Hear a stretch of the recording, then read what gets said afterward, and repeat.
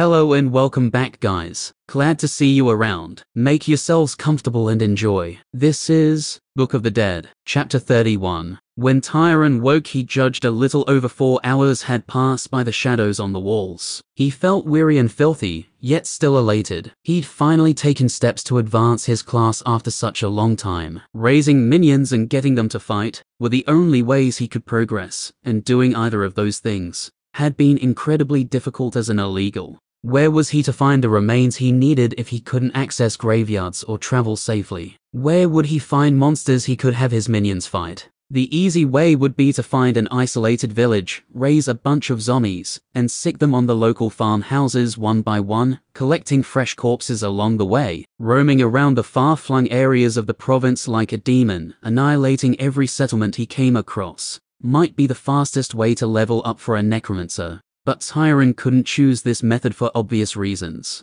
He wasn't capable of such horrific acts for a start, and second, he hoped to one day prove he was not only productive as a defender of humanity, but a powerful one who could be forgiven his class for the service he provided. It would be more than a little difficult to receive such a pardon if he had thousands of deaths hanging over his head. He'd chosen the hard road, but it had paid off in the end, and he stretched out his aching body with a wry grin on his face. He couldn't wait to begin the status ritual, but he forced himself to be patient. He finished stretching, ate some food and checked on the area outside the cave before he sat and calmed his mind. Only then did he feel ready to engage the ritual and make the life-altering decisions it would most likely include. He carefully tore a fresh page from his book, cast an additional light spell to chase away the last of the shadows, then pricked the end of his thumb on the tip of his sword before he pressed the digit into the paper. As he muttered the words everyone had learned as a child, he felt the sickly feeling of blood flowing from the shallow wound to form the words that would make up his new status.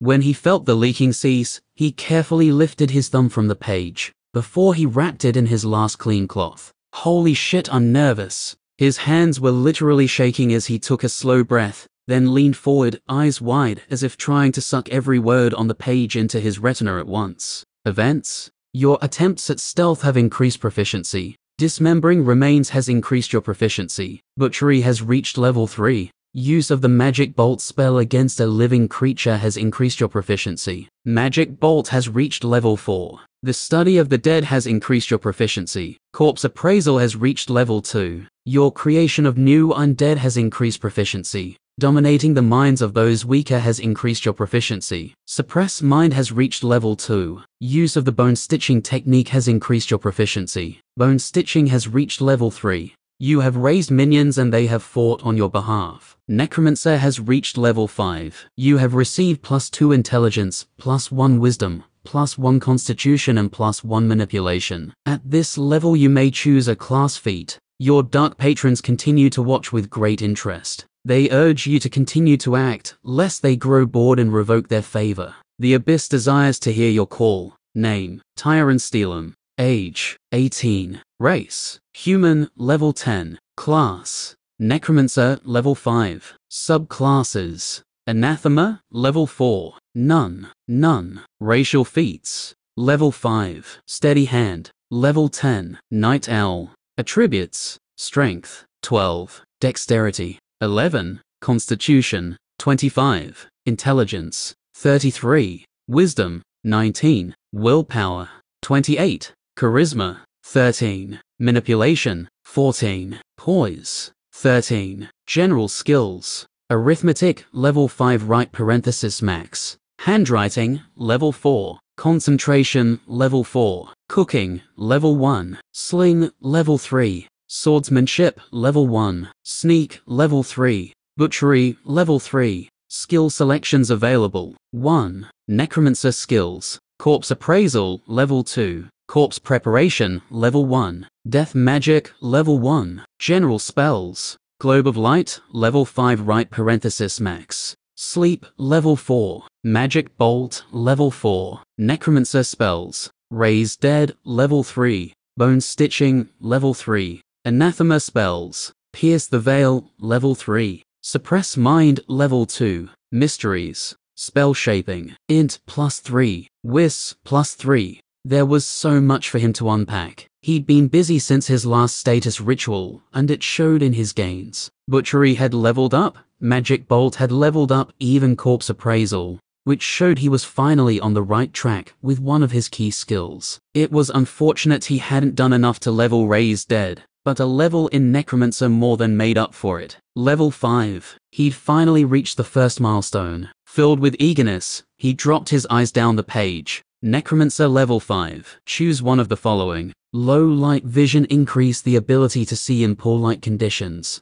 Death Sense, sense the presence of nearby death magic. Grave Cloak, hide more easily in dark environments. Magic Battery Eye, increase the natural capacity for magic. Skilled Eye, choose 2 general skills to increase the maximum level from 5 to 10. Class Focus Eye, choose an additional Necromancer spell or skill. Efficient Minions Eye, allow your minions to require less magic to move. Death Eater, consume death magic. Skeleton Focus Eye, improve the quality of raised skeletons. Zombie Focus Eye, improve the quality of raised zombies. Tyron let his gaze run through the options several times before he sat back, chewing on his lip. As expected, there was a mix of generic, low-level choices that most base classes had access to. Skilled Eye led to Skill 2, the 2 choices allowing someone to essentially convert general skills into class skills, increasing their maximum level from 5 to 10. This was crucial for some classes that synergized well with certain general skills, but he didn't think it would be useful for him. What would he even choose? Butchery. It was useful to have, certainly, but he didn't need it at level 10 for it to serve his purposes. Low light vision wasn't an uncommon choice. The utility of being able to see in dim light was immense, and Tyron was sorely tempted to take it. It would work well with his Night Owl racial feat, and help him avoid detection by roaming at night. Also, it sometimes led to the much more rare night vision, which would allow him to see in even darker conditions, at which point he could possibly become nocturnal. The only thing holding him back was that he knew for a fact there were spells which could produce the same effect, though they were difficult to master. Mages who were willing to put in the time and effort could get a similar effect to the feat essentially for free. Tyron had very little time to spend, but he was loath to weaken himself for convenience. Death Sense would allow him to sense nearby death magic. It took Tyron a few seconds of thinking to realize that meant he would be able to find any nearby remains, since they accumulated death magic naturally. This would make hunting for bones easier, though he wasn't certain it was necessary. How far away would he be able to sense them from? The amount of death magic in bones was minuscule. The value of this feat would greatly change, based on the fidelity of the sense he gained from it. Grave Cloak had plenty of utility in the short term. Being able to hide while conducting his business at night was important. He didn't want to be found while digging around for possible minions. He was hesitant to select this option, however. In the short term, it might help him stay hidden, but in the long term, also, it did nothing for his minions, which were the key focus of the Necromancer class. Not getting caught was great, but in the future he hoped to be powerful enough that he wouldn't need to be skulking about. In the event that the need for him to be personally sneaking everywhere was gone, the feat would become a dead selection, something he could ill afford. Death Eater was another choice that he had mixed feelings about, mainly because the Unseen never saw the need to provide details. Consuming death magic meant what exactly? Would he be able to absorb it and convert it into his own natural magic? Wasn't he trying to insert death magic into things,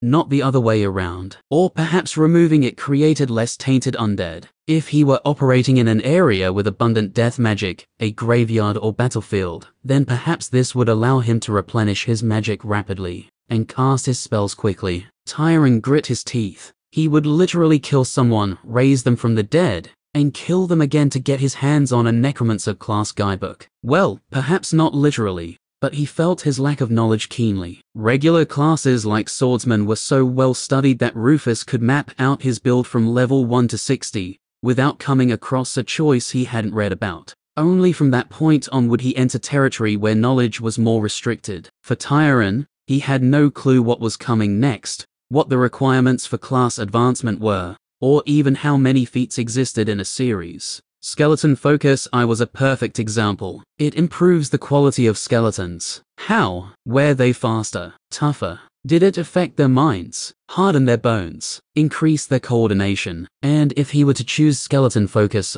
there would obviously be a skeleton focus too. But was there a third or fourth? He would only get 4 feat choices in his current class, 1 every 5 levels, until he reached level 20 and chose his new class. So he couldn't afford to waste any of them. If skeleton focus went all the way to 4, he might take all of them only to find he moved onto a different set of more powerful minions after advancing his class. What those minions might be, he had no clue. He knew other types of undead existed, of course, but whether or not he would be able to create them, or at what stage of his advancement he would be able to create them, he simply didn't know. Magic battery combined with efficient minions seemed to make a tempting combination. If he used his 4 choices to improve both of them to the second stage, then he would most likely be able to support far more minions than he currently could. His concern was that he might be able to produce a similar efficiency gain by improving the Raise Dead spell, and his inflated intelligence meant he was packing more magic than he reasonably should at level 5 already. Having more minions would always be a good thing, but Tyron felt it might be better to take quality from his feats and look for other ways to increase quantity. At least zombie focus was easy to rule out, along with class focus. Right now he didn't have any tempting choices to make in his necromancer class. That would likely change by the time he reached level 20, but for now he could safely disregard it. He sat back, folded his arms across his chest and began to think. He had to consider what he knew about classes and their progression. There were almost always clear pathways that lead to differing advancement paths for every class, ways to synergistically choose abilities and feats that would lead to a logical progression. Looking at the feats, he could see certain builds becoming apparent. Grave Cloak and Low Light Vision would obviously work together hand in glove to create a stealthy necromancer who could operate well in the dark, especially if night vision opened up further down the line.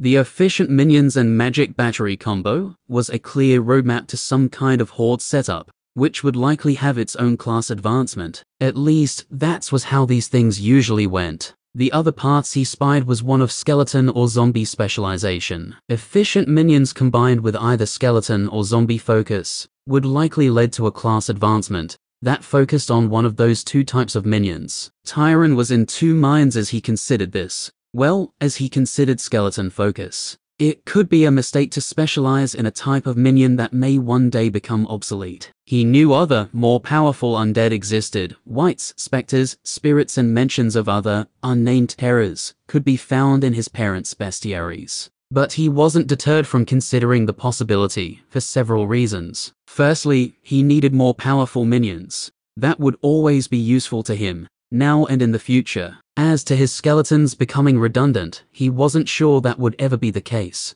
The only historical record he had of a high-level necromancer, one strong enough to control an entire army, still fielded thousands of skeletons in their ranks. He may rely on other types of undead to do the heavy lifting in the future, but he felt confident he would always have a place for skeletons. He also knew there was a huge amount of improvement left in his skeletons. Bone stitching wasn't close to reaching its maximum level at 10, and he was sure there were a myriad of things he could do when preparing the remains to produce a better minion. Even his Raise Dead spell wasn't close to reaching its full potential. There were a number of areas he felt he could still improve his casting. His skeletons had a huge amount of growth potential even without this feat, but the bonus he received from it would be in addition to, rather than replace, those gains. Never take a feat for something you can do yourself. The golden rule. Many feats were convenient or helpful, but covered things that could be taken care of in other ways. Grave Cloak would help him hide,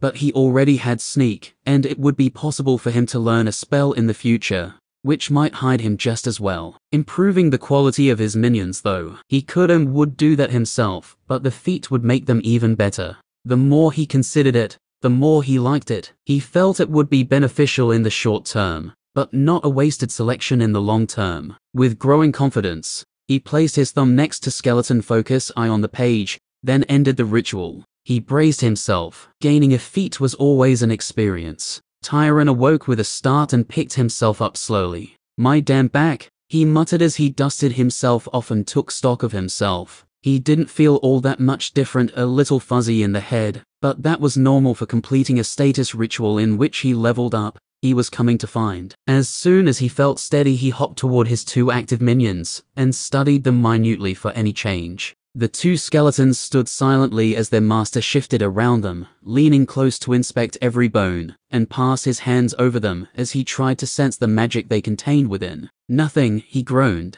It had been expected, but he was disappointed nonetheless. Perhaps these 2 minions would still prove to be improved in some way, but he doubted it. The most likely scenario was that his new feat would only apply to any minions he raised after he received it, the benefits being imbued during the creation process. Luckily, he had 2 sets of remains ready to go. Sorely tempted to start working on his next 2 minions immediately, Tyron stuffed his hands into his armpits as he mastered himself, lest he start threading the bones before he could help himself. "Let's go see Dove, then I can come back and get to work," he ordered himself. With sheer force of will, he started packing his bag for the trip. Soon, he promised the 2 sets of bones laid out on the cave floor. Soon. Chapter 32. "What do you think?" Dove grinned as he spread his arms wide over the mound of gear he piled onto a rickety sled. The kid looked askance at him before he glanced back down at all the loot. "It seems like a lot," Tyron said. "Is that all the gratitude I get?" "You shit. I was all over town getting this stuff together. Come over here and let's see if it fits."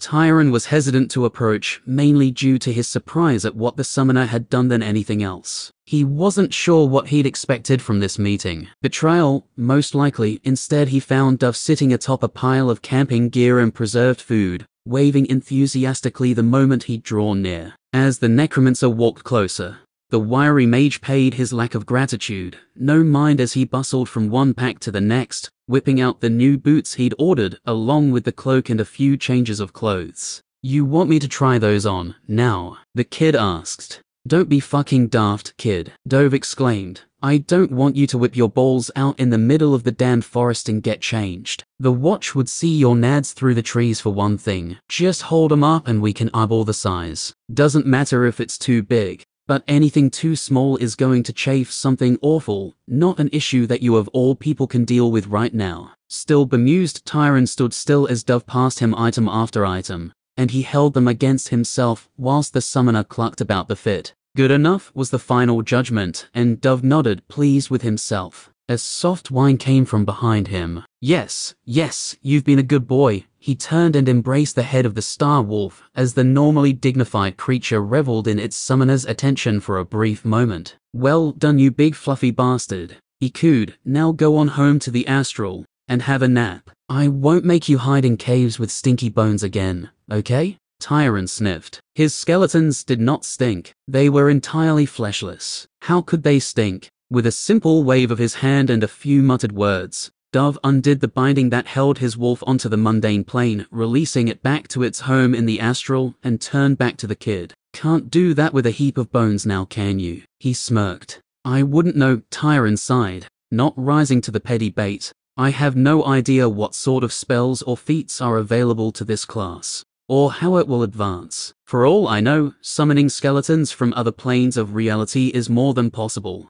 The summoner raised a hand, paused, then thought for a moment before he replied. "You know, you might be onto something there. Given that the class is forbidden, there's no such thing as documentation, but there are a few historical records that talk about powerful necromancers. Like Arin the Black." Dove snapped his fingers. "That's the prick. He had all sorts. But aren't there places where necromancy isn't forbidden?" Tyron asked, a little desperate. "Surely they have texts and guides for anyone with the class." "No shot," Dove shook his head. "The Magisters are paranoid fuckers. They'll ice any material that comes into the Empire, along with the people who brought it in. Then maybe I can go to them. Travel outside the Empire." "It's not going to happen. Kid, you've got to let it go. To leave the Empire you'd have to travel beyond the Broken Lands, and I'd give you a snowball's chance in my undies that you'd make it through." "In your undies?" Tyron muttered. "What? It gets hot in there." Tyron tried to shake the sudden despondency that fell upon him. He'd almost resigned himself to having to figure everything out on his own,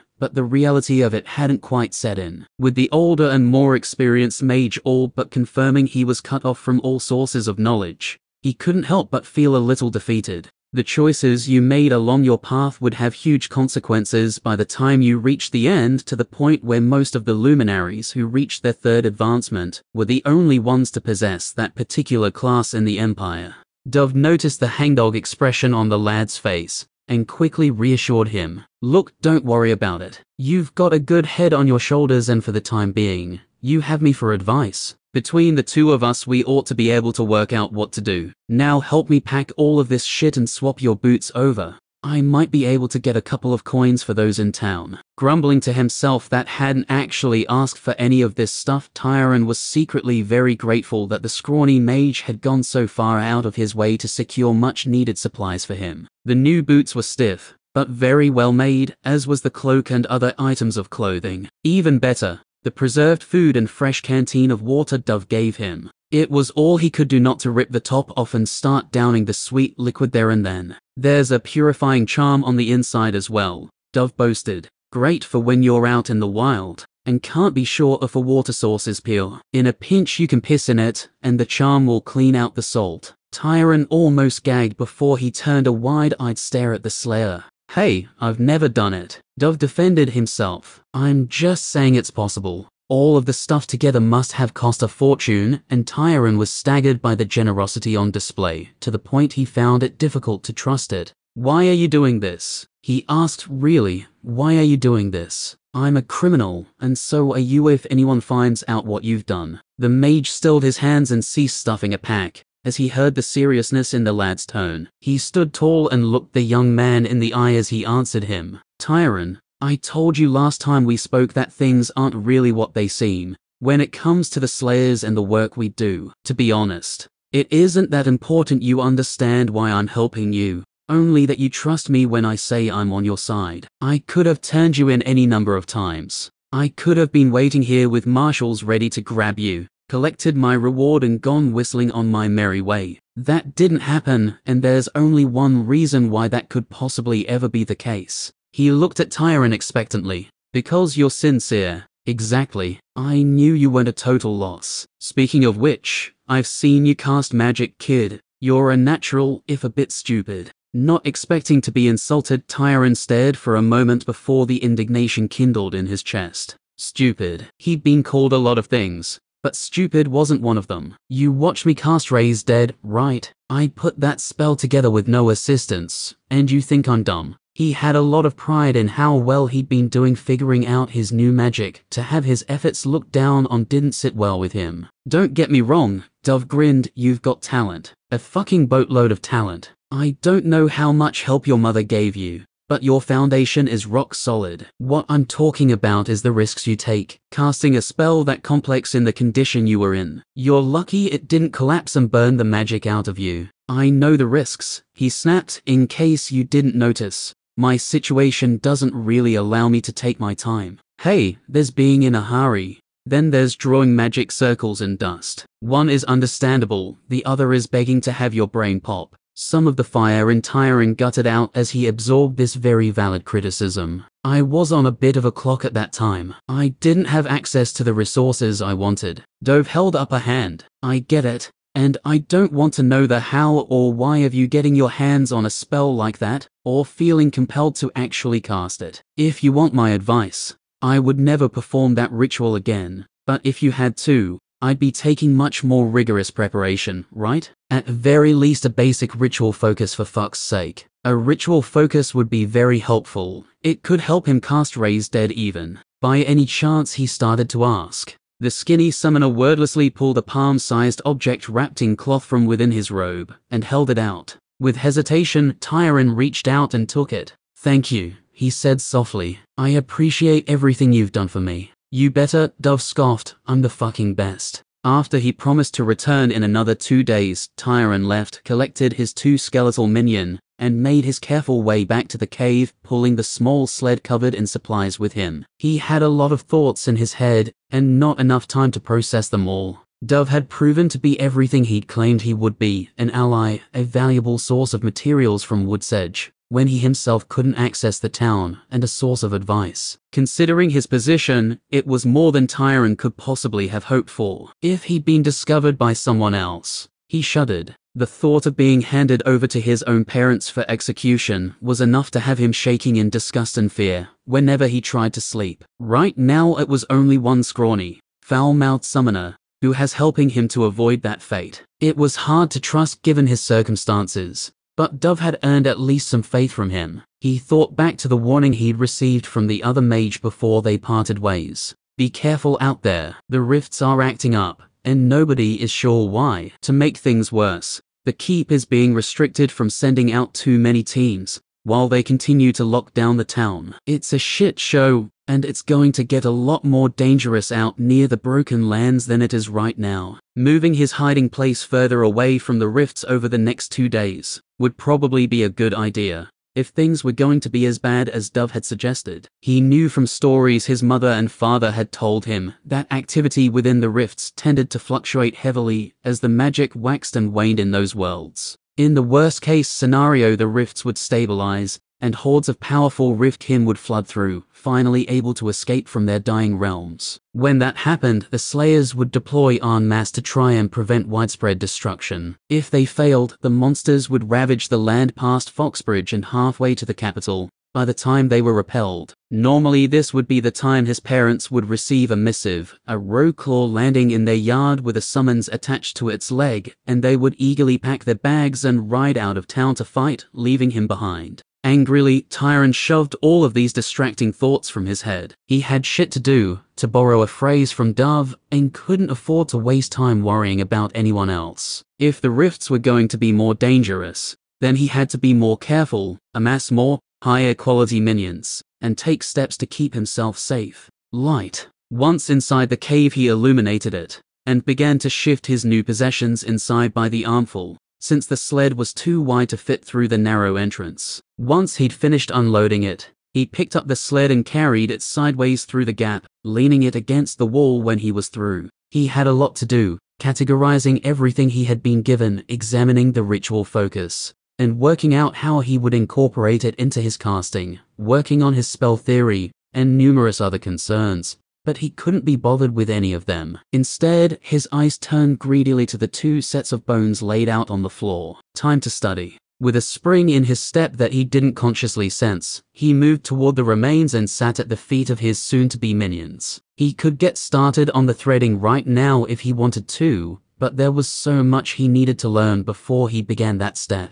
His 2 primary class skills, corpse appraisal and preparation, remained painfully low, and he knew he wouldn't succeed if he didn't find a way to fully utilize these 2 abilities. They were foundational after all, given to him at level 1 along with Raise Dead. It stood to reason that they would be similarly important. He took a deep breath and closed his eyes, once more extending the magic he held within his body toward the bones in a messy, uncontrolled mass of arcane power. Without words or gestures to control and shape it, the magic acted like an invisible cloud of gas, directed only by his will. In terms of spellwork, it was sloppy and wasteful, not really a spell at all, by a classic definition, but Tyron didn't know a spell for sensing in the way he was hoping to, and the Necromancer class hadn't seen fit to provide him with one, which led him to believe he wouldn't need to construct a proper spell form for what was needed, so he didn't try. Instead, he began to feel his way across the bones, using his formless power as his sensing implement, attempting to gain some insight into the remains in any way that he could. He was patient despite the sweat that soon began to bead on his brow. It was slow going. The effort required to maintain and direct his cloud of arcane energy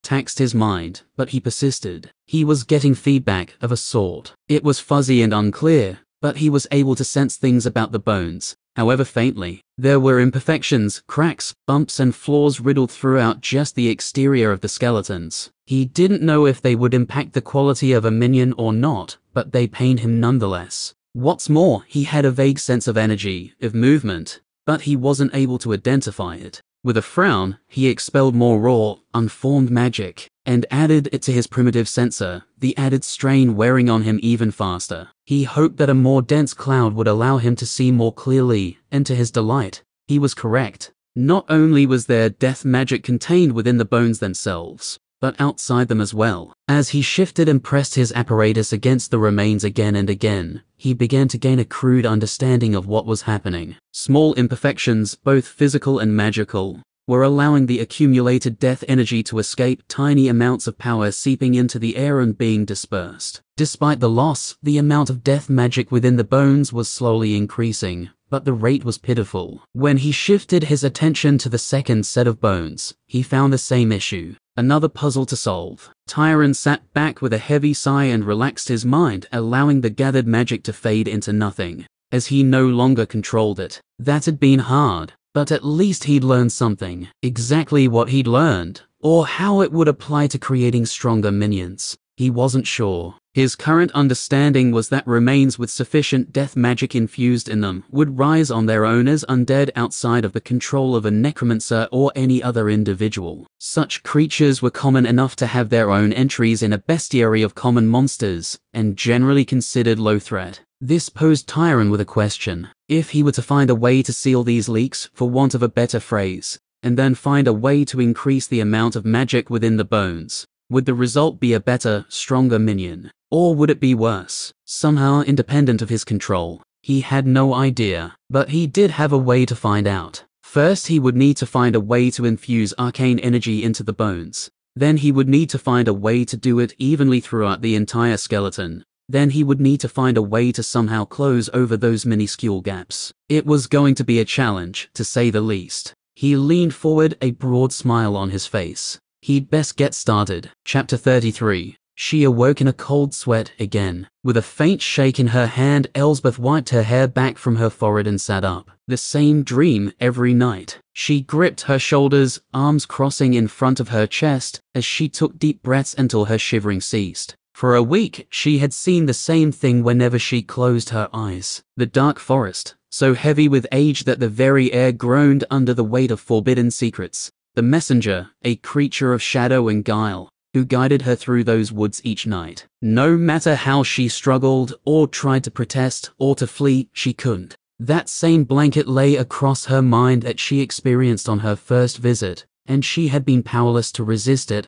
wandering in a daze through the woods as the messenger dripped honey in her ears with its sibilant voice. What do they want with me? She asked herself the same thing every morning, and always arrived at the same conclusion. It wasn't a secret after all. She had been told over and over again. They wanted her devotion. They wanted a priestess. But who were they? She had never heard of these entities who invaded her dreams uninvited. And why did they want her? How did they even know who she was? Troubled in her heart, she rose and prepared herself for the day. Perhaps if she could ignore it long enough, it all would go away. The dreams would cease, and she could move on with her life. Downstairs, she found Worthy and Megan busy in the common room, setting tables and lighting the fire. "You're opening the inn?" she asked, surprised. Megan looked up at her and smiled. "Yes, we felt we'd been lazy long enough. Wouldn't want the regulars to abandon us," Worthy chuckled as he wiped down the tables.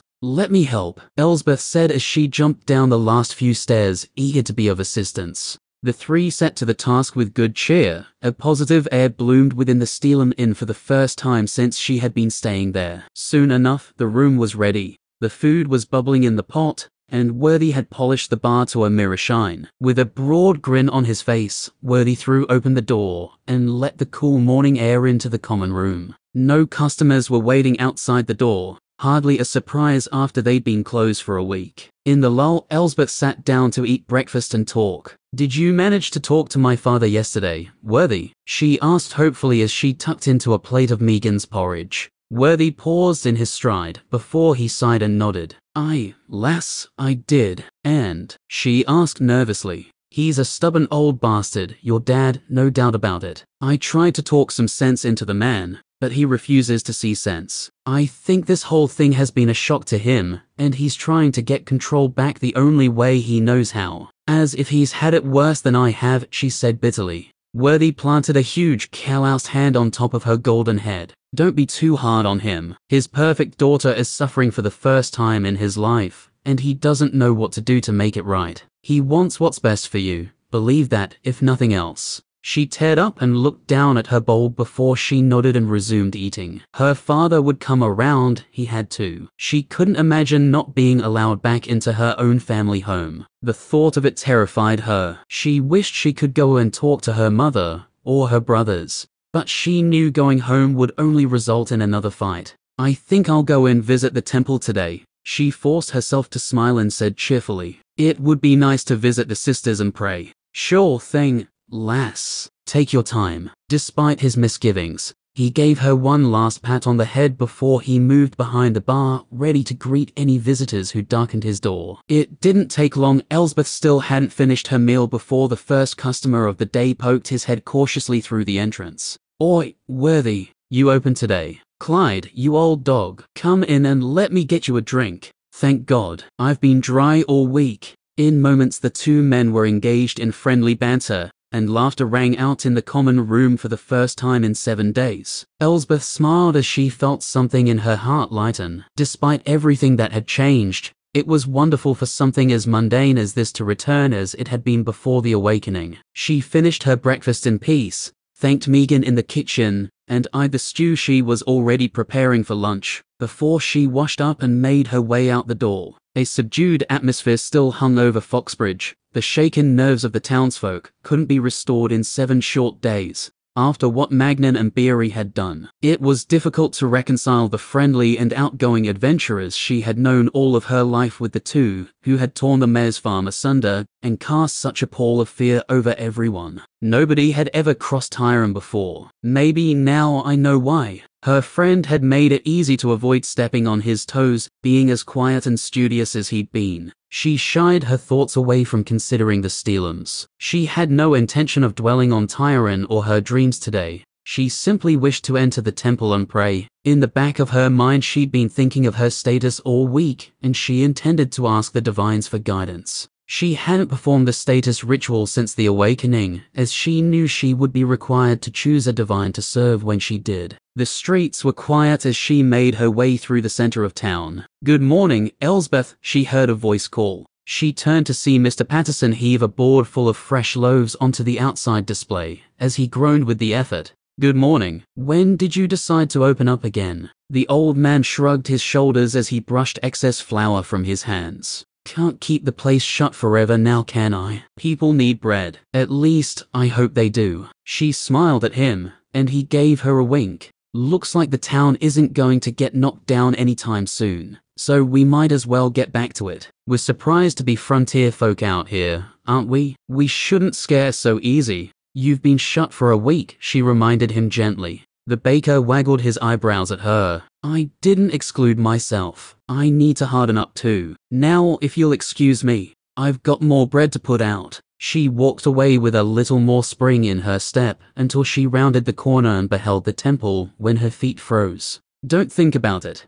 Don't think about it, Elsbeth," she said out loud. She decisively pushed aside all memory of her previous visit and stepped forward, walking inside the low stone wall that surrounded the temple and through the open double doors. A sister stood at the entrance, and Elsbeth did not glance at her as she walked past. Instead, she chose to keep her gaze focused forward. She was not here for the sisters who had rejected her. She was here for the gods. Inside the central chamber she felt immediately at peace. The cool stone floor, the columns that supported the vaulted roof high overhead, the 5 statues depicting the 5 divines, each with their own candlelit altar. She had spent so much time here, assisting in the day-to-day running of the temple, preparing for festivals, tending to those in need. She'd felt she could have lived her whole life here. In the center of the far wall, in pride of place and looking out over the chamber with imperious serenity stood Selene, her altar dominating the space as was only fitting, since this temple was dedicated to her. Elsbeth steeled her nerves and looked up at the statue, meeting the goddess's gaze. Depicted as a flawless beauty,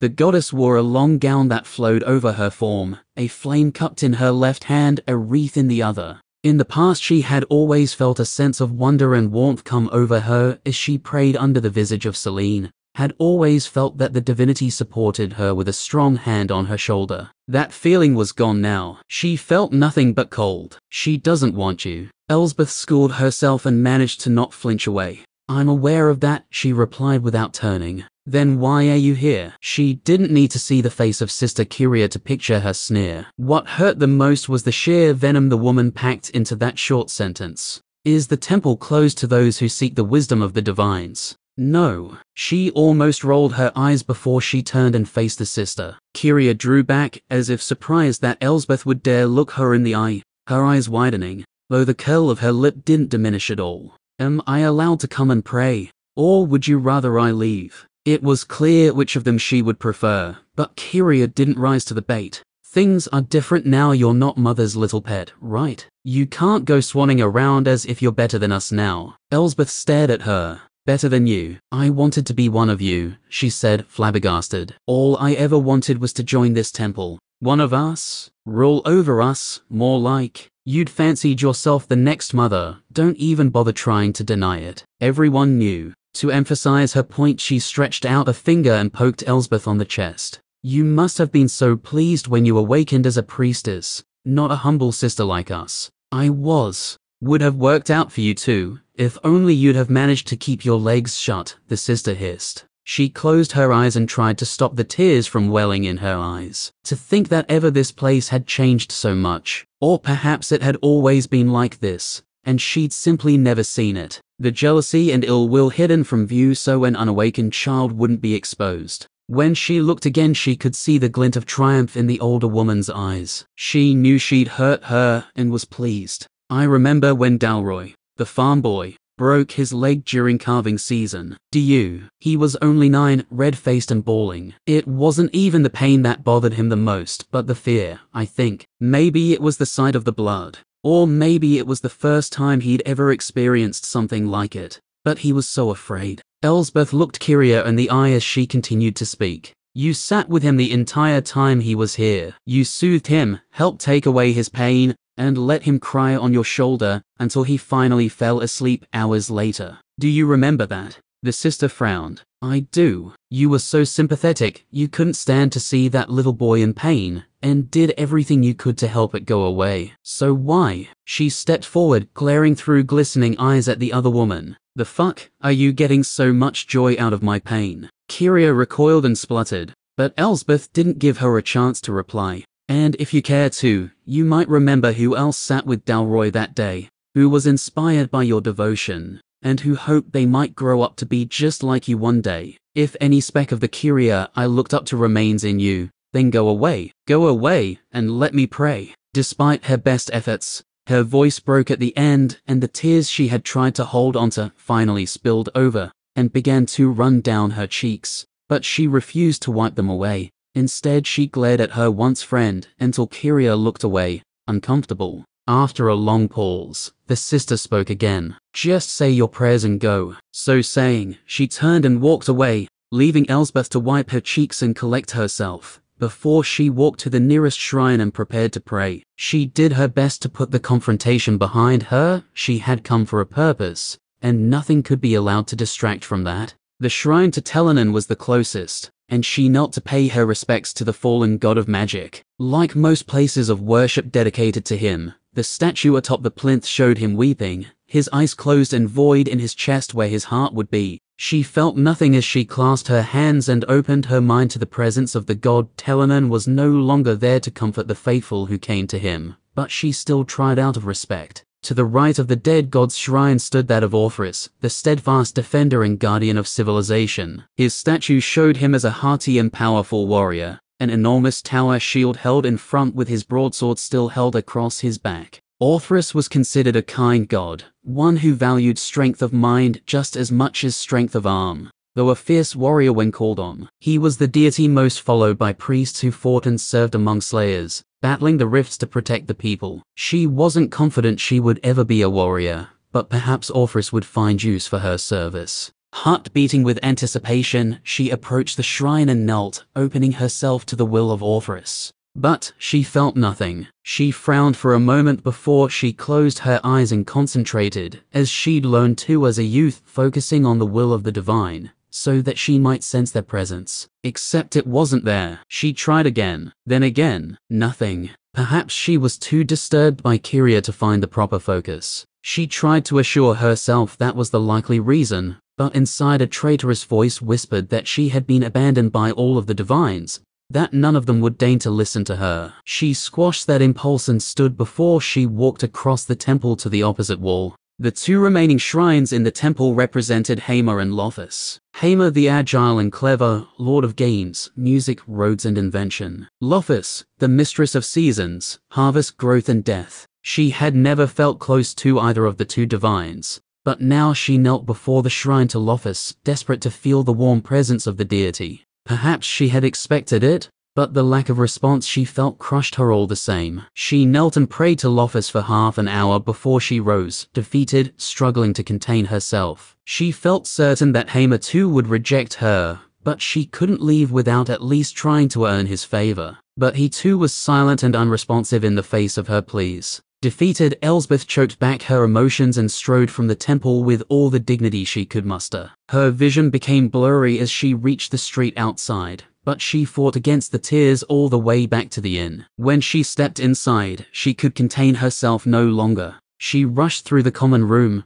past a surprised-looking worthy and ran upstairs, into the room they had lent her, where she collapsed into the bed and wept herself to exhaustion. When it felt as if there were no tears left in her, finally she fell asleep, and dreamed of the creaking woods and ancient winds of the dark forest. Chapter 34. A cold feeling settled in her stomach as she took in the increasingly familiar surrounds of these ancient woods. It took her a long moment before she realized that her emotions and thoughts were not suppressed as they had been in the past. She was here as her normal self. The change gave her courage, but also warned that something had changed. So it was with a wary eye that she glanced around the foreboding trees and looming shadows. "Welcome, child," a whisper slithered out of the darkness before the messenger appeared. Wreathed in shadow, their features concealed, the chosen spokesperson, or spokesthing, of the forest cast an unknowable figure, their shape almost human. But something within told her that was simply a mask that it wore. A long tattered cloak covered its frame and hung low over its face,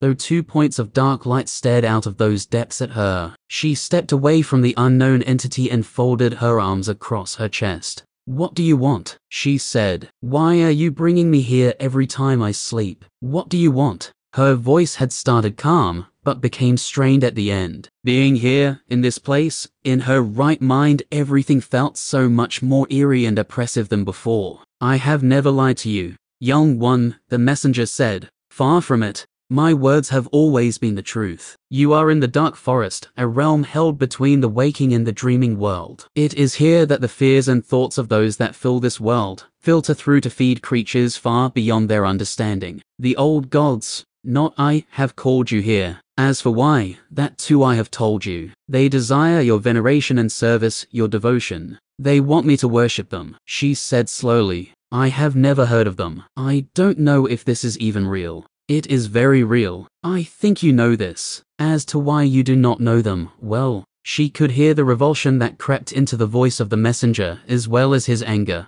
"The false idols, creatures of mortal birth that you call gods, have ensured that you would never learn of those that they deposed." "What are you talking about? Everyone knows that the 5 divines began as mortals, and that they ascended through the aid of the unseen." "Oh, did they?" the messenger said contemptuously. "Is that what they would have you believe? That if you accrue enough levels, you too will achieve apotheosis and rise to stand at their side? I think not. Those with power seldom share it, young one, a lesson that the 5 knew very well, since they wrested it from those older and more deserving than they." The creature gestured to her with a hand to follow as it turned and walked away into the trees. She was reluctant, but she followed. What else could she do, trapped here in this dream? She stepped alongside the messenger as they moved between the trees, and stepped over the gnarled roots that carpeted the ground. They walked in silence for a few minutes, and more she could feel the woods pressing in around her. There was a time, on this world, before the rifts, before the unseen, when awakenings did not decide a person's fate.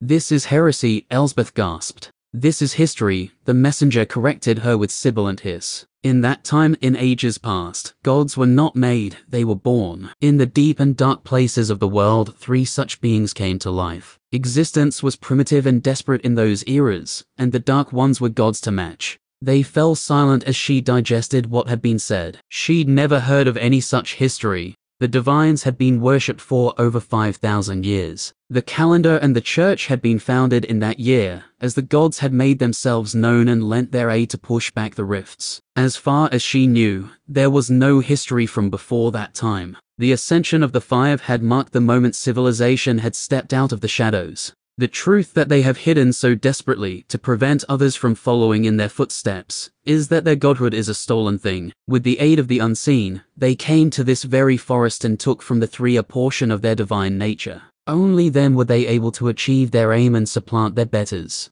Then they spent 1,000 years stamping out all memory and sign of the gods who had come before them. Even so, the memory and worship of old gods persists even to this day. Elsbeth shook her head. How am I supposed to believe you? What you've said is directly contrary to everything that I've ever known. Perhaps this place, this dream is your own invention, and you've abducted me here for your own amusement. You cannot expect me to accept anything that you say after what I've been through. This is the first time I've been brought here without you suppressing my mind. I have no trust toward you or anything you have to say. She gathered steam as she spoke, the anger building in her chest, and beating back the cloying stench of old magic that clung to the trees, and the fear it inspired. The messenger listened to her speak with patience, but she felt a sly amusement from the creature as her accusations mounted. When she finished, the messenger halted their walk and indicated a new direction for them to travel, to the right of their original heading. After a pause, she followed. You seek evidence of my claims. This is a sensible request. Of course,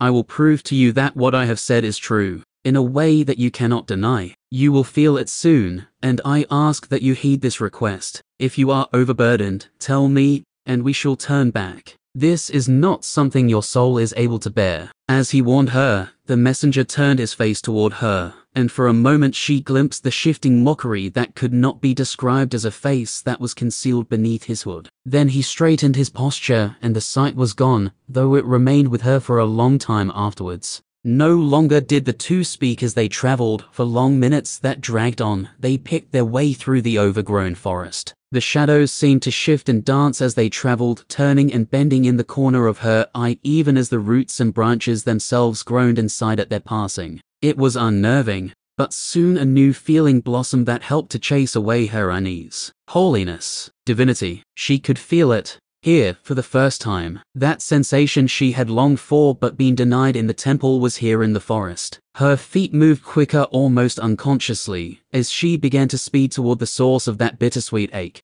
that sang to her very soul. The messenger easily kept pace at her side, his speed rising to match hers, as she began to stumble in her haste. But she didn't care. She needed this. The faint glow of divinity strengthened as she drew closer, until it had become a piercing ache, as she were a moth that had drawn too close to the flame. She pressed on, determined to reveal the divine in its full glory, to embrace that which she knew, which had been a part of her for her entire life. All the while the messenger moved at her side, watching. She burned. The power that radiated in front of her as bright as the sun, as endless as the sky, and it burned her. But she could not turn away from it. It sang to her, and she was powerless to resist that call, until the messenger reached out and placed a hand on her shoulder. Enough, he said. But, she gasped. Any closer and you will not survive, your soul will be extinguished. It matters little, you can see him from here. And with a wave of his hand the trees bent out of the way and she could. Despite the distance, the face captured her attention first. Perfect, angled features,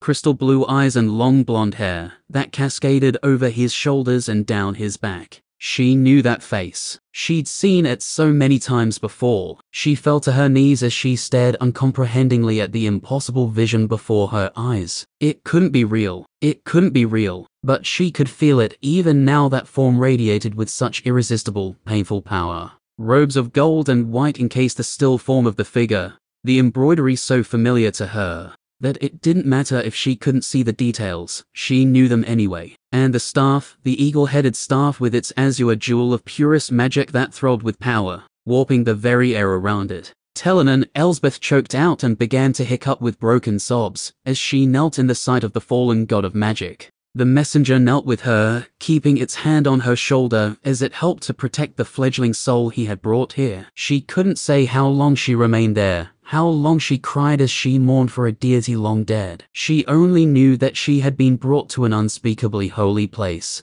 and that she was not worthy. Eventually the messenger pulled on her shoulder. "Come, you can remain here no longer." "No." She gazed longingly toward Telenon, but the strength of her companion could not be denied, and he drew away. They retreated until the pressure on her abated enough that she could resist it without aid, and the messenger spoke to her once more. "The fallen god of magic," it intoned solemnly, mockingly, and she glared at it in fury. "This place is sacred. This place was sacred for 10,000 years before your divines ever drew breath," it rebutted. "But you have asked for evidence, and so I have provided it to you. Compelling, was it not?" She drew back from the creature. "I'm not sure what you mean." It was hard for her to process what was being said. She had just witnessed one of the divines with her own eyes. Telenon. That was Telenon. Anger tinted the tone of the messenger as it rebuked her. "Focus your mind, or I will be forced to suppress you once again. I am loath to do it at this juncture, but will if you cannot listen." Her mind recoiled at the memory of that fuzzy, indecisive and controlled state. She tried to calm her hammering heart and settle her mind. "You can hardly blame me," she began to say. "I can and I will," the messenger returned smoothly. "Though mighty, the figure beyond holds no great meaning to me. If your thoughts are clearer, then look again, more closely." They were further away now. How far it was hard to say. The air itself appeared to warp as she looked once more at the form of the fallen god. It was more obvious now, somehow, than it had been before, but he was obviously no longer living. Those eyes that seemed so bright and glowed with such energy were sightless, staring at nothing. His body, so majestic, hung in the air, suspended by gnarled roots that stretched from the trees around him to curl around his limbs and pierce his flesh. She hadn't seen it before, so blinded had she been. But the expression on that perfect face was heart-wrenching. Overwhelming sorrow twisted the features of Telenon, such that it pierced her heart. "Yes, you see it now, don't you?" the messenger hissed. "Not all is right with this picture, is it not? How did he die? Why does he mourn so? And how came he to be here, in the realm of the Dark Ones? I think the truth is beginning to touch you. Can you sense the truth of your gods yet?" She continued to gaze upon the suspended form of the lost god of magic, her emotions torn between devotion and curiosity. The spell was abruptly broken as the messenger began to drag her away, roughly now, by the arm. "Ho, let me go," she demanded. "You're hurting me." "Then keep up," the creature said, "and listen." She was forced to do just that as the divine radiance faded into the distance behind them, while the messenger ranted, seemingly not caring if she heard it or not. They came like skulking thieves, dancing around the edges as they pushed the boundaries. The old ones were amused at first. Entities of endless appetite, they craved stimulation, and the arrival of the rifts along with the influence of the unseen had changed everything. Suddenly the mortals were more interesting, more powerful than ever before. Locked in an endless struggle against the maddened creatures who tormented them, the gods grew fat on desperate pleas and sacrifice. But soon even this bounty began to bore them. The five was something new, something different. Mortal creatures, humans, who had risen to such a precipitous height, such an apex.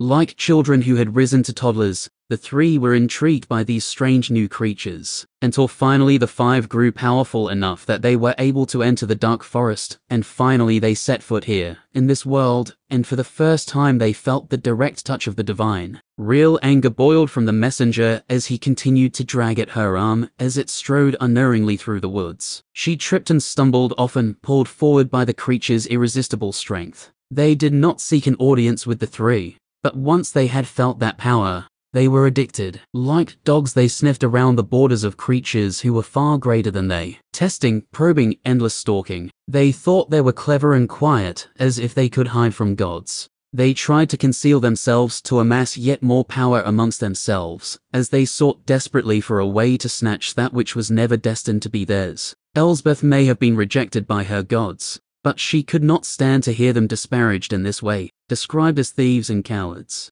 And yet they are divine, aren't they? She retorted as she used her free hand to clamber over the roots and correct her balance. Whatever happened between them and the old ones, they won. To her it sounded as if the 5 divines had done everyone a favor by banishing these older gods from memory. They had fought to liberate humans and all mortal kind by their actions, much better than these fickle and uncaring existences. 1. The messenger gleefully cackled. I suppose you might describe it that way. The creature went on, and her righteous fire was instantly quenched. Not even a god has endless patience, much less the 3, and they grew tired of this skulking game. With their combined power, they dragged the 5 before them and pressed them flat into the ground, demanding that they speak their desire and be done with it. It was Selene who replied, she who demanded that the 3 surrender a portion of their divinity. Orpheus was less strident, begging that the 3 use their power to intercede on behalf of the mortals against the rifts to save the people who suffered. The 3 had no desire to do this. They had love for mortal kind,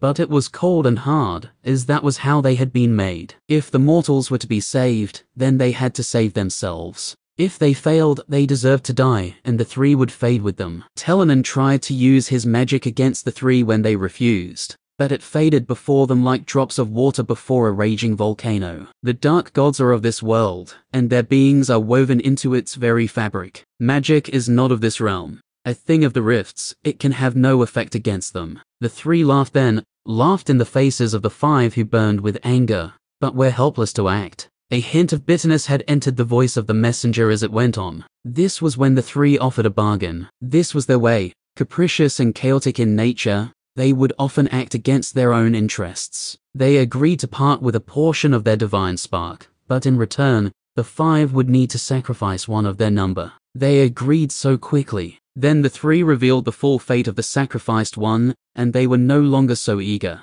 Nevertheless, they still agreed. It was Telenon who drew the short straw, though he too was able to touch divinity, before the forest claimed him. The others were banished, never to return, and though they try, they are yet to step foot in the dark forest again. Suddenly, the trees were gone as they stepped into a wide clearing, in the center of which stood 3 massive stones at the points of a triangle. From her current angle, she could only see the face of one stone, on which she saw an elaborate carving of a figure that she couldn't quite make out. The messenger turned to face her once more as he finally stopped pulling on her arm, and grasped her by the shoulders, forcing her to look up into his hood. Ever since that day the divines have meddled, interfered and stifled the mortals who worship them. They give aid, just enough to hold against the rifts, but they crush any who would strive to reach the heights that they themselves have achieved. Even now they stalk the borders of this place, desperate to prevent any from doing as they did, and rising to glory. Anyone or anything who brushes against their true nature, even unwillingly, is rejected utterly. She shook her head numbly.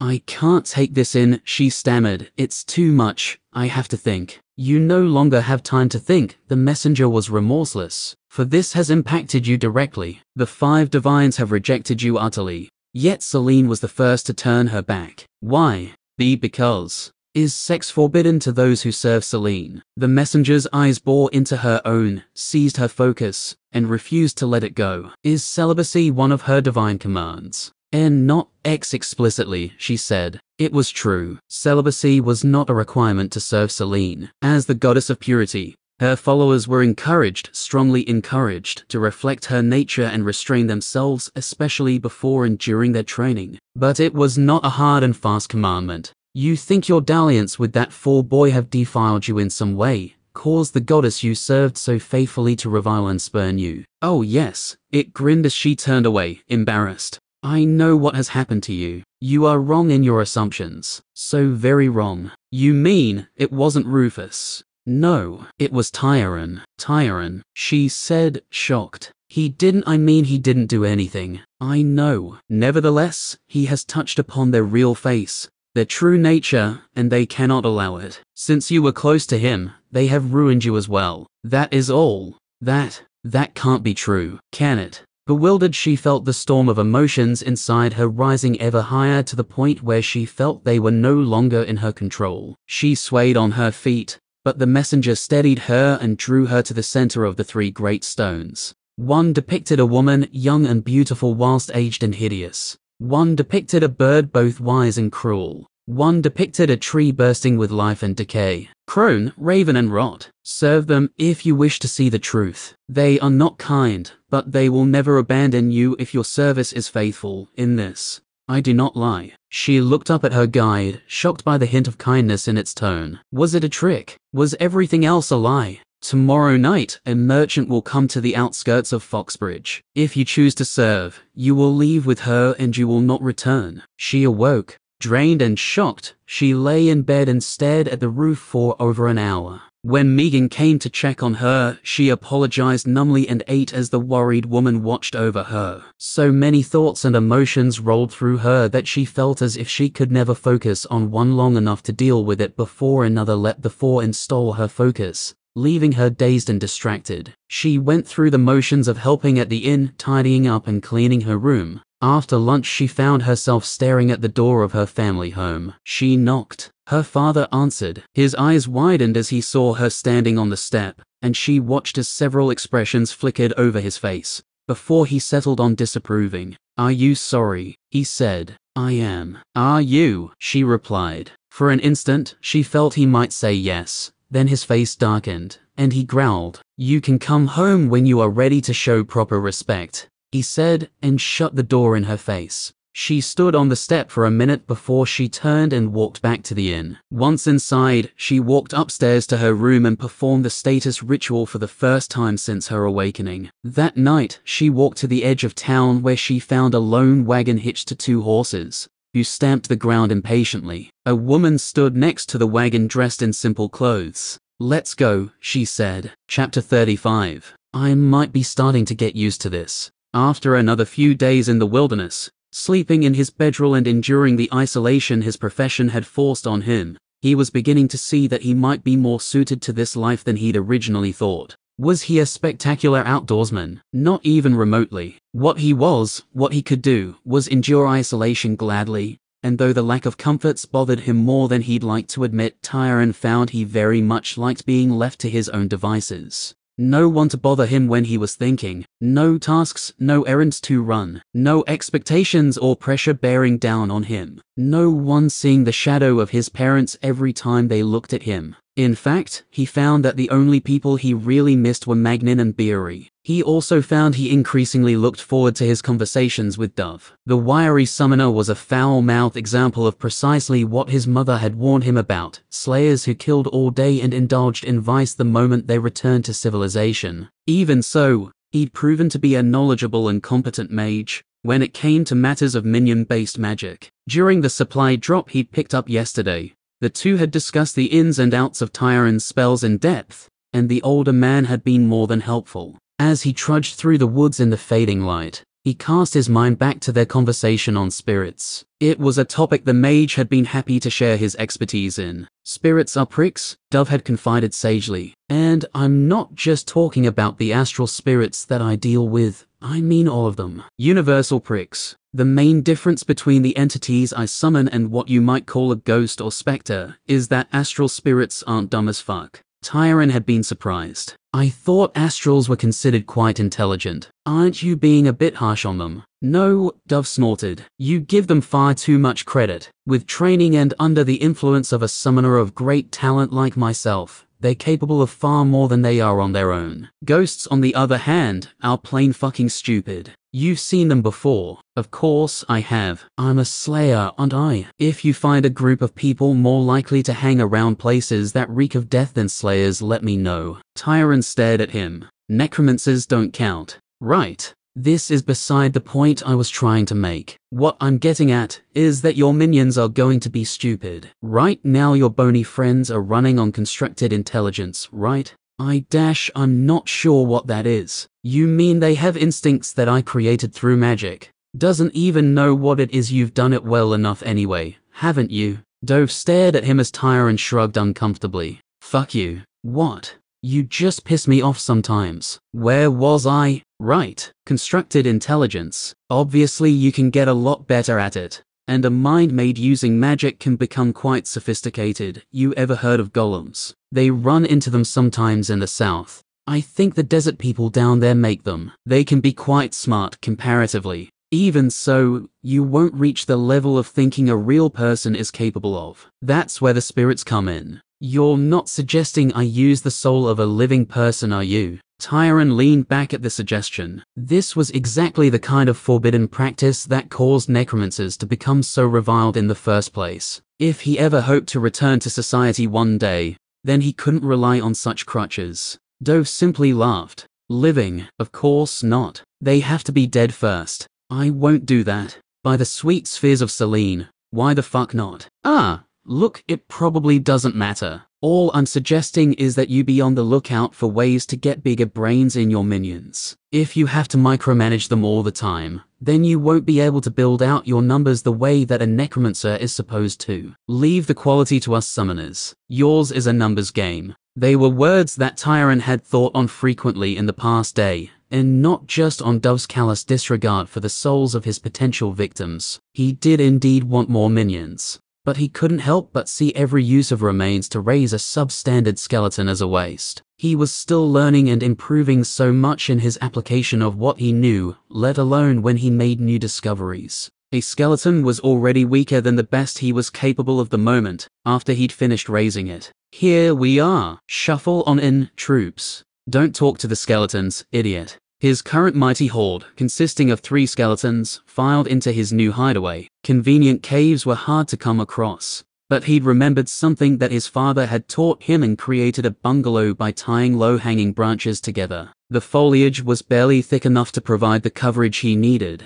but he'd been lucky to find a spot with several trees in close proximity. He had enough over his head to keep the elements off, and had stacked branches along the sides to give privacy. There wasn't a lot of room though, and once under the shelter he ordered his skeletons to lie down stacked atop each other. It was almost comical the way the 3 animated bone creatures sidled in and awkwardly piled into a heap. Hopefully this time they wouldn't get tangled. He'd nearly had to disassemble them before they could get up and walked. He settled back onto his bedroll with a sigh. The new gear that Dove had pushed on him was definitely showing its value. Most of the camping gear he'd taken from home, whilst well made, had been old and ill-fitting, whereas now everything fit like a glove. He wanted to study some more, but he hesitated. His new shelter might be comfortable enough for sleeping in, but it didn't lend itself to a peaceful environment for study. In that respect, the cave had been far superior, but he couldn't keep staying there. As the summoner had warned him, activity around the rifts continued to climb, and the number of riftkin had increased dramatically. With the number of slayers being allowed to leave the keep restricted, patrols and excursions to the rifts were more dangerous than before, which reduced the number of teams able to perform them even further. This led to the activity of the rifts rising even further. It's a shit show out there, Dove had cursed. I have no fucking idea what the higher-ups are thinking, but unless I miss my guess they are shitting their pants the same as the rest of us. Only the Magisters are so crooked they'd put so many people at risk for bullshit reasons. Those pricks can't even piss straight. I swear to God they're so corrupt the stream comes out on a right angle. Get way back from the rifts and cool your heels, there'll be plenty of monsters for you to hunt. I'm heading in with my team tomorrow to see what we can get done, so I won't be able to meet up for 5 days after this. Keep your fingers crossed I come back alive. The Major's twisted grin appeared in his mind as Tyron checked the position of the sun. Rogel and his team would have reached the Broken Lands now. He hoped they would be alright. He hoped even more they could do something about the rifts. If a major break occurred, he might be as good as dead if he remained where he was. Not for the first time he considered just leaving. He had gained quite a bit during his time here. He had minions. He'd learned a great deal about ways to progress. He'd earned his first feat. If he headed southwest, followed the border and kept away from the foothills, he'd reach Moss Keep in 3 weeks. With the monster cores he had, he'd probably be able to barter for supplies along the way. If not, he had enough preserved food to make half the journey, thanks to Dove. But he couldn't. He was finally in a position to earn levels at a good pace, and he was loath to give it up. The worsening situation in the Broken Lands was helpful to him in this regard, since so many riftkin were leaking beyond where the Slayers would regularly patrol. He'd moved more than 5 kilometers back to the point that Woodsedge was closer to the rifts than he was right now, and still he found plenty to hunt, without having to expose himself. He'd not checked his status since gaining his feat, but he was hopeful he'd gained as much as 2 levels since then. He was reluctant to perform the ritual too many times, since he was concerned the abyss would start threatening him again. With a defeated sigh, he put his books away and settled back onto his blankets. It was early evening now. A full night's sleep was overdue, and he could resume hunting in the morning. Another day, possibly 2, and then he could check his status. He closed his eyes, but quickly realized his mind was abuzz with too many thoughts and concerns to easily find rest. A common occurrence. Sleep, he uttered, the weave of the simple spell taking shape in an instant. He slept. He didn't cover much ground the next day. He didn't need to. His fingers danced in the air as he flicked out a series of gestures before he thrust his palm forward, sending a magic bolt flashing through the air. The riftkin he aimed at was struck in the side and sent skittering through the underbrush, and he directed his minion to pursue it before it could recover. He turned as the others swiped with clumsy, broad strokes, their crude weapons hitting nothing but air as the smaller and more nimble creatures danced out of their reach. Too damn slow. He'd lost several skeletons and raised several new ones over the previous few days, but for some reason the 2 he'd created before he'd gained his feet had refused to die, despite being objectively worse than the others. Slower, less responsive to his commands, less durable. They were inferior in every way, but because of that he was more conservative with them, keeping them together, whilst his more impressive minions were sent to handle difficult prey on their own. In an irrational way, he disliked his 2 stubborn minions. They reminded him of his failures when he wanted to move forward and make new discoveries. Yet he couldn't help notice the difference his conservative handling of them made for their longevity. He needed more skeletons, and then he had to utilize them in groups. Only then would he get the best of his abilities. As the 2 skeletons lurched forward to chase their far more nimble prey, his hands began to move once more as he spoke words of power, shaping a new spell that he unleashed the moment it was ready. Suppress mind. His consciousness reached out and smothered that of the riftkin, crushing its enraged mind, and holding it still, whilst his 2 skeletons closed the distance. The 2 undead raised their crude clubs high before bringing them down on the creature, and Tyron felt the spell dissipate, as the mind faded from within his grasp. He tasted bile and spat in disgust. The sensation was unpleasant to say the least, and he hated having to do it. But it was effective. Weaker riftkin such as this were easy for him to dominate with the spell he had earned from the anathema class, and it made hunting with his clumsy skeletons so much easier. With that portion of the battle completed, he returned his attention to the more competent of his skeletons, and frowned when he realized it was struggling. Damn it, I'm not losing another one. Having the 2 black sheep survive whilst yet another of their more capable siblings perished would be too humiliating. He hurriedly directed the 2 to the aid of their better, and instructed the superior skeleton to pull back and defend until help arrived. His magic continued to drain as his minions drew on his reserves to fuel their movement, closing in on the wounded riftkin from 3 sides, before one finally managed to catch it with an unwieldy swing. As the monster staggered, the other 2 skeletons stepped forward and struck home, ending the creature's life. Tyron released a breath as the tension drained out of him. He'd engaged in a number of these small-scale fights recently, but the nerves still remained. There was so much potential for things to go wrong. Every minion lost was many hours of work down the drain, and if his skirmish attracted something he couldn't handle, then he risked losing everything, even his life. Yet this was the fastest way to progress, and he was someone with very limited time. The best he could do was try to pick his engagements carefully. Yet more often than not, he stumbled into them due to his complete and utter lack of scouting ability. Sneak provided him some ability to hide himself, but his skeletons had no such benefit. They stomped through the forest like very thin bears. He ordered his minions to be still as he sat down to recover his magic. As he waited, he pulled out his map and tried to determine his position more accurately. If possible, he'd rather not get this close to the rifts considering everything that was going on, but he needed to continuously gather new resources to keep making minions. His capacity for magic continued to grow as he leveled and utilized it. He felt he could possibly maintain as many as 5 skeletons now. With that many minions, his ability to retain them would go up, since they could work together in cover for each other. All in all, he was more than pleased with the improvements his choice of feat had granted him. His new skeletons weren't suddenly twice as good as before. The difference wasn't that dramatic, but a general increase in performance in multiple areas made for quite a difference when it was taken as a whole. They were more responsive to his commands, moved more fluidly and drained less power for the movement that they used. It was even more tempting for him to take the follow-up feat, if it was available when he reached level 10. Combined with the strides he was making in corpse preparation, bone stitching and raised dead, the servants he created were getting stronger every day. A certain tang in the air reached his nose, and Tyron froze on the spot, before he dropped into a crouch, and ordered his skeletons to the trees. He moved cautiously to cover, his senses alert for any sign of danger,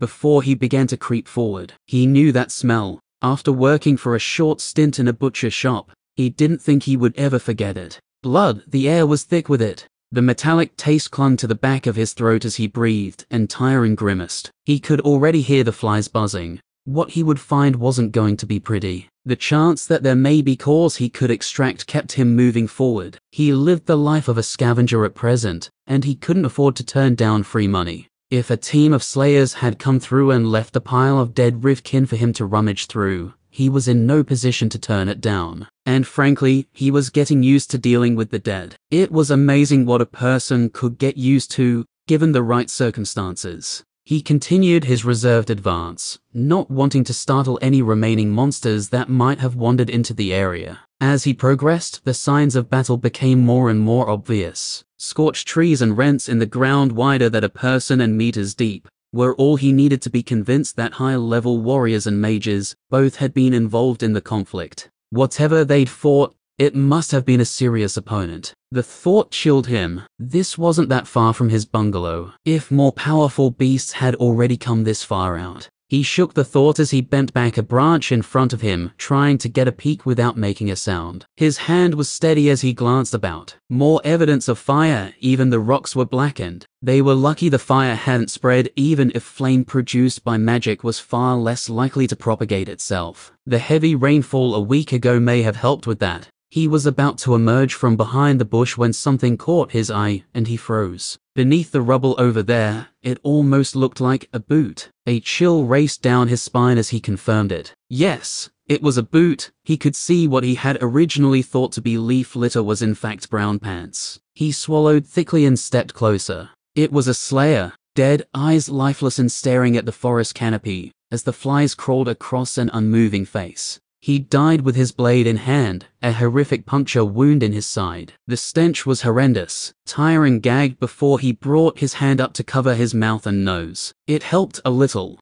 There were remains from dozens of Rivkin in the area of varying sizes, from the little scuttlers he'd been fighting himself, all the way up to horrific, horse-sized nightmares of blades and chitin that would cut him apart in seconds, should he face them in battle. Things like that couldn't even get through the rift in Woodsedge normally. Things are far from normal right now. He stared down at the dead slayer in a daze before he shook himself and continued to look around the area. The fight here had been intense. It was rare for teams to take on this many at once, unless they were operating in a larger group. Either multiple teams had swept through the area or something had gone very wrong. He found the second body on either side of a tree. He only looked at it long enough to recognize what he was seeing before he turned and staggered away. Sweat breaking out across his brow. His stomach heaved, but he managed to hold onto it. Divines. That's not right. Nobody deserved that, least of all someone who fought to protect the weak for a living. He took several long steadying breaths before a memory tickled at the back of his mind. He'd only seen the face for an instant, a rictus snarl frozen on features covered in blood. But did he recognize that face? No, he groaned. He didn't want to. He hadn't. These were all strangers to him. They had to be. He tried to convince himself as he began to move around the site of the battle faster, hoping not to see what he thought he might. Another body, then another, back to back. They must have gone down fighting together. A confident grin, teeth flashing white under the sun. Short, cut hair. The woman with the hint of laughter in her eye. He could remember the words that Rel had said, and they rang in his ears as he stumbled around one carcass to the next. That's Marion's team. Same group she went out with the first time. Good group. Good rep. Hopefully she'll be fine. He found her last. She'd been caught in the back and fallen forward. It looked as if she'd been running toward the fight instead of away from it. Reckless courage. She probably wouldn't have survived even if she'd run. Probably wouldn't. Tyron stared numbly down at the lifeless body of Scylla. The girl he'd met on Victory Road. She's probably been dead for 2 days, he thought. Maybe 3. She'd been so confident. He didn't know how long he stood and stared. Perhaps it was only a minute. It felt like an hour. Eventually a thought wormed its way into his unfeeling brain. You need remains. He twitched as the thought landed, a slight shake of the head. He thought of the butchered tools carefully stowed in his bag. He ran to the side and vomited until nothing came up. Chapter 36. He couldn't do it in the end. There wasn't much he could do, but he did his best to bury Scylla a short distance away from the site of her death. Even with the help of his skeletons, it took hours to shift enough dirt. Not that their bony hands were much help. Once the hole had been dug deep enough that he judged scavengers wouldn't try to dig her up, he unceremoniously took hold of her body and placed her in it. It felt wrong, as if he weren't treating her remains with enough respect. But everything that had made her the person she was no longer remained in the lifeless husk that she had left behind. He knew better than the reality of what remained after death. Even so, he tried to arrange her body with some semblance of grace and dignity, before he scooped the soft earth over her, covering her frozen expression of terror and pain with loam. A simple stick was planted to mark the grave. He wasn't handy enough to fashion anything more decorative. Job done. He stood for a long moment in silence, looking down on what he'd done, thinking of the person who now lay before him, several feet deep under loose soil. Then he turned away. He had things to do. He couldn't bring himself to raise Scylla as a minion, to strip away her flesh and make use of her bones. But the others were still fair game. He'd been foolish remaining in this area as long as he had when clearly there were powerful riftkin roaming this far out. And he didn't want to stay any longer than he had to. He found 2 leafy branches and stacked 4 bodies on them. Even after stripping them of their armor, they were still too heavy for him to drag without the aid of his minions. Having his skeletons help pull made the burden on his arms lighter, but it increased the drag on his magic, forcing him to stop and rest.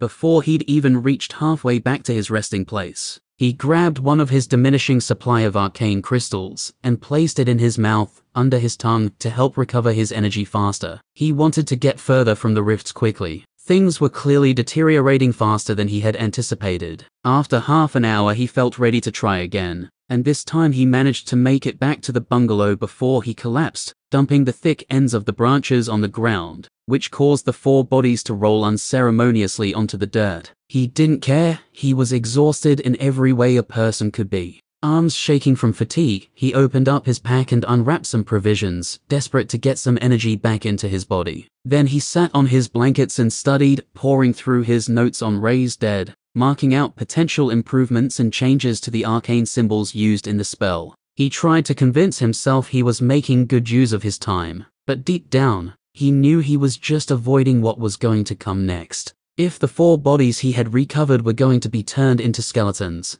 then they needed to be skeletons, which meant they could not have any flesh on their bodies. He'd known this was the case back when he took the butchery skill. Not only would having a basic knowledge of the practice make him a more attractive hire to prospective teams, but actually taking the skill with one of his precious general skill selections would help him improve faster. As a secondary benefit, he'd be able to prepare remains in exactly the way he was planning to. But now that it came to it, he was far more squeamish than he'd expected. His stomach churned unpleasantly, and he tasted bile in his throat. But he resolutely ignored it, as long as he could, as he tried to immerse himself in the study of his signature magic. It was helpful that Raised Dead was a fascinating and complex piece of spellwork. Hundreds of sigils placed in a precise order laid out the verbal component, with additional markings written alongside for the corresponding gestures. It was a potent and flexible spell, truly intricate in its application, far more difficult to perform and understand than the basic cantrips he'd managed to teach himself. With this one pattern, he could raise 2 different types of undead, skeletons or zombies,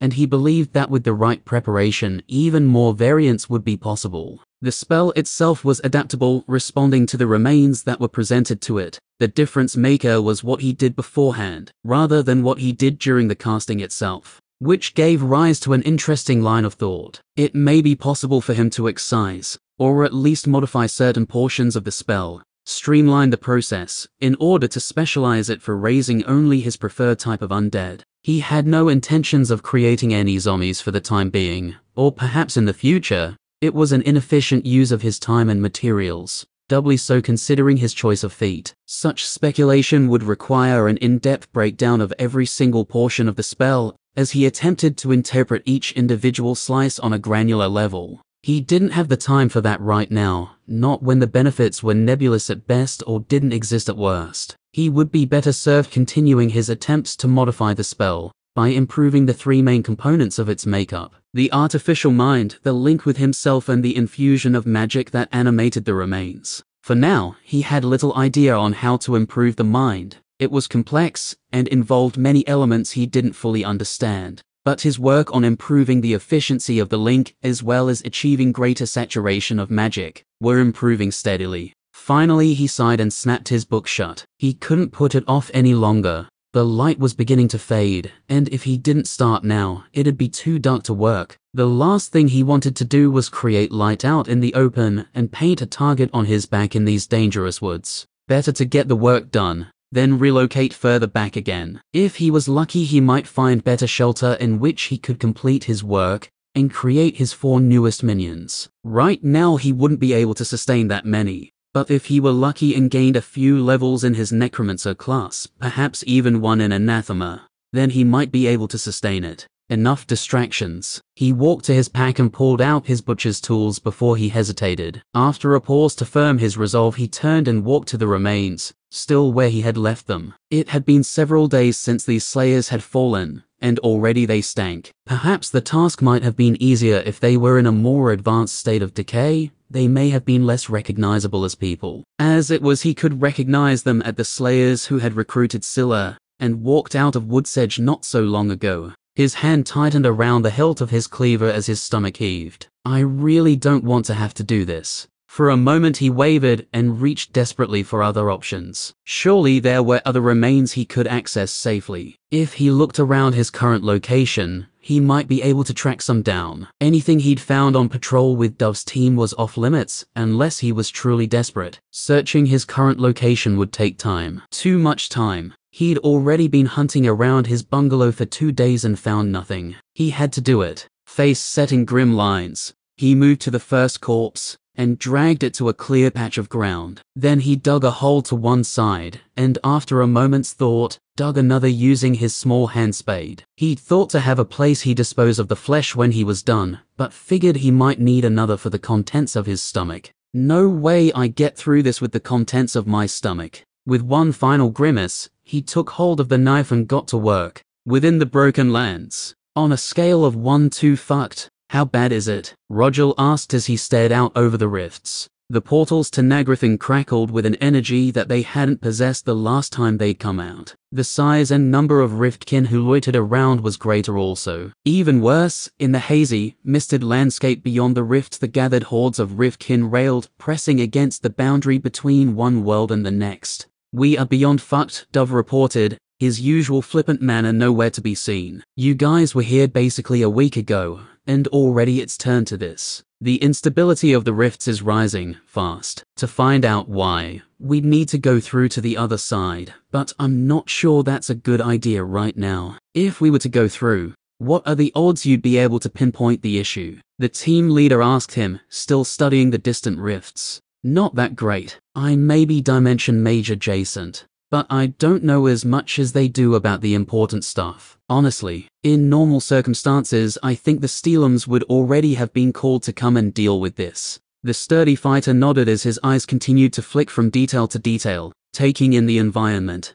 and using his decades of experience to filter what was important from the dross. Finally, he closed his eyes for a brief moment. His team was strong, close to promotion, but pushing through the numbers below without any support would be pushing it. Nagrathan was considered on the lower end of rift worlds in terms of threat. The kin that emerged from the rifts were usually need to waist-high insect-like creatures that could be threatening in numbers, but lacked the punch to deal with more powerful slayers. With the state of things right now, too many were able to cross over, and the larger kin were becoming too common. As tall as a person, or even a horse in some cases, they were much more dangerous, harder to kill and deadlier. Such creatures were the threats that even old heads like Roger needed to be careful around. If the really big ones came through, then they would need gold ranks to take care of it. and there were none within 100 kilometers. You don't think Magnan and Beery will be sent, even if we ask for their help? He turned to the mage and asked.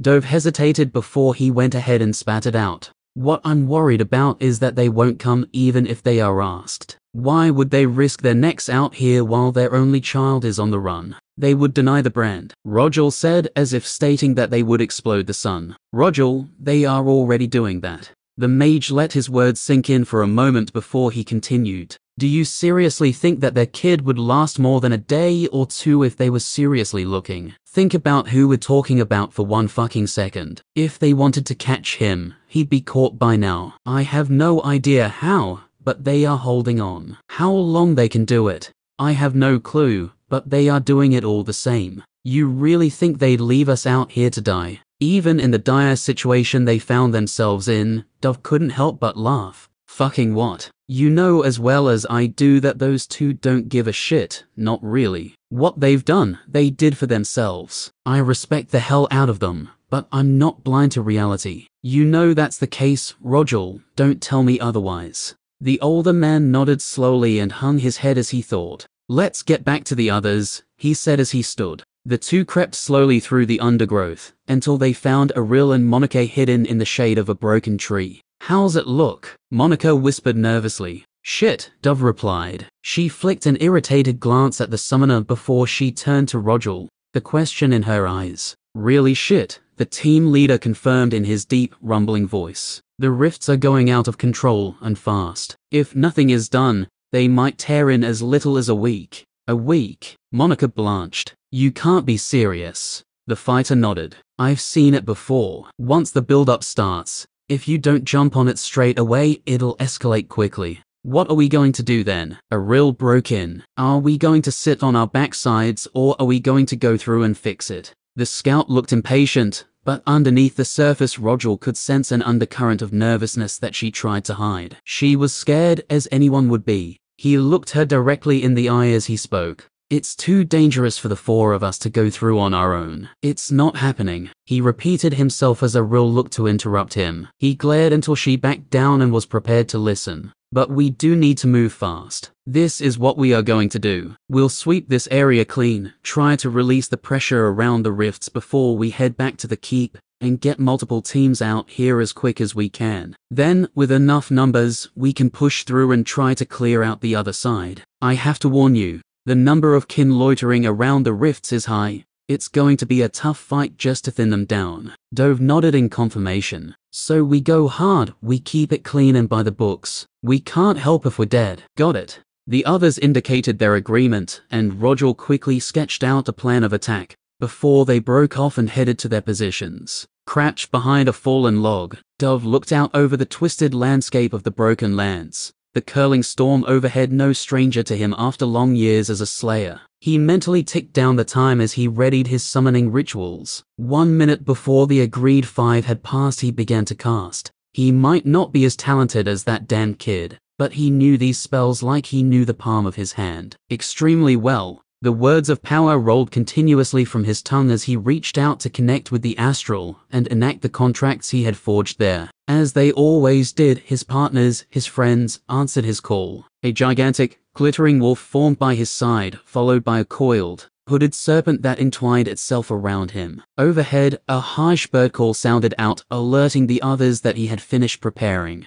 Go get 'em, he encouraged his summons, and the intelligent beings from another plane responded to his words. The wolf dashing forward with blistering speed, faster than the eye could follow before it fell on the nearest monster, and began to rip it to pieces with its powerful jaws. The snake looked at him for a moment before it hissed softly and began to follow in the Star Wolf's footsteps, at a more sedate pace. Once it crested the ridge overlooking the rifts, the snake reared up, its hood flaring as bolts of pure astral magic began to appear in the air around it. The energy shimmered in place for a moment before it streaked through the air, punching holes in the chitin of every riftkin, unfortunate enough to become a target.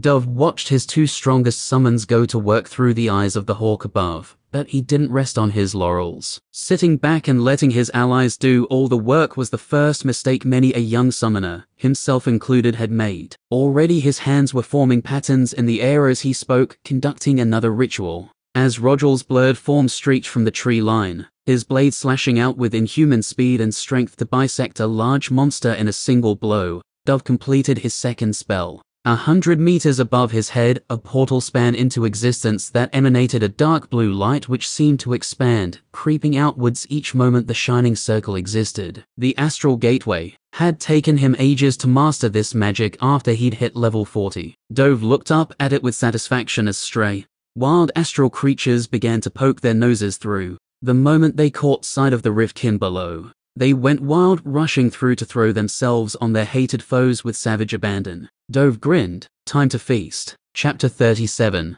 Tyron collapsed with a groan. The bones wrapped in his old blanket rattled within his pack and slumped to the ground. He desperately wanted to sleep immediately, even for someone used to going several days without sleep. His activity over the last week had been especially draining. Physically, he was a mess. He was never particularly unfit. He continued to be on the thin and unmasked side, something Magnan frequently ribbed him for, but he'd never put on excessive weight. But his lifestyle had been sedentary for the most part. He was a bookworm who didn't exercise much. That was something he couldn't deny. Now he found himself hauling a heavy pack through a forest for hours and hours on end every day. He simply wasn't built for it despite the improvements his higher constitution brought to his hardiness. His calves burned, his thighs ached, his shoulders protested every time he raised his arms. He was a wreck, and there wasn't much of a chance that things would improve anytime soon. It wasn't as if he could take 3 days off to rest his body. He simply didn't have time to waste. He could only hope he would adapt to it eventually. He leaned back, his head resting against his pack, and just let himself breathe.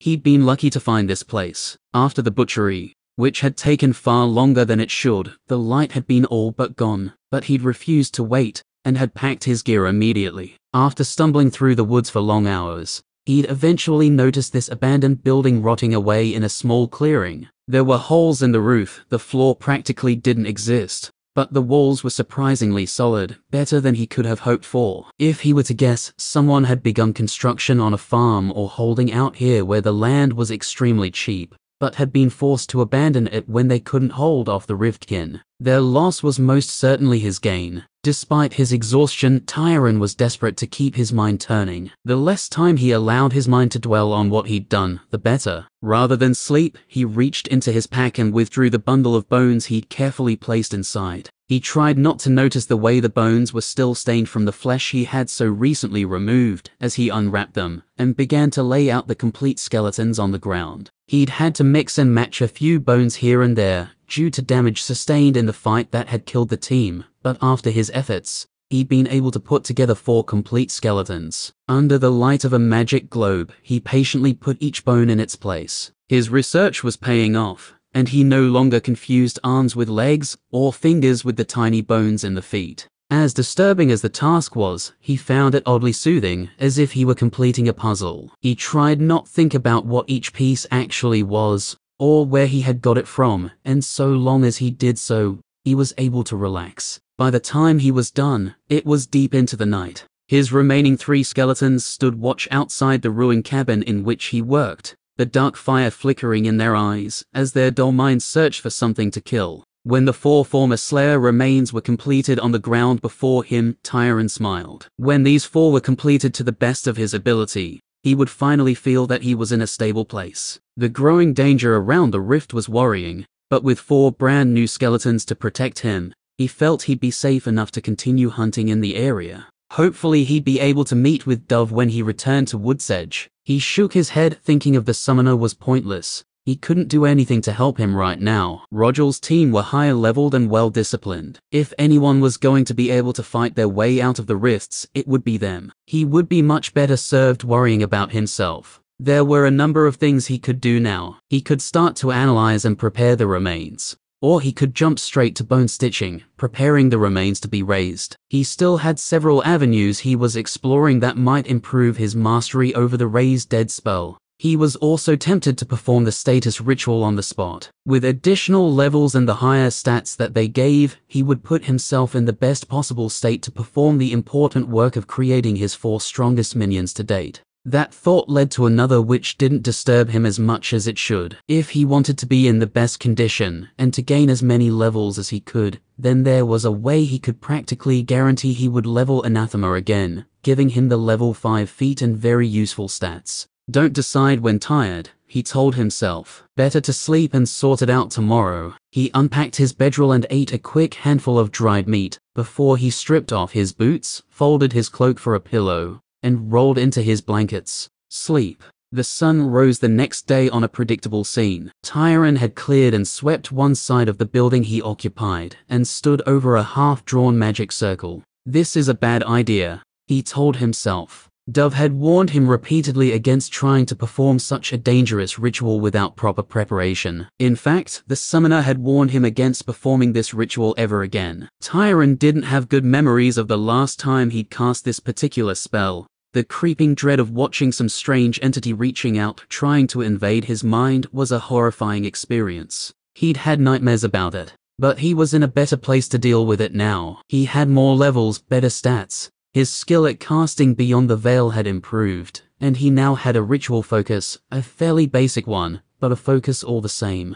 Thanks to his foul-mouthed benefactor, the polished chunk of crystal would help him focus the arcane energy needed to shape the ritual, and give him another layer of safety should something go wrong. Tyron walked to his pack and dug about until he found the carefully wrapped and padded bag that contained the focus and removed it, unwinding the soft purple cloth that swaddled it. Exposed to the light, the crystal glowed softly, which illuminated the delicate script that had been etched into the metal bands that circled the gem. A complex piece of enchanting, a ritual focus existed to help a mage in casting large and demanding spells. By using it as a filter that sat between the caster and the spell, it added a layer of stability and control, which gave him further confidence that he would be able to pull this off. The more he thought about it, the more determined he became. It's fine, he assured himself, I can be careful. And surely, as far from Woodsedge as he was, no one would detect the ritual as he was casting it. Even the slayers on the rifts were kilometers away. He would be safe from detection, at the least. He returned to drawing the circle, referencing his notes extensively as he used his finger to draw the complex shapes in the dust. Several times he had to make slight adjustments when the alignment was less than perfect.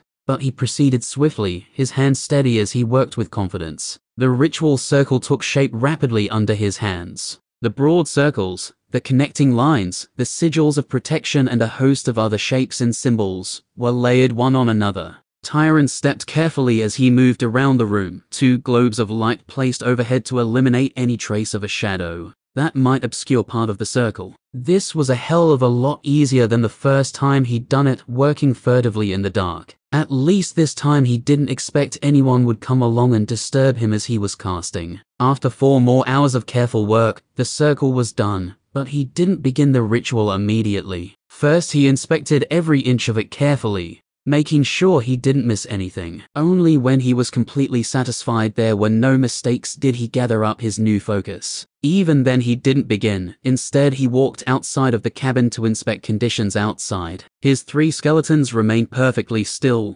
watching the surrounding area for any sign of a threat. The sky overhead was clear for the time being, and there was no wind. That was a major concern he wouldn't have to worry about. If water disrupted the circle, or a stray breeze shifted the lines as he was casting, it would spell disaster. With a final check of his notes, Tyron stepped into the center and took several measured, deep breaths. He was extremely nervous. If he had the choice, he would not be casting this ritual again. Let's do this. With one final intake of breath, he began to speak. As they had before, the words of power rolled sonorously from his mouth, as his hands swept from one gesture to the next, giving shape and purpose to the power that flowed through him. On and on it went, the ritual focus drawing all of the magic he released through it, and then directing it to the spell, refined and purified. It was a long and difficult ritual, but even as he focused his whole mind on the spell, Tyron could recognize that he was progressing more smoothly than before. His experience counted for a lot, and he didn't falter for a moment as the energy continued to build and the veil began to appear. The circle beneath his feet had ignited by now as the ethereal curtain that separated this world from the abyss materialized before him. As he had done the first time, Tyron progressed through the ritual without pause or delay,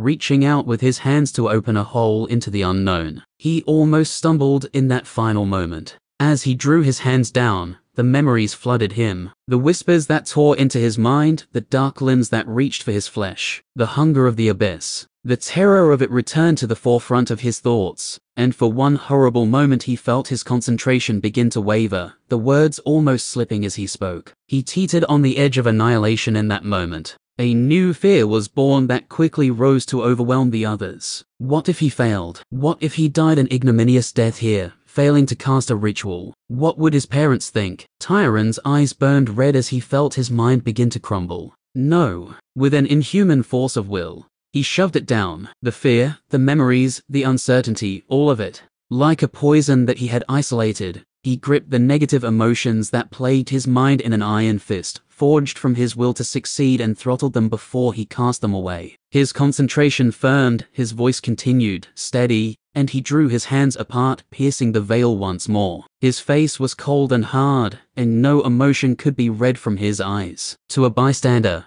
he may have appeared as a statue, without feeling, without thought, illuminated by the flickering arcane fire that traced the patterns on the floor. When the voices came, he was ready. Once again they clawed at him, a clamor of thousands of voices that tried to sink into his brain and tear it apart. Whispers in an alien language flooded and overwhelmed him as they boxed him in from all sides. Pressure quickly built in his head until a splitting headache pounded in his temples. But it wasn't the same as it had been the first time. The ritual focus protected his mind, gave him an additional layer of protection against the assault of the voices. Having experienced this once before, he'd modified his inner circle of protection also, strengthening its defense against any attack on his mind. The voices gnawed and clawed, chewed and scratched at the edges of his sanity, urgently whispering in his ear, but he held them at bay, if only just. And in doing so he learned something new. He could comprehend them. Flashes of knowledge, slices of information, blurred pieces of a larger image. The voices each tantalized him with secrets and visions that he could not grasp. This is the knowledge that they offer. The voices, the entities in the abyss. They knew things that nobody should know, understood secrets that would ruin a mortal mind, had mastery over spells that would rot a human soul. They held it all just out of his reach, feeding him tiny drabs. And they danced closer and closer to him, pressing themselves against the protections around his mind as they whispered more and more desperately. Tyron grappled with them as much as he fought with himself. The temptation to reach out and take what they offered was overwhelming, but to do so he would open himself up to them, allow them into his mind. If he could just take hold of them, if he could just understand. With a start he wrenched his consciousness back to his body, and sight returned to his eyes. The tentacles had almost reached him, a thousand splitting lines of thread that stretched from beyond to wrap themselves around him. Within the gap he had created in the veil, an eye stared out at him, dark red, unknowing and unknowable. It stared at him as he stared back, trying to see through the fractal nature of what he saw. Within the eye was eye within the eye inside the eye, which was within an eye, that was within an eye that trailed on and on and on and on. Tyron snapped his hands down, his fingers rapidly flicked from one sigil to the next, as he barked out 5 words of power, each rumbling into the air, filled with the unknowable strength of the arcane. It all receded. The whispers began to recede, the eye faded, and the veil closed and disappeared from view. Tyron was left standing in the center of the circle, as the flames guttered out. No sound, but the rasping of his labored breath. Holy shit! That was a dumb idea. He choked out before he slumped to his knees. Almost drained of magic, his throat ruined and his thoughts in turmoil. That hadn't gone as well as he'd hoped. He'd learned something and traumatized himself all over again in the process. He instinctively shied away from remembering what he had seen and heard. There would be time to dwell on it later. For now, he needed to rest. For the next few hours, Tyron did just that. When he had enough energy, he packed away his ritual focus, placing it back in its bag, and then carefully wrapping it. Before placing it in the bottom of his pack, he swept away the ritual circle until not a speck of it remained, checked on his skeletons before he sat and ate a simple meal, and had drank his fill from his water skins. His throat was raw from speaking, and he would need it in top condition if he was going to raise 4 new minions. Deciding he needed it, he decided to sleep despite the fact it was only early afternoon. He would need to be in top condition for what came next. to think about what he had learned from the ritual and to perform the status ritual so he could harness his gains, before he took the first step to forging his undead legion. Once again, he commanded himself to sleep, and the world faded to dark as his magic stirred. Chapter 38. Events. You have forged relationships and felt emotion for your fellow humans. Race. Human has reached level 11. Use of Suppress Mind against a living mind has increased proficiency. Suppress Mind has reached level 3. Your use of the ritual Pierce the Veil has increased proficiency. Pierce the Veil has reached level 4. Your attempts at Sneak have increased proficiency. Dismembering Remains has increased your proficiency. Focusing your mind to its limit has increased proficiency. Concentration has reached level 5, max. Use of the Magic Bolt spell against a living creature has increased your proficiency. The Study of the Dead has increased your proficiency. Corpse Appraisal has reached level 3. You have investigated and tested ways to improve the condition of remains. Corpse Preparation has reached level 2. Your creation of new undead has increased proficiency. Use of Sleep has increased proficiency. Dominating the minds of those weaker has increased your proficiency. Suppress Mind has reached level 4. Use of the Bone Stitching technique has increased your proficiency. Your use and study of Death Magic has increased your proficiency. Death Magic has reached level 2. You have raised minions and they have fought on your behalf. Necromancer has reached level 7. You have received +4 intelligence, +2 wisdom,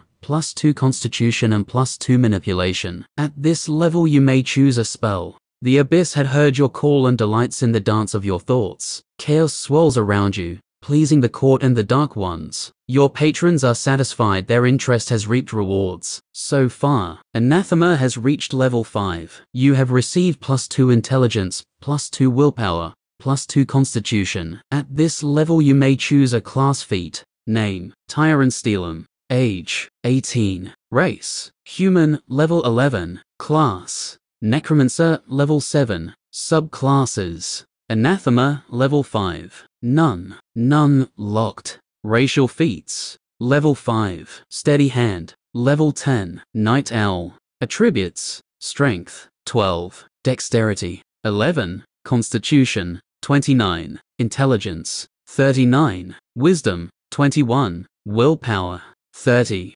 Charisma, 13. Manipulation, 16. Poise, 13. General skills. Arithmetic, level 5 right parenthesis max. Handwriting, level 4. Concentration, level 5 right parenthesis max. Cooking, level 1. Sling, level 3. Swordsmanship, level 1. Sneak, level 3. Butchery, level 3. Skill selections available. 1. Necromancer skills. Corpse Appraisal, level 3. Corpse Preparation, level 2. Death Magic, level 2. General Spells. Globe of Light, level 5 right parenthesis max. Sleep, level 4. Magic Bolt, level 4. Necromancer Spells. Raise Dead, level 3. Bone Stitching, level 3. Anathema Spells. Pierce the Veil, level 4. Suppress Mind, level 4. Mysteries. Spell Shaping. Int, +3. Wis, +3.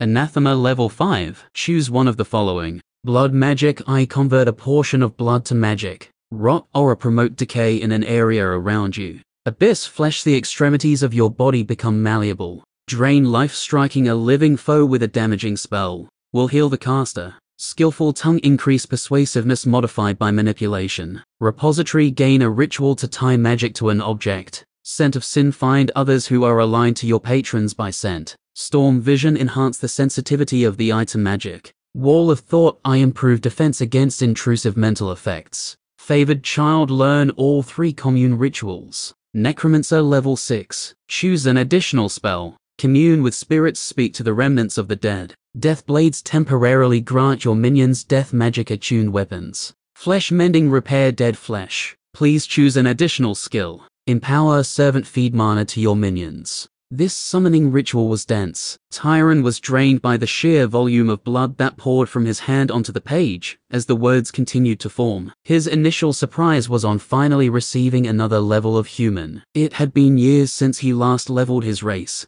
and he was almost more shocked about that than anything that followed. Form bonds with other people. I guess that doesn't happen often for me. In order to level as a human, it was necessary to meet and interact with others. Tyron has always been bookish and stuck to the same group of friends and his close family, which meant he missed out on a lot of opportunities to push his race level higher. As it turned out, his friends had stabbed him right in the back, and he'd abandoned his family. So basically anyone he met and grew close to was going to provide him experience on this front. He'd been forced into it by circumstances, he supposed. Ultimately, it was a good thing. Every second human level he would gain a general skill choice, and if he reached level 20, he would gain access to the coveted third subclass slot. The great advantage given to the short-lived humans by the unseen, the additional stats and skills provided by that third subclass, allowed them to rise in power quickly and contend with those who had been honing their power for hundreds of years. With one of his slots taken by Anathema, he prized the possibilities of that third selection even more. He had no idea what possible combinations he would consider going forward, what would pair well with his Necromancer class, or how he would get access to the training he needed. But that was something he needed to consider in the future, when he had more opportunities. As his achievements continued to appear on the page, Tyron clenched his free hand in triumph. Not only had he leveled Necromancer to 7, he'd reached his goal of increasing Anathema to 5. Not only would he be able to select another feat, but the stats alone were massively important to him at this stage. With an increase of 6 to his intelligence, his odds of being able to sustain another 4 minions skyrocketed. Everything else was like Aunt Mary's gravy, deliciousness spread on top. He'd increased his core Necromancer skills, an important milestone. The additional Constitution, Wisdom and Willpower would also give him a significant boost. Manipulation he was somewhat ambivalent about, but perhaps he could find a use for it at some point in the future. The triplet nature of the unseen was something he had understood from a young age. The characteristics of the body divided into 3 categories, each separated into power, finesse and defense. With his intelligence reaching the height it now had, he possessed the raw power he needed to fuel his rituals and maintain a higher number of minions. And he had selections to make, important ones. The Anathema feat list was an important milestone, one that could give him a clue as to the nature of these patrons, who seemed to intrude on his thoughts and delight in his suffering. In truth, he was more excited for the next Necromancer skill selection, a chance to further his mastery of his core class, and peel back the curtain on possible methods to progress. He eagerly leaned forward over the page, bringing his summoned globe of light closer, to better read the dark red characters on the page, keen to see the new selections he could pick for his class. Flesh Mending and Empower Servant remained, and as before he was not tempted at all with flesh mending. If anything, he would rather have a spell that did the opposite and dissolved flesh, saving him from having to go through what he had done the previous day ever again. Although, even if such a choice appeared, he would probably eschew it. He had used a precious general skill choice on butchery, and he couldn't afford to let that be a waste. Empower Servant was still an interesting choice,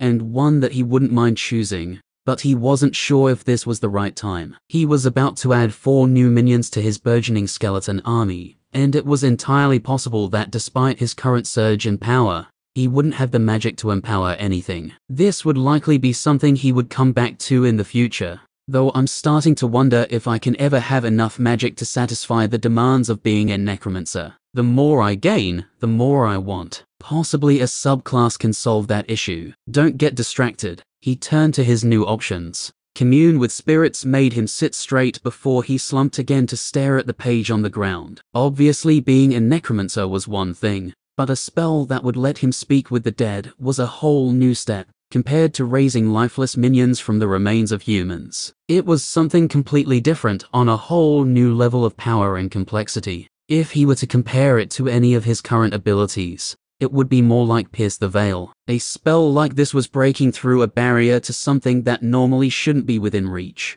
The idea fascinated him. Also, there was a good chance it would lead to other, more interesting options down the line. If he chose this spell, which allowed him to commune with the remnants of the dead, it wasn't difficult to imagine what might be open for him later. Ghosts and spirits were other, less common forms of undead that could be found. When he considered it though, who would he actually want to talk to? If he gained the ability to speak with those who had passed, was there anyone he actually needed to speak with? If I could talk to Arin the Black, that might be useful. He froze. Could he talk to Arin the Black? The man had died so long ago, Would there be anything left to talk to? His biggest need, his most desperate lack, was information about his class. He couldn't find any living that could help with the specifics of his class. But what about the dead? He quickly tried to temper his expectations. There was no chance of him being able to try and track down the grave site of the long-dead necromancer. He'd fallen in his final climactic battle close to the capital, in the central province, hundreds of kilometers away. Even if he was able to track down the location and somehow contact the spirit of Orinin,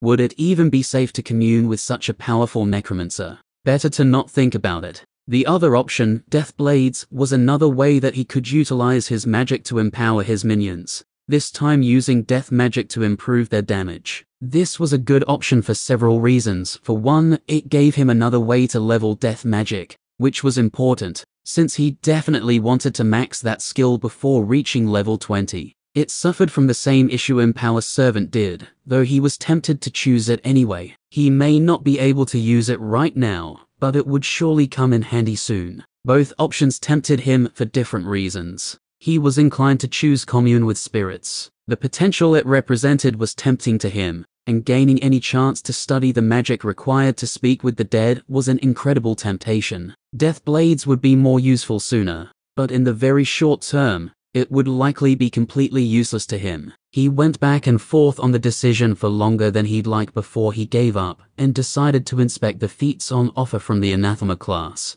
It didn't take long of inspecting the list to realize that the feats were themed around each of the 3 different factions his patrons belonged to. Blood Magic, Drain Life and Scent of Sin were clearly from the Court, Abyss Flesh Repository and Wall of Thought were Abyss, and Rot Aura, Skillful Tongue and Storm Vision were of the Dark Ones. The final feat, Favored Child, was clearly a generic offering, essentially giving an additional 2 class spells, but only specific ones. Despite being the least interesting feat, Favored Child did pique his interest. The title and the effect screamed to him of unlocking an interesting class evolution. He'd considered selecting all 3 of the starting rituals for this purpose anyway, and this would allow him to take them with 1 feat selection instead of 2 spell choices. It would only be worth it if the feats themselves were less interesting, and he could spare 1 of his 4 selections. Several were immediately interesting to him. Blood Magic could potentially provide him at least a partial solution to his magic woes. Trading his own blood didn't sound amazing,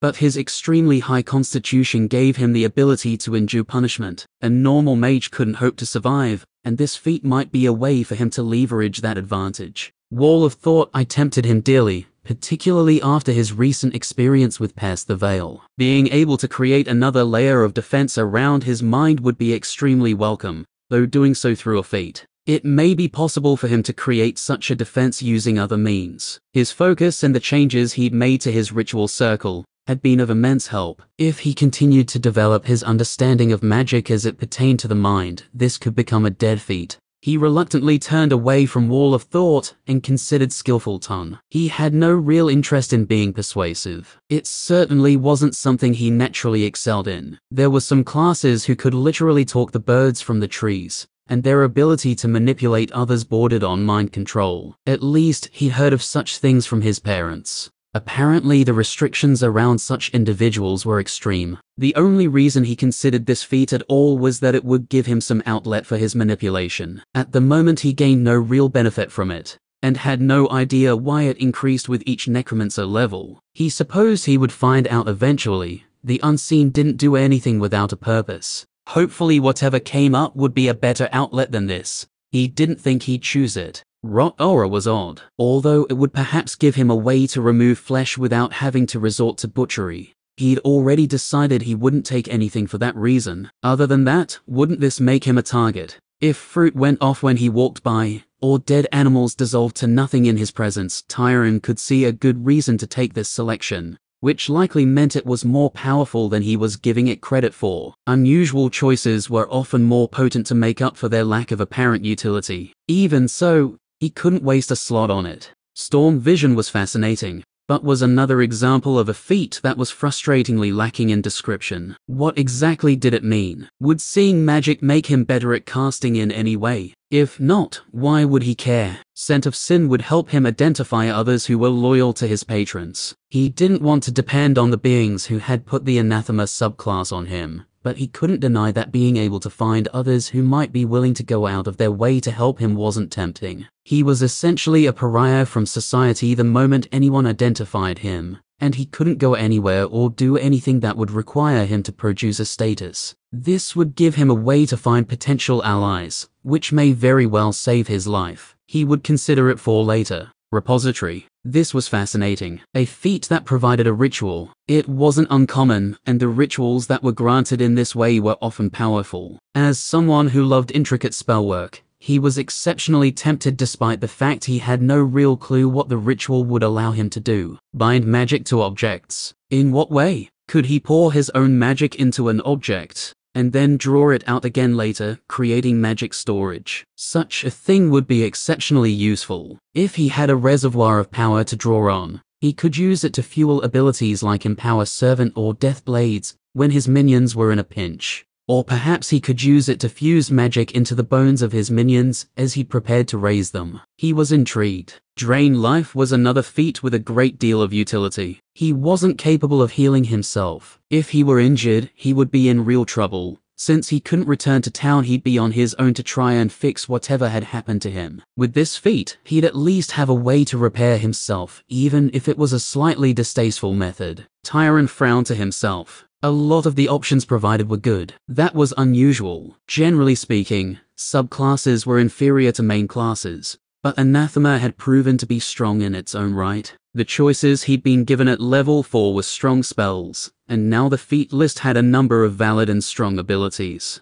Even the bonuses per level were higher than they should be, giving the same number as his main class. He couldn't refuse such benefits in his situation. In fact, they'd likely saved him multiple times already. But he distrusted anything that was better than it should be. Even so, it wasn't as if he could refuse to make a selection. Ultimately, he placed a mark next to Commune with Spirits and Repository. They seemed like the selections that would most likely lead to him being able to create better undead, and ultimately that was his primary focus. No doubt as he leveled he would give serious consideration to the abilities he passed on today, but for now they were left alone. As he finalized the ritual, the vast rush of power the unseen swept into him and he fell backwards, his vision failing as his consciousness faded away. Chapter 39. A bedraggled, wild-eyed Tyron stood over 4 neatly arranged skeletons on the ground. His hair was messy and beginning to knot, the dark circles and the bloodshot streaks of his eyes evidenced his lack of sleep. For 2 straight days he had labored, without rest or pause for even a moment. He had continued to work toward raising the best possible minions he could, and finally he was done. For a dizzying moment, he swayed on his feet before he caught himself. "Water," he rasped. He tried to flex his aching fingers as he staggered to his pack, and removed the last of his water skins. He'd need to refill very shortly, and his supply of fresh food was starting to run low as well. It was possible to survive for a long time on salted and preserved meat, but it was far from ideal. He didn't know if he could get back into Woodsedge yet, and he couldn't be sure Dove would survive to make their next rendezvous. He hoped that the summoner would be there, but he couldn't depend on it. He gulped down the lukewarm water, and then slumped down against the wall of the crumbling cabin, leaning his head back to rest against the wood. His hand shook as he fumbled some hardtack from his back and put it in his mouth. The status ritual had been a big one. The change he went through large enough to knock him out once again. He'd awoken to find a wealth of new knowledge seeded in his memory by the unseen, as well as the extensive changes done to his mind. With his intelligence as high as it was, his command over magic and his own thoughts had only grown stronger than before. He could even feel it resonating with his mystery. There was perhaps a chance of it developing in the near future, something that would enhance his growth even further. The ritual he had learned from the Anathema feat had been complex beyond belief. The bare edges of it that he could understand so far were intimidating. Although he wouldn't be able to master it, or even properly learn it in time to apply to his next 4 minions, he had high hopes that the knowledge he would gain would help him dramatically in the future. Plugging the leaks and sealing the death magic within each bone had been one of his main thoughts. When he'd selected the ritual, he'd been hoping it would provide him the means to turn each bone into a container to prevent any magic inserted from escaping. He may eventually be able to do that, but for now he didn't have enough of a grasp on the new words of power or sigils. that he had become dimly aware of. He certainly couldn't perform an extended ritual over every individual bone, so he'd applied the methods he'd been developing, sensing each skeleton piece by piece, attempting to smooth out irregularities, and promoting the development of death magic naturally occurring within the remains. With 4 skeletons so close together, he made use of the opportunity to study the unique interaction they had with each other. The minuscule traces of energy that jumped from one to the next frustrated him no end. He couldn't find a connection that allowed the energy to move. He didn't know why it was happening, or how, or even if it was a good thing. He did everything he could to pore over each skeleton, studying, attempting to fix mistakes, saturating them with arcane power. Then came time for the intricate and painful task of creating the stitching required to make them move. Tyron was quite pleased with the final result. His work around the joints in particular had improved a great deal. That should result in smoother and more efficient movement for his minions, which would lessen the drain on his energy, and make them more deadly in battle. The more he progressed, the more Tyron had begun to appreciate just how connected each part of his new profession truly was. Proper preparation, the stitching, casting the spell, each element bled into the next, and had a huge impact on the final quality of the minion. Only when he had completely mastered all of the techniques he was learning,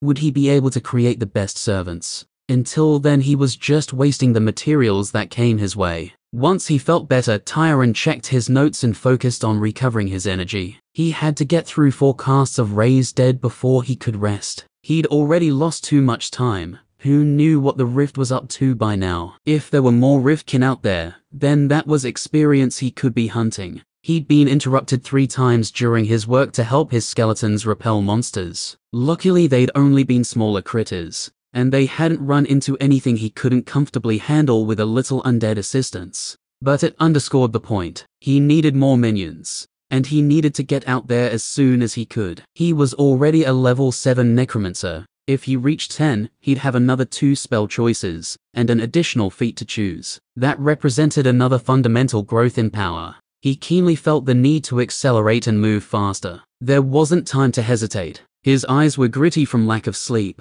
but even with the warnings of Dove ringing in Miss Ears, he stood and prepared himself for 4 consecutive casts of Raised Dead. The fatigue didn't matter. His mind was focused. With each successive use, he was becoming more comfortable with the ritual. His understanding of the ins and outs, the intricacies of process, was constantly improving. The research he'd been conducting on the words and sigils he was less familiar with was also progressing. With the changes he'd made, he hoped to see a more efficient connection between himself and the skeletons, allowing them to move more whilst draining less of his magic. With his mind settled, Tyron sharpened his thoughts, raised his hands and began to speak. 4 hours later he collapsed on the floor of the cavern. He didn't even need to use a spell to put himself to sleep. He woke 10 hours later, his mouth and throat dry and aching. His living conditions were certainly catching up with him. Considering the rough sleep, lack of food and water, he was holding up remarkably well. But he couldn't go on like this forever.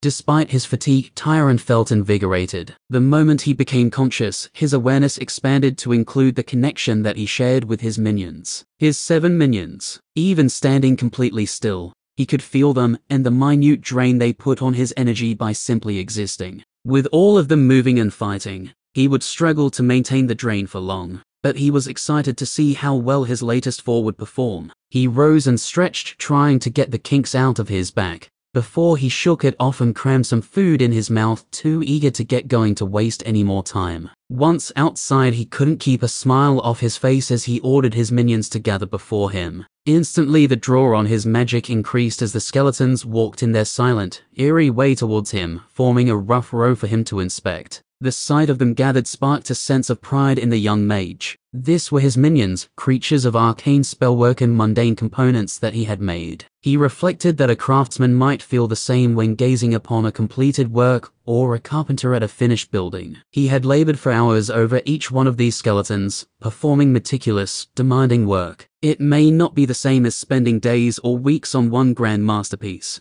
but nevertheless his effort reflected in the final quality of what he had created. The latest four were the apex of his current achievements. They benefited from everything that he had learned, every test and improvement he had made, along with the boost from his first feat. As far as skeletons went, they were the cream of the crop. Sadly, they remained unarmed. His first order of business should be to return to the site of the battle and try to retrieve some weaponry if at all possible. He'd been more concerned with securing the remains. For a moment his thoughts turned to what the Slayers would think of their bones being used to construct undead controlled by a rogue mage. But he quickly pushed the thought from his mind. He wasn't responsible for becoming what he was, and he intended to use his minions to battle the Riftkin. Hopefully the Slayers would be able to find peace with that. Actually, he could speak to the dead now, technically, but he resisted the urge. It was time to take his skeletal horde on the road. "Let's head out," he declared to the silent row of undead. "Don't talk to the minions, you moron." He started to lead the way,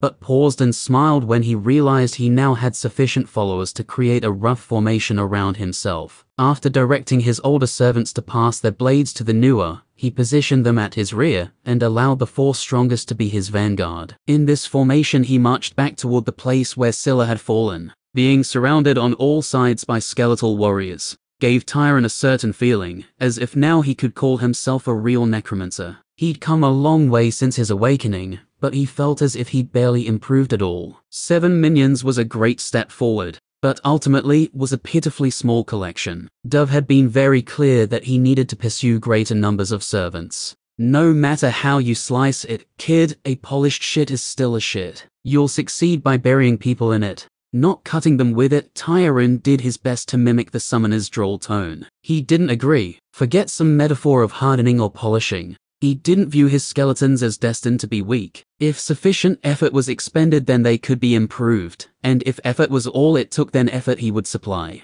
He hadn't been underway for long before they were intercepted. From the bushes ahead, a small pack of skittering Rivkin emerged, screeching in a high-pitched whine as they rushed towards them. Taken by surprise, Tyron cursed and began to weave a magic bolt together. But by the time he was ready to cast, the small monsters had already reached his first minions. With sharp jaws, the creatures tried to snap at the legs of the skeletons, but Tyron's latest minions proved their worth, stepping back smoothly to avoid the strikes, and swinging with their crude weaponry. His 3 remaining skeletons advanced steadily, and Tryon's mind began to ache as he tried to direct 7 different minions at once. He quickly realized it was impossible and settled for general commands that the skeletons could interpret with their very simple minds. As he'd feared, supporting this many skeletons created a massive drain on his energy, and he hesitated as he reached for his pocket. He didn't have much candy remaining, and he needed to get used to fighting without it. Being overly dependent on the crystal was a good way to get a mage killed. He grit his teeth and returned to directing the battle mentally, urging his skeletons to surround the critters and trying to direct them to better support each other.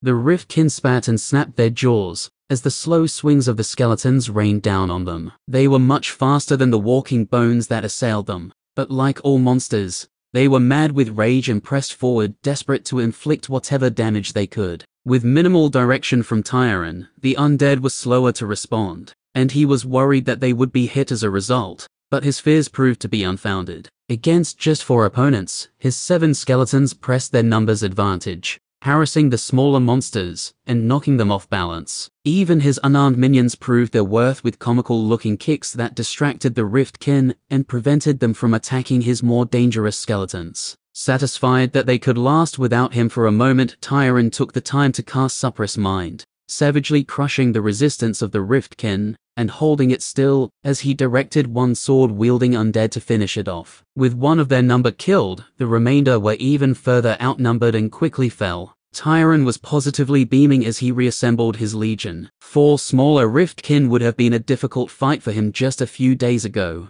but with greater numbers and superior undead, he had been able to win with relative ease. When he managed to get weapons in the hands of all of his skeletons, things would improve even further. However, in the back of his mind a nagging thought demanded his attention. He was still a long way from the rift, and running into 4 monsters already was a bad sign. He would need to be careful. And indeed, he ran into another small pack before he reached his destination, but his undead proved more than a match. The sight of Scylla's grave, where he had buried the bright girl only days before, was saddening, and Tyron stopped a moment to pay his respects. before he scouted about the trees, hoping to find any gear that might still be usable. At first he was worried he'd come up empty-handed as the first sword he found was broken, snapped during the fight, but luckily a few pieces seemed to have come through unscathed. A mace that was heavier than he would have liked, the extra effort required to shift the heavier weapon, would come from his magic after all, but it was an effective tool against the chitinous exterior of the local riftkin. He managed to find a shield with only a minor split in it, which would serve well enough, as well as 2 blades. To his most promising skeleton, the largest of the 4 newer additions, he gifted both the shield and the mace. It was necessary to adjust the strap on the back of the shield to get it to fit the undead's much thinner arm, but once that was done, the skeleton seemed able to hold it well enough. Tyron could only hope it was smart enough to block properly. With the rest of the weaponry, all the members of his army were at least armed. Some of the swords were in poor condition, but that couldn't be helped. If he found the time, he might perform some maintenance on it himself. The thought of a skeleton polishing a blade was enough to make Tyron laugh, but he quickly settled and began to plot his next move. He had 2 objectives. The first was to quickly gain experience by hunting down riftkin. There appeared to be no shortage of those, even a great distance from the rift itself. This meant he had a wide area to range in with little chance of being discovered by active slayers. In fact, if the level of danger was increasing, there was a slight chance that nearby settlements and farms, like the one that he'd encountered on his journey to Wood's Edge, would be evacuated, so he'd be able to move across an even wider area if he wished. The second was to continue the hunt for materials. He couldn't support any more minions than he had now, but it was naive to think he wouldn't lose any during his hunt. The skeletons were surprisingly tough, imbued with death magic as they were, but they were far from invincible. If he ran into the larger monsters, casualties would be inevitable. If by some miracle he didn't lose any, he would still need more remains. As his level increased, so did his capacity to hold and regenerate magic, which meant he could support more. In fact, now that he'd reached this point, Tyron hoped he would be able to rapidly increase his power, as he could hunt and gain levels faster than he could hope to before. Time to get hunting, he laughed to himself. For the first time since he had arrived in Wood's Edge, he felt a glimmer of hope. Chapter 40. Magnin grit his teeth as a fresh wave of pain racked his body. It was unimaginable agony. Every nerve was on fire, every inch of his flesh burned. It felt as if his eyeballs were melting. "How the fuck is it hitting my eyes?" he groaned. Beside him, Beery spoke through gritted teeth. "It's hurting your soul, not your body. Didn't we talk about this?" A low moan leaked out of her husband as he fell onto his side, his hands clenched around his forearms. Just like that, the two of them continued to endure the relentless torture that radiated from the brand. It continued for hours that felt like years as the two silently endured, drawing comfort from each other's presence. If they'd been forced to go through it alone, who knows if they would have lasted. Shivering uncontrollably as her soul itself spasmed within her body, Beery remained sitting, her knees pulled up to her chest, and her eyes squeezed shut. She was the first to notice the agony recede, just a hair. Her mind sharpened, dragged itself out of the pain-induced fugue she had sunk into. She focused on her suffering, measuring the minute changes in agony as it continued to fade. She maintained this vigil for another hour, until she began to feel confident it wouldn't resurge again. The pain continued to fall back, returning to the constant, still agonizing, but far more endurable level that they had grown accustomed to over the previous week. Magnin spat a mouthful of blood onto the ground, and rose scrubbing at his face. Bit my damn cheek again, he muttered. "Do you need healing?" she asked. He eyed his wife's haggard condition. Not at all. He smiled, wincing as his soul flared with agony for a brief moment. "I'll heal quickly, you know that." Not concerned with him after he denied needing aid, Beery collapsed into their shared blankets, her skin pale and hair matted with sweat. She lay there for a long while, just breathing as she reveled in her reduced level of suffering. In the back of her mind was always the certain knowledge that it would return, but for now she tried to let herself rest. "Come on, darling." Magnin finally prodded her arm. "I've got tea and food here. Sit up and eat." She pouted and rolled away from him. "I feel sick. I don't want to eat." He prodded her again. "And who was it who said we should make sure we eat and drink every time it fades?" Who might that have been? He poked her a few more times with his index finger as he spoke, his strength easily enough to make her roll with even a gentle prod. She swiped at his hand before she rolled back and sat up, flinching as she did. "It sounds like good advice, so it must have been me," she said. "Right?" Magnin grinned. "So here, eat up." He passed her a tray with a steaming cup of tea and a bowl of thin broth. They'd found it difficult to keep down heavier meals during their regular remote torture appointments, but something like this they could manage. The two ate in silence for a moment, and the atmosphere within the tent returned to a state more familiar to them. They had spent more nights together like this than they had in any other manner in their years together. More time on the road than at home. After they ate, the two sat in comfortable silence for a time before Beery spoke. "Do you think they're becoming more desperate? The pain has come more often than before, and it lasts longer." "They're definitely putting more effort into it," Magnin agreed with a wry grin. "With all of the countermeasures we put in place,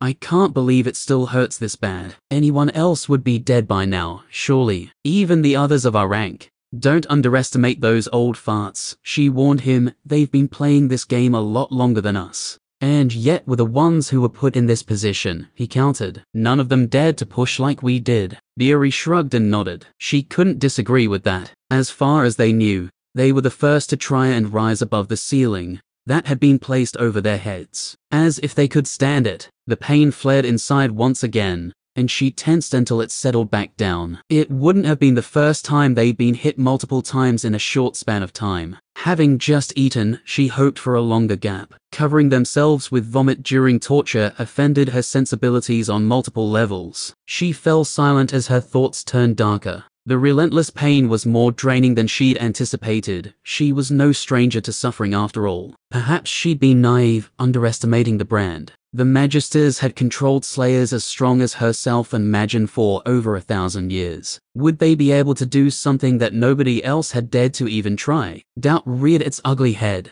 Magnin placed his hand gently on her shoulder. "How long are we going to be able to hold on?" she whispered, tears beginning to drip from her eyes. "A few weeks. How much can Tyron do in such a small amount of time? Even he won't be able to rise that far." Her husband gave her shoulder a light squeeze, careful to regulate his massive strength. "Don't underestimate a boy," he laughed. "He's got the best of you and me in him after all. 1 month and he'll shake the foundations of the world." Beery sniffed and smiled before she tilted her head until she rested on Magnin's arm, wiping away her tears as she did so. "If only we could buy more time." The mightiest swordsman in the province leaned over and embraced his wife. "Don't worry." He spoke into her hair as he held her close. "We've done everything we can. Tyron will succeed where we have failed. We have to believe in him." "All right." Beery nodded into his chest. "All right." They remained like that, holding each other close until the pain began to flare once more. They separated then, careful that they didn't hurt each other as they were racked with agony. It lasted longer this time, but still they endured. Elsewhere, Piranus stepped away from the brand array with a grimace. Where each of his hands had been placed on the wall, 2 glittering sigils glowed red, nestled amongst hundreds of similar yet dim images, mocking him with their continued resistance. "Damn monsters," he spat. He shook his hands as he returned them to the long sleeves of his robes and turned away. He was completely tapped out of magic. Again, he staggered slightly as he made his way out of the crucible, cursing under his breath. Those stubborn pricks. If they'd just hurry up and kill the brat, or better yet themselves, then he wouldn't have to do this every day. Out in the corridor, he made his way slowly past a few doors, until he stopped and slammed his fist into the next.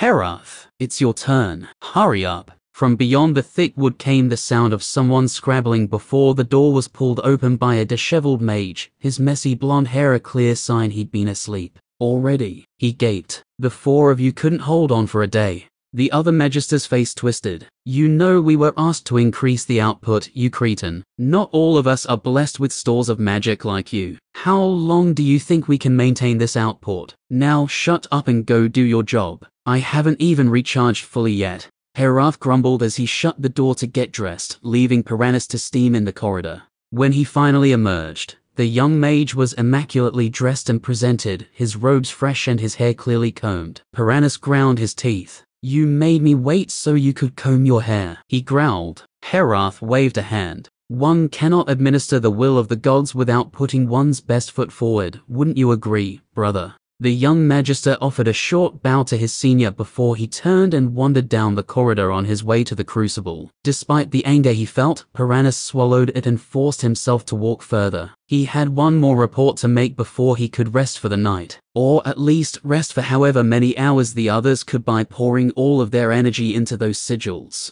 How much more can you take, Magnan Beery? I hope it's me when you break. I want to feel you submit to the will of the gods. It was unthinkable that they'd managed to hold on as long as they had, but every day surely brought them closer to the moment they couldn't take any more. Then the threat would be eliminated, and they could move on without this shadow hanging over their heads. It was clearly night, judging by the guttering torches that burned from their sconces on the walls. It had become hard to track the days over the last week. All he really knew were the chamber he rested in and the crucible, shift after shift being woken whenever the rotation decreed it was his turn to feed all of his magic to the brand. He was drained, more irritable than usual, and liable to let his thoughts slip, something he couldn't afford for his next appointment. Be calm. Deep breaths. Focus your mind. Once he reached the decorated door, flanked by twisted gargoyle statues that watched him with cold, metallic eyes, he paused to gather himself before he reached out and knocked gently. Enter came a soft voice from the other side. With one last slow breath, he turned the handle and pulled the door open, straining a little as he did so. He was sure that was deliberate. There was no reason to have mages, with famously low strength, open such an obnoxiously heavy door,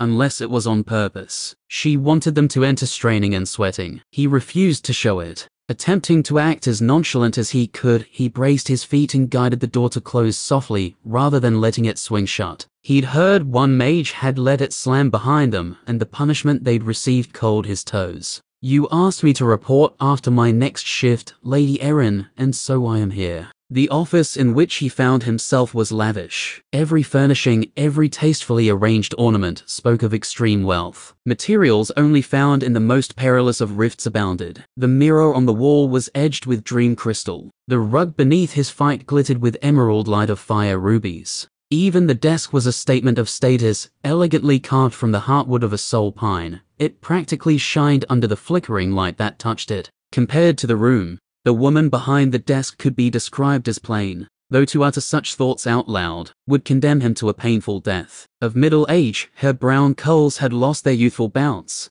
and her face had begun to show the lines of age. One would think the lady was a healthy 40 years old, but Piranus knew it to be a lie. She'd looked exactly the same for the decade that he'd known her. He approached the desk and carefully offered a low bow. His form was as perfect as he could manage. He held that position, bent at the waist, his hands spread wide and facing the floor, as the woman behind the desk continued to work, the scratching of her pen and the crackling fire the only sounds. Sweat began to bead on his brow as he struggled to contain his position. He battled to restrain the slight shake in his arms as he concentrated on breathing softly as the moment dragged out by the will of the woman before him. His ire rose as each second passed, and he fought against that too. He couldn't lose his temper. That was what she wanted. You may rise, came her soft voice finally. He straightened slowly and saw that she was looking at him now. Her crystal blue eyes pierced him, and he was shocked again by just how cold they were. He almost felt as if he weren't looking at a human at all.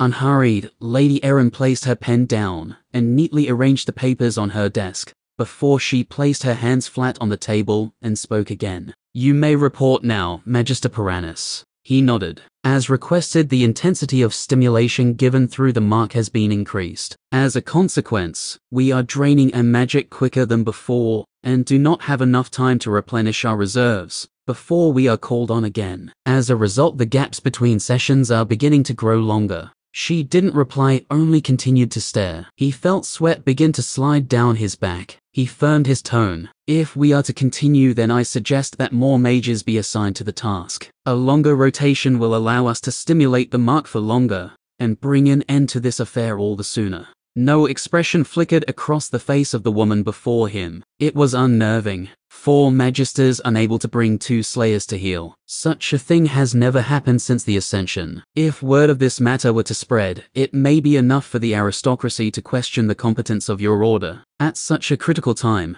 are you capable enough to be the instrument of our will? He couldn't help a spike or indignation that flared inside him. "We are agents of the divines," he almost growled. Lady Erin watched him dispassionately. "And they speak through the High King and those born of his court, as it has always been." Piranus quickly bowed his head. "Of course, Lady Erin, it is as you say." Internally he cursed his lax tongue. How close to extermination did he want to treat this day? She let him stew for a time before she continued. "As I'm sure you're aware, the Steelums are of particular interest to the Baron. This situation needs to be brought to a swift resolution, so that we may turn our attention to other matters. I will assign 2 more mages to your team, Magister Piranus. Surely then you will have the capacity to humble a pair of slayers who seek to rise above their station." As if Magnin and Beery Steelum were in any way ordinary slayers. He wisely kept his complaints to himself and bowed once more. "I thank you, Lady Erin. With your leave." She waved a hand and he nodded before he turned and left, not bothering to hide his struggle with the door. He was exhausted. Another 2 mages would help tremendously, but he had a sneaking suspicion it still wouldn't be resolved quickly. Once back in his rooms, he took a shard of arcane crystal and placed it in his mouth before he slumped into his bed. A little rest would do him good. Chapter 41. "I'm telling you, kid, if I were you, I'd get the fuck out of here." Dove's normally flippant manner was nowhere to be seen, replaced by this grim-faced man who looked as if he hadn't rested in days. Tyron had a sense of the worsening situation by the frequency of riftkin he was encountering in the forest, but he certainly didn't think it was this bad. "Are you seriously suggesting there's going to be a break?" Tyron asked. Something that rarely occurred and no one wanted to be close to when it did. A rift break? What is the keep doing? There was no sign of this happening as recently as a week ago. The summoner scowled. "If you think back, there actually might have been. The mission we took prior to your experimental ritual practice, Grounded Me to Town, was definitely more hectic than we might normally expect. Activity around the rifts always fluctuates,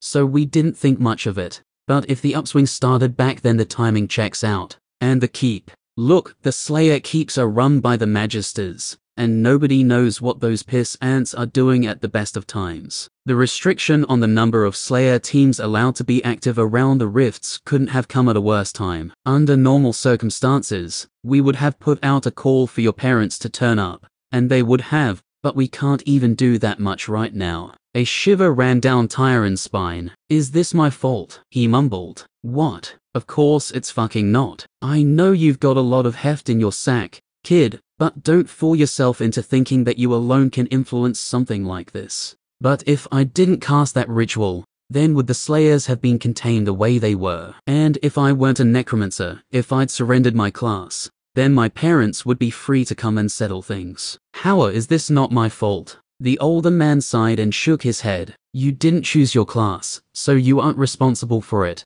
He held up a finger and continued to tick off his fingers as he went on. "You didn't outlaw the class. You didn't choose the Steelums to chase you down. You didn't make the decision to lock down Woodsedge at a horrible timing. You didn't refuse to allow your parents to help. The Magisters did all of those things, except for the class-picking bit. Fuck knows how that happens. My point is, there's no reason to take this load on your shoulders. As far as I can tell, you've been doing your bit to help out." He nodded toward the row of skeletons behind the young necromancer. "You must have killed a few riftkin with those bone boys." Tyron's expression became pained. "Please don't call my skeletons bone boys." Dove rolled his eyes. "Fine. Seriously though, what level are you now? 9. Really? You're shooting up. Another 11 levels and you won't be a completely useless chunk of shit." The scrawny mage grinned as he joked with him, but Tyron could sense it was at least a little forced. Dove was tired and trying not to show it.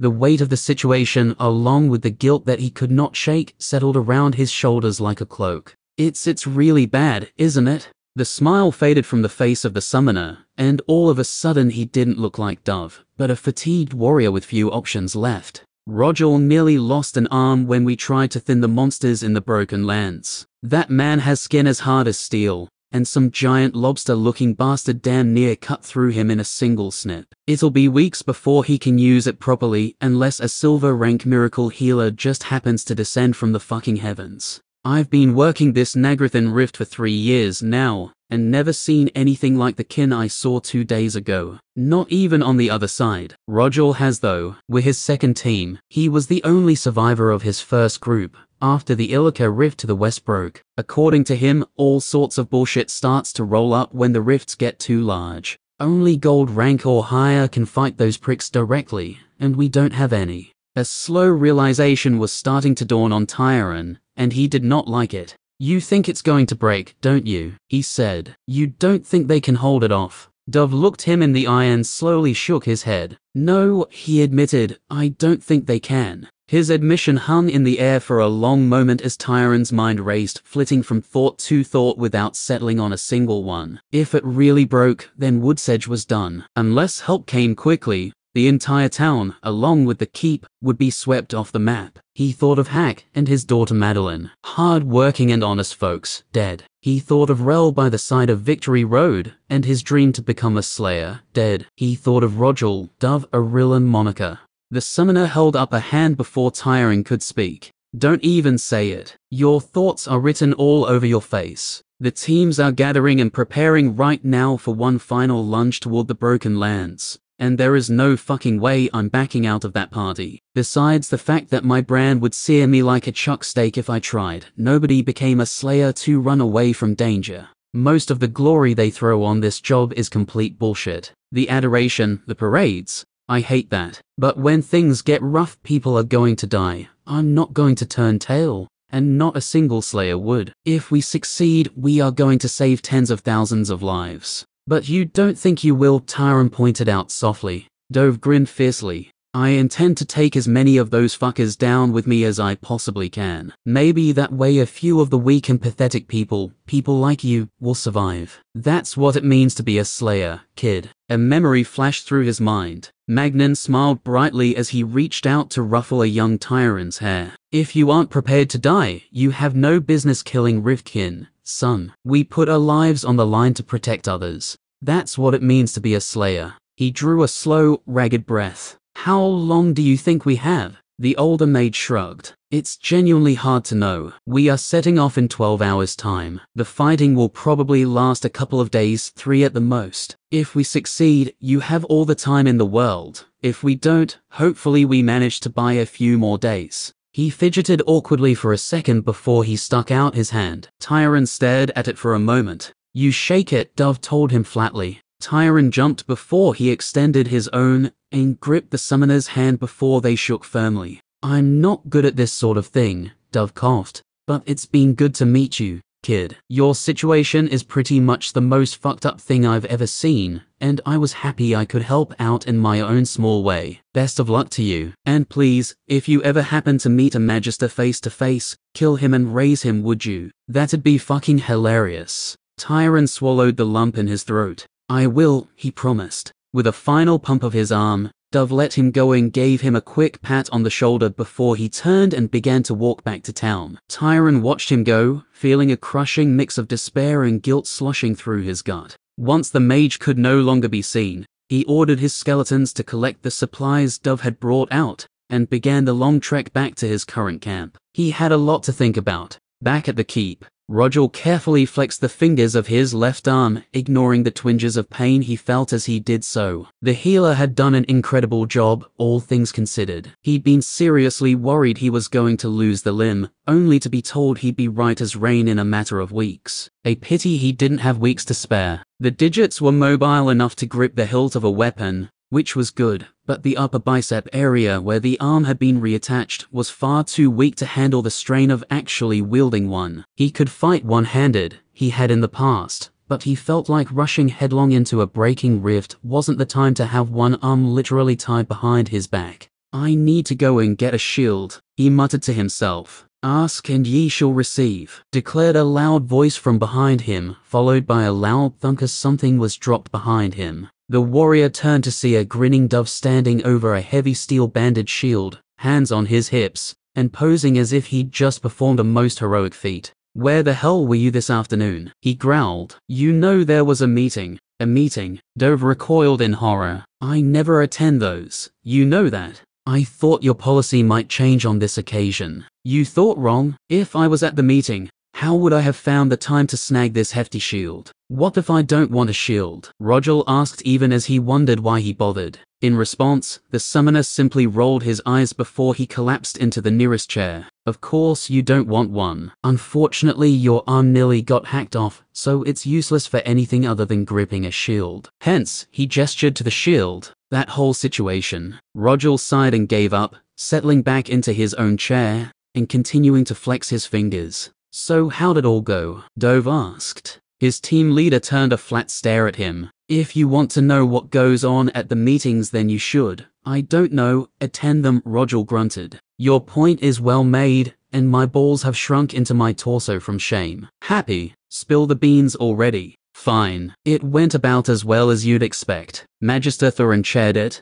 and everyone cursed him and his family back for 8 generations, for the idiotic handling of the situation, allowing it to get this bad in the first place. Let me guess, he smiled like a smug dickhead, and told everyone to fuck off. Basically, after telling us to deal with it, he up and admitted that there was an emergency recall for all Magisters resident in the keep, and they would be returning to the capital immediately. I wonder if there actually is an emergency recall, or if they just pretend so they can up and run, Dove mused. Who cares? The warrior shrugged. The net result is the same. They won't be around if things go badly. Always there to start the boulder rolling downhill, never there to stop it. Can we not whine about the Magisters? It's not like I don't agree, but I've been listening to those rants all day long. My arm hurts, I'm tired, and I'd rather get some rest than piss and moan about things I can't change. A little chagrined, Dove nodded and gestured for him to continue. With that out of the way,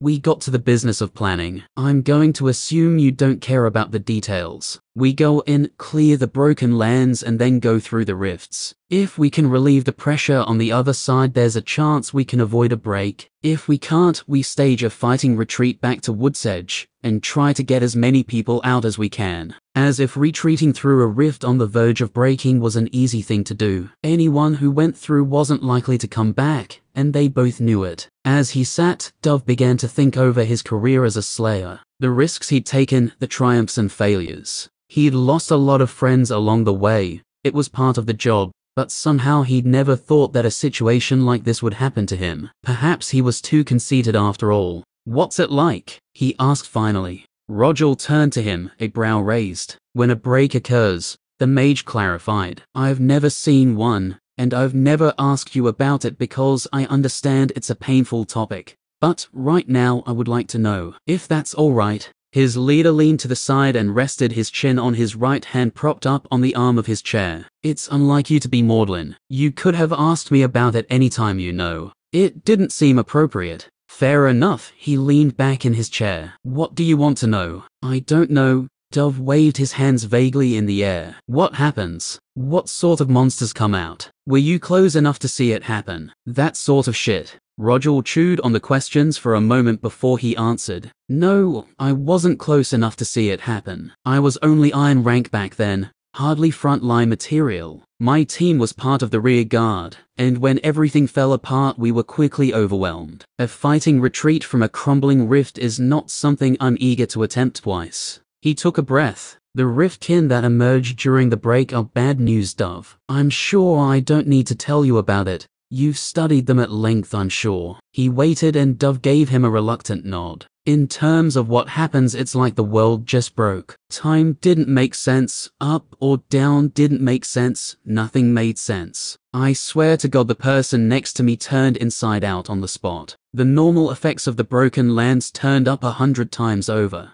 The roars of the riftkin blowing up your ears. You can barely see straight. The ground feels like it's melting beneath your feet. I've never experienced anything close to it since. It's terrifying. How did you get out? Dove asked him quietly. Roger barked a harsh laugh. Luck. And gold ranks. We were close enough to the capital that they were able to arrive fairly quickly and throw back the worst of it. My team was dead by that point. A day later the Steelums arrived and rolled the whole thing up inside a week. I heard. The warrior shook his head. I saw him do it. Magnan, I mean. Just for a little while I got to watch the Century Slayer fight. Some huge furred behemoth had rumbled towards us, knocking over the trees as it went. I swear by the goddess this monster was as tall as a building. 8 meters at least. There were 20 of us there to hold it off, and this guy just walks up to it and he trailed off. I didn't see his hands move, didn't see his blade at all. 1 minute the kin is standing in front of him, and the next it just falls to the side,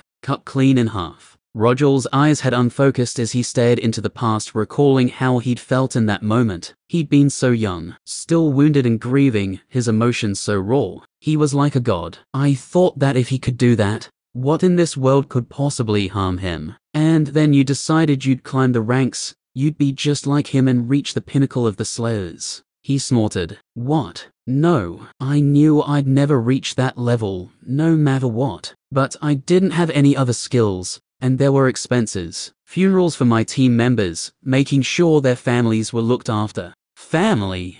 Huh. You know, it's times like this I wish I'd gotten married. Dove, you would be the world's worst husband. There can be no question of this. Ouch. And it's precisely because of times like this that I never married. Good point. Chapter 42. Mind awash with conflicting emotions, there was only one thing Tyron could do to distract himself, and he threw himself into it wholeheartedly. The thought that he might be responsible, even partially, for the potential disaster that was unfolding right in front of him was enough to drive him to absurd efforts. With his skeletal army in tow, he rampaged through the woods, fighting every riftkin he could find, and lost 2 minions before he woke up to himself. No matter how many of these lesser monsters he killed, it would have no impact on the Slayer's mission to stop the break. All he was doing was wasting his energy and getting his minions killed. Frustrated and cursing his own stupidity, Tyron grouped his forces, gathered the weapons from his fallen skeletons, and began to retreat back to his current hiding place. When his group moved more slowly and without looking for trouble, they didn't find many more riftkin on the way out. Tyron took the time to harvest them, checking for cores and pocketing a few before moving on. When they eventually returned to the abandoned cabin, Tyron had his skeletons put down the supplies Dove had provided and began to sort through the packs, organizing the food, water and various other niceties that the summoner had provided, including a change of underpants. How did he even guess the size? Tyron wondered aloud before deciding he'd rather not know. Sorting the contents of the packs wasn't enough to distract him for long, and once it was done, Tyron turned to the next task. He felt a need to keep himself occupied, to not let thoughts of the impending chaos enter his mind. He'd lost 2 minions, now he needed 2 more. Thankfully, he'd been constantly gathering remains over the last few days as he'd hunted, so he still had bones to draw from. He poured all of his focus into preparing and raising his latest 2 minions, even going so far as to rework and test several passages of the spell. He hadn't had much time to study the ritual he'd received from his anathema feat, but the inkling he'd received from the unseen was enough to give him ideas he could use for modifying Raised Dead. After 6 hours of painstaking work, his new minions were ready. The skeletons stood alongside the others, eyes burning with purple fire. Finally done with the preparations and rituals, Tyron collapsed onto his blankets, exhausted. It was late evening now, the sun falling low over the forest, as the ever-increasing numbers of riftkin swarmed through the woods. Damn it all, he growled to himself before he cast sleep, dragging his consciousness under. When he woke, he ate, drank water to refresh himself before he considered his options. It wasn't quite morning. The Slayers would be preparing their expedition at this very moment. Soon they'd emerge from the keep and advance directly onto the rifts. Tyron knew enough to understand that they'd likely succeed at clearing the broken lands. But once they entered the rift, fighting the monsters here in the forest was one thing. Going to Negrithen was another entirely. It would be a one-way trip and all of them knew it. Is there really nothing I can do to help? Tyron racked his brain to find a solution, even allowing himself to explore wild, dangerous possibilities. Could he allow an abyssal to cross over during Pierce the Veil? It would almost definitely kill him, and even if it didn't, he would have no control over the creature. It would be just as dangerous to the Slayers as the Riftkin, perhaps more so. If he was able to level up Anathema, he could learn another ritual, one that contacted a different group of his sponsors. Perhaps the Dark Ones or the Red Court would be able to help in some way. Or they'd try and invade his mind or kill him in some other brutal fashion. After his experience with the Abyss, Tyron didn't have a lot of trust left for the 3 entities responsible for his subclass. Outside of appealing to these barely understood powerful forces, He had no way of being able to prevent disaster from occurring. With 7 minions he could continue to hunt packs of small fry or low medium-sized kin, but anything more than that was well outside of his capabilities. In truth, he should leave. This place was already becoming too dangerous. The stronger monsters were becoming more common every day, and the odds of him encountering something he couldn't handle rose higher every day. Dove had told him to go. It was the right move. If the break did happen, this entire area would be flooded with riftkin. Woodsedge would be overrun in hours and the forest not far behind. Remaining here was out of the question, yet some part of him just refused to let it go. Despite the assurances Dove had given him, he couldn't help but feel responsible. The restrictions placed on slayers, his fault. The fact his parents weren't available to help, his fault. If he turned himself in, Magnan and Beery would immediately be free to come and help. When he thought of all the people who would be saved if he were to do so, his heart ached. It was the right thing to do, wasn't it? What right did he have to save himself when he could sacrifice himself to preserve others? Ultimately, isn't that what he'd wanted to do in the first place? He'd run away in order to fight Rivkin, save people and be admired, just as his parents were for defending others. If he turned himself in, wouldn't he achieve all of his goals? Tyron rolled the same thoughts around in his mind over and over, trying to think of an optimal solution, but no matter what he did, doubts plagued him. If he turned himself in, would his mother and father even make it in time to save the people here? Would he give his life for nothing? In which case, was it better for him to be selfish, run, and try to help in other ways when he'd grown stronger? The more he thought on it, the more tangled his thoughts became. Could he justify running away if there was even a chance that the people would be saved? There wasn't, surely. There couldn't be. And yet, deep inside himself, where the secret thoughts dwelt, the ones that were so rarely taken out and examined in the light, it was easy for a person to forget that they existed. He knew he couldn't do it. What did he yearn for? What was the real reason he'd run away and devoted himself to raising his necromancy class? He'd lived in the shadow of his parents all his life. Whenever someone looked at him, it was Magnan and Beery that they saw. Tyron refused to live like that, until he had risen as high as he could, until he had reached their level or surpassed it. He couldn't rest. That was his ambition. That was what drove him even now. If he surrendered to the marshals, allowed himself to be executed, there was a chance that the people would be saved. But he couldn't allow it. How could he die with all of his things that he wanted still out of reach? His back pressed against the wall of the cabin, Tyron curled his fingers as he stared down at the digits. Not so long ago they had been clean and soft, the only mark a callus he'd developed from holding a pen for too long. Now they were stained with dirt, the skin rough and cracked. A person could change a lot in a few weeks, his hands proved it. I'm such a selfish bastard. He hung his head and felt a storm of guilt boil in his gut. He wouldn't surrender. He couldn't. But he would do what he could to help. I've only got a few days until the expedition to the rift either succeeds or fails. Between now and then, what can I do? Every riftkin I kill will be one that doesn't have to be fought later if a break occurs. If the slayers fail, then they'll try to fall back to the keep,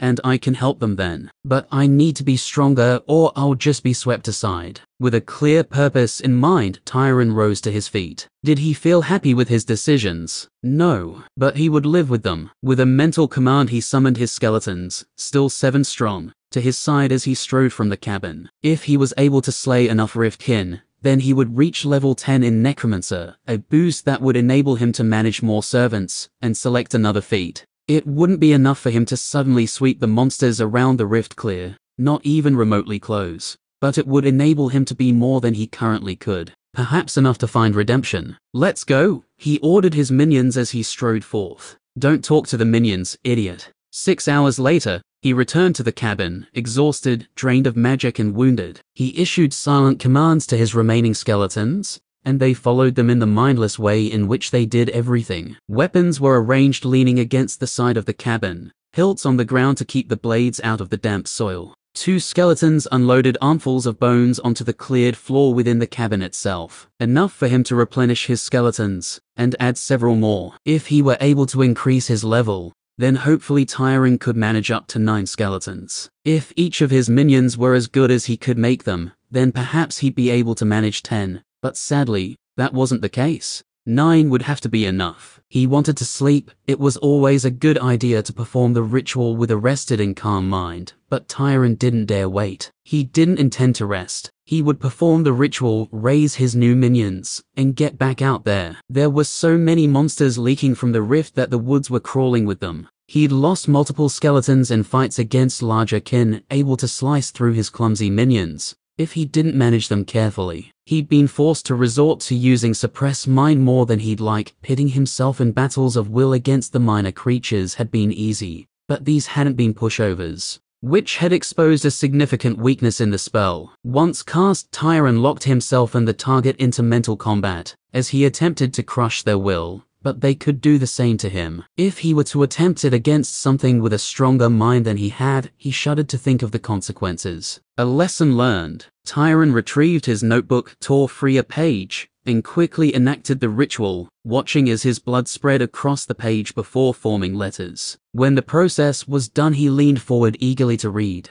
Events. Your attempts at sneak have increased proficiency. Dismembering remains has increased your proficiency. Your sad attempts to prepare food have increased your proficiency. Use of the magic bolt spell against a living creature has increased your proficiency. Your creation of new undead has increased proficiency. Raise dead has reached level 4. Dominating the minds of those weaker has increased your proficiency. Use of the bone stitching technique has increased your proficiency. Bone stitching has reached level 4. Your use and study of death magic has increased your proficiency. Death magic has reached level 3. You have raised minions and they have fought on your behalf. Necromancer has reached level 10. You have received +2 intelligence, +1 wisdom, +1 constitution and +1 manipulation. At this level you may choose a feat. Your patrons revel in your selfish decision to preserve yourself at the expense of others. The court desire that you make contact. Anathema has reached level 6. You have received +2 intelligence, +2 willpower, +2 constitution. At this level you may choose a class ability. Name, Tyron Steelum. Age, 18. Race, human, level 11. Class, Necromancer, level 10. Subclasses, Anathema, level 6. None. None locked. Racial feats, level 5. Steady hand, level 10. Night Owl. Attributes, Strength, 12. Dexterity, 11. Constitution, 34. Intelligence, 47. Wisdom, 24. Willpower, 32. Charisma, 13. Manipulation, 19. Poise, 13. General skills. Arithmetic, level 5 right parenthesis max. Handwriting, level 4. Concentration, level 5 right parenthesis max. Cooking, level 1. Sling, level 3. Swordsmanship, level 1. Sneak, level 3. Butchery, level 3. Skill selections available. 1. Necromancer skills. Corpse appraisal, level 3. Corpse preparation, level 3. Death magic, level 3. General spells. Globe of light, level 5 right parenthesis max. Sleep, level 4. Magic bolt, level 4. Necromancer spells. Raise dead, level 3. Bone stitching, level 4. Commune with spirits, level 1. Shivering curse, level 1. Anathema spells. Pierce the veil, level 4. Suppress mind, level 3. Repository, level 1. Mysteries. Spell shaping. Int, +3. Wis, +3. Necromancer, level 10. Choose an additional spell. Shorten Raise Dead, a modified version of Raise Dead that is quicker to cast. Bewildering Curse, disorient and confuse those affected. Death Blades temporarily grant your minions death magic attuned weapons. Flesh Mending, repair dead flesh. Please choose an additional skill. Flesh Crafting, mold flesh as clay.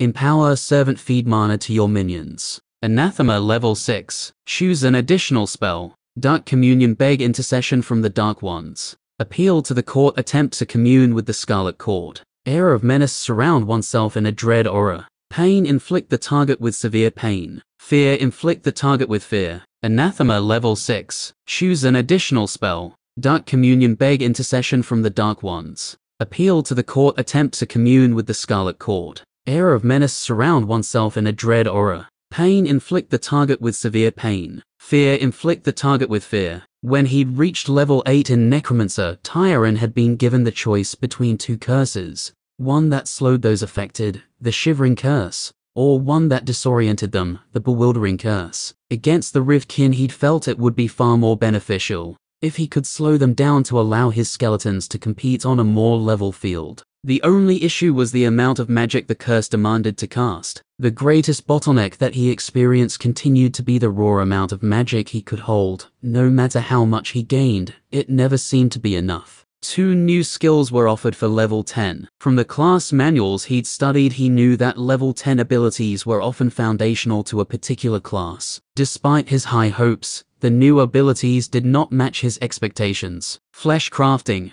a skill that no doubt related to the creation of zombies. From context, he could imagine it would allow him to sculpt the unliving flesh of his creations to create larger or more threatening zombies. Despite the possibilities, he had no intention of straying from his earlier decision to concentrate on skeletons. This option was out. The second, a faster cast for Raised Dead, was interesting, but not game-changing. For one, he could possibly arrive at such a ritual himself given enough time and experimentation. He'd already modified the original version of the spell significantly, and that was without any help. In addition, although it would be convenient to create minions faster, currently the bulk of the time creating his servants wasn't in the ritual itself. That only took an hour. Perhaps if he chose this spell and mastered it, he would be able to complete the spell in minutes. But that didn't interest him. He would happily take the extra time to create a superior servant. He selected Death Blades for his ability, and placed a mark next to it with his thumb. Now for the feats.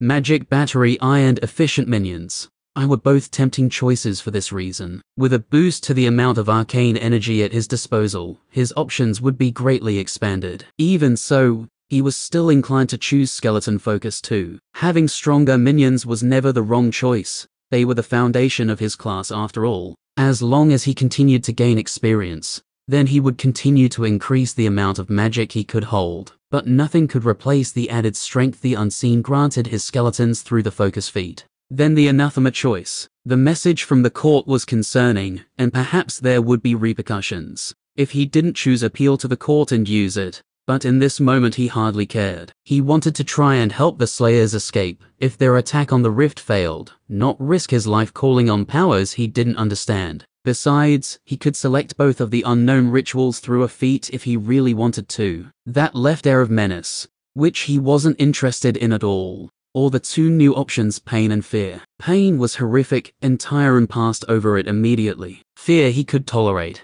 With little time to consider everything as well as he should, Tyron marked Skeleton Focus 2 and Fear before he ended the ritual. Immediately the changes took place, and he endured it silently until the process was finished, then rose and moved straight to the remains his skeletons had carried back. He had work to do. Chapter 43. It took long hours of work for Tyron to prepare his minions. Not nearly as long as he would have liked. He could almost imagine what it would be like for a new necromancer trying to learn in an environment in which they weren't persecuted. Taking the time to practice each technique, not having to rush each step. He could happily spend a week just testing different methods for infusing magic into the bones, or stitching a skeleton, and then dissolving the threads in order to try it again. What would he give for that sort of relaxed pace, where he could research and take his time puzzling out each and every step of the process, pushing his spells and skills to 10, before he even approached level 20 in his class. Perhaps even taking the time to pick up a subclass that suited him, blending the 2 together to create something greater than the sum of its parts. If all had gone according to the plans he'd envisioned before the awakening, he'd be doing that right now. Holed up in a wizard academy, practicing magic and preparing his path through to level 80. Where he'd join the elite of the elite, like Magnan and Beery. He had none of that. Instead, he did the best he could, intricately weaving the bones together, forming the sinews and joints necessary for the creature to move using threads of pure magic. His understanding of the technique had improved yet again, an achievement acknowledged by the Unseen, and he felt that gain as he worked. When he remembered how difficult it had been when he wove his first skeleton, the number of times he'd fumbled and had to redo his work. Thinking back, it was almost a miracle the final creation had been able to move at all. The joints had been sloppy, the threads not aligned correctly, the musculature misshapen at best, and just plain wrong at worst. Compare that to now. He could competently weave together a complete skeleton without having to stop once. He methodically moved from bone to bone, joint to joint, starting with the left leg, then the right, pulling together the ankles, toes and knees.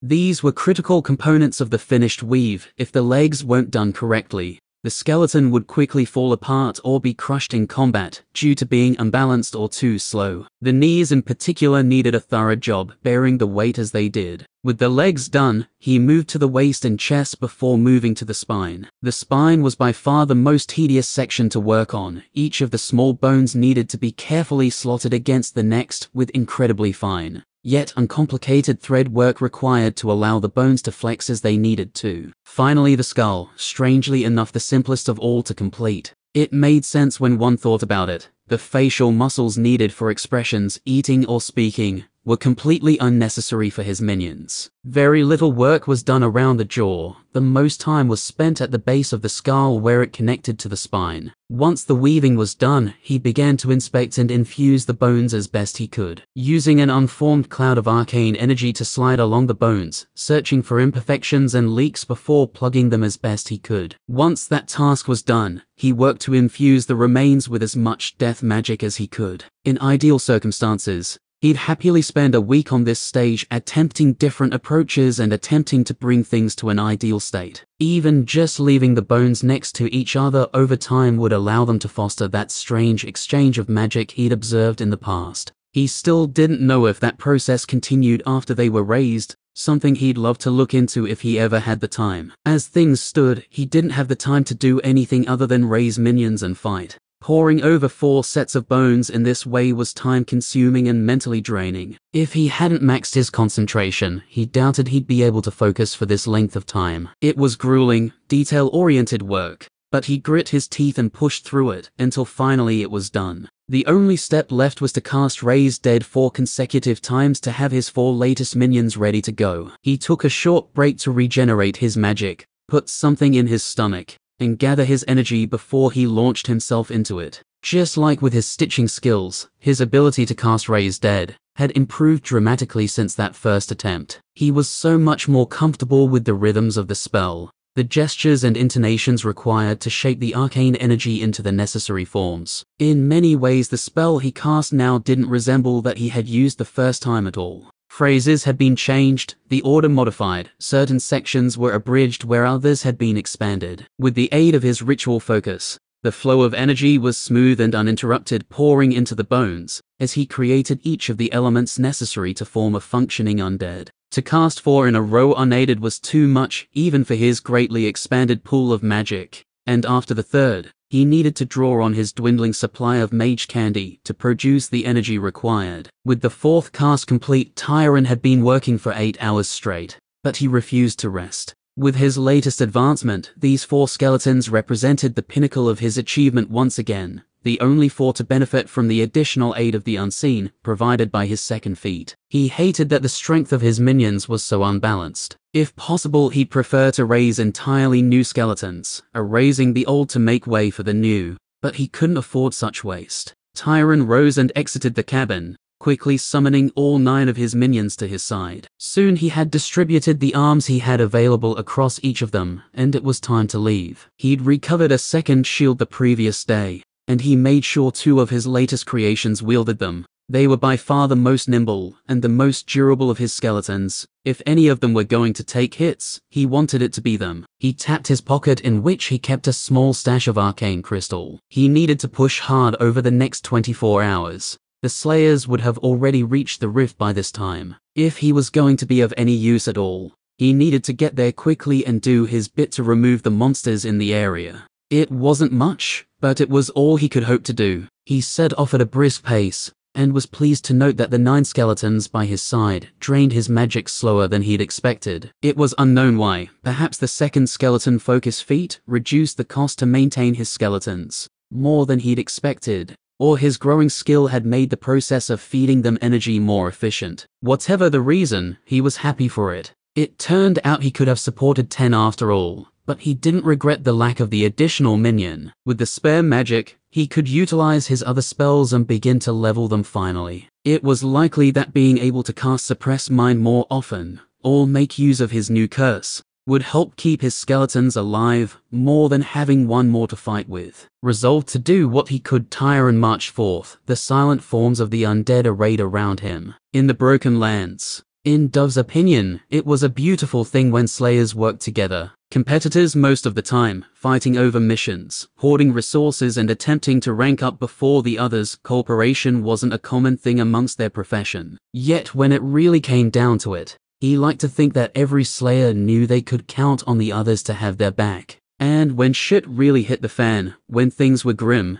they would pull together and beat the ever-living fuck out of whatever they needed to or die trying. It was almost enough to make him feel sentimental. Dove, would you stop pissing about and get your bony backside in the fight? Monica growled at him, all trace of her usual decorum abandoned. Monica, he gasped. To think I would hear such appalling language from you, when others are around to hear what you say. She grunted and hurled another ball of fire toward the front line. I'll be dead by the end of the day, reputation hardly matters now. Tut tut, can't have that defeatist talk here. We'll succeed. Victory is practically guaranteed. I can sense it in my left nut. A mixture of confusion and revulsion passed over his friend's face as she processed his words. Why the left? She finally asked. Dove grinned and held up a finger. Why? The left can't see the future, of course, whilst the right can peer into the past. And your dick can split the present. We get it. Now throw some spells or I'll burn you to a crisp like I should have done the day I met you.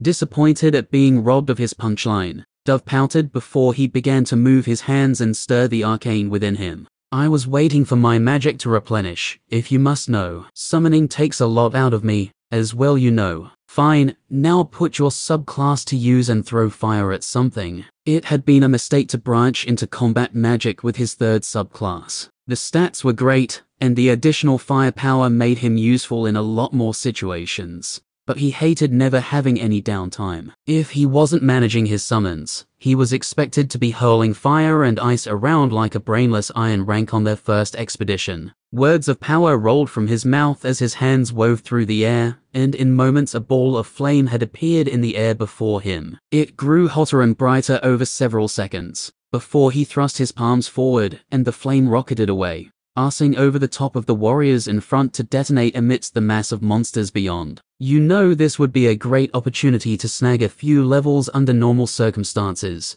he called across to Monica. My lack of aim isn't particularly relevant in these conditions. Shut the fuck up and cast, she hollered back. The noise from the battle rose and fell as spells and skills were unleashed with devastating effect. Light flashed, creatures roared and hissed, and battle cries rang out again and again as the massed slayers pushed forward into the Broken Lands. The noise drew the riftkin like a flame drew moths, and they poured out of the woods to descend on the humans, hissing and shrieking with rage. Cold-eyed slayers braced their shields, readied their weapons and slashed out, cutting down swathes of the creatures, but suffering wounds in turn. In the center of the line and the thickest fighting stood the silver-ranked slayers, those above level 40 in their main class, who stood toe-to-toe with the largest and most vicious foes. The creatures of Nagrithan were twisted insectoid monsters of chitin and warped flesh, and now Dove saw beasts he'd never encountered, not even on the other side of the rift. Hulking bruisers the size of a house with shells as thick as a man roared and thrashed amidst the masses of smaller creatures. They could only be felled when multiple slayers pushed forward to surround them, avoiding their deadly blades and razor-pointed teeth to carve away at the thick armor piece by piece, before finally inflicting fatal damage.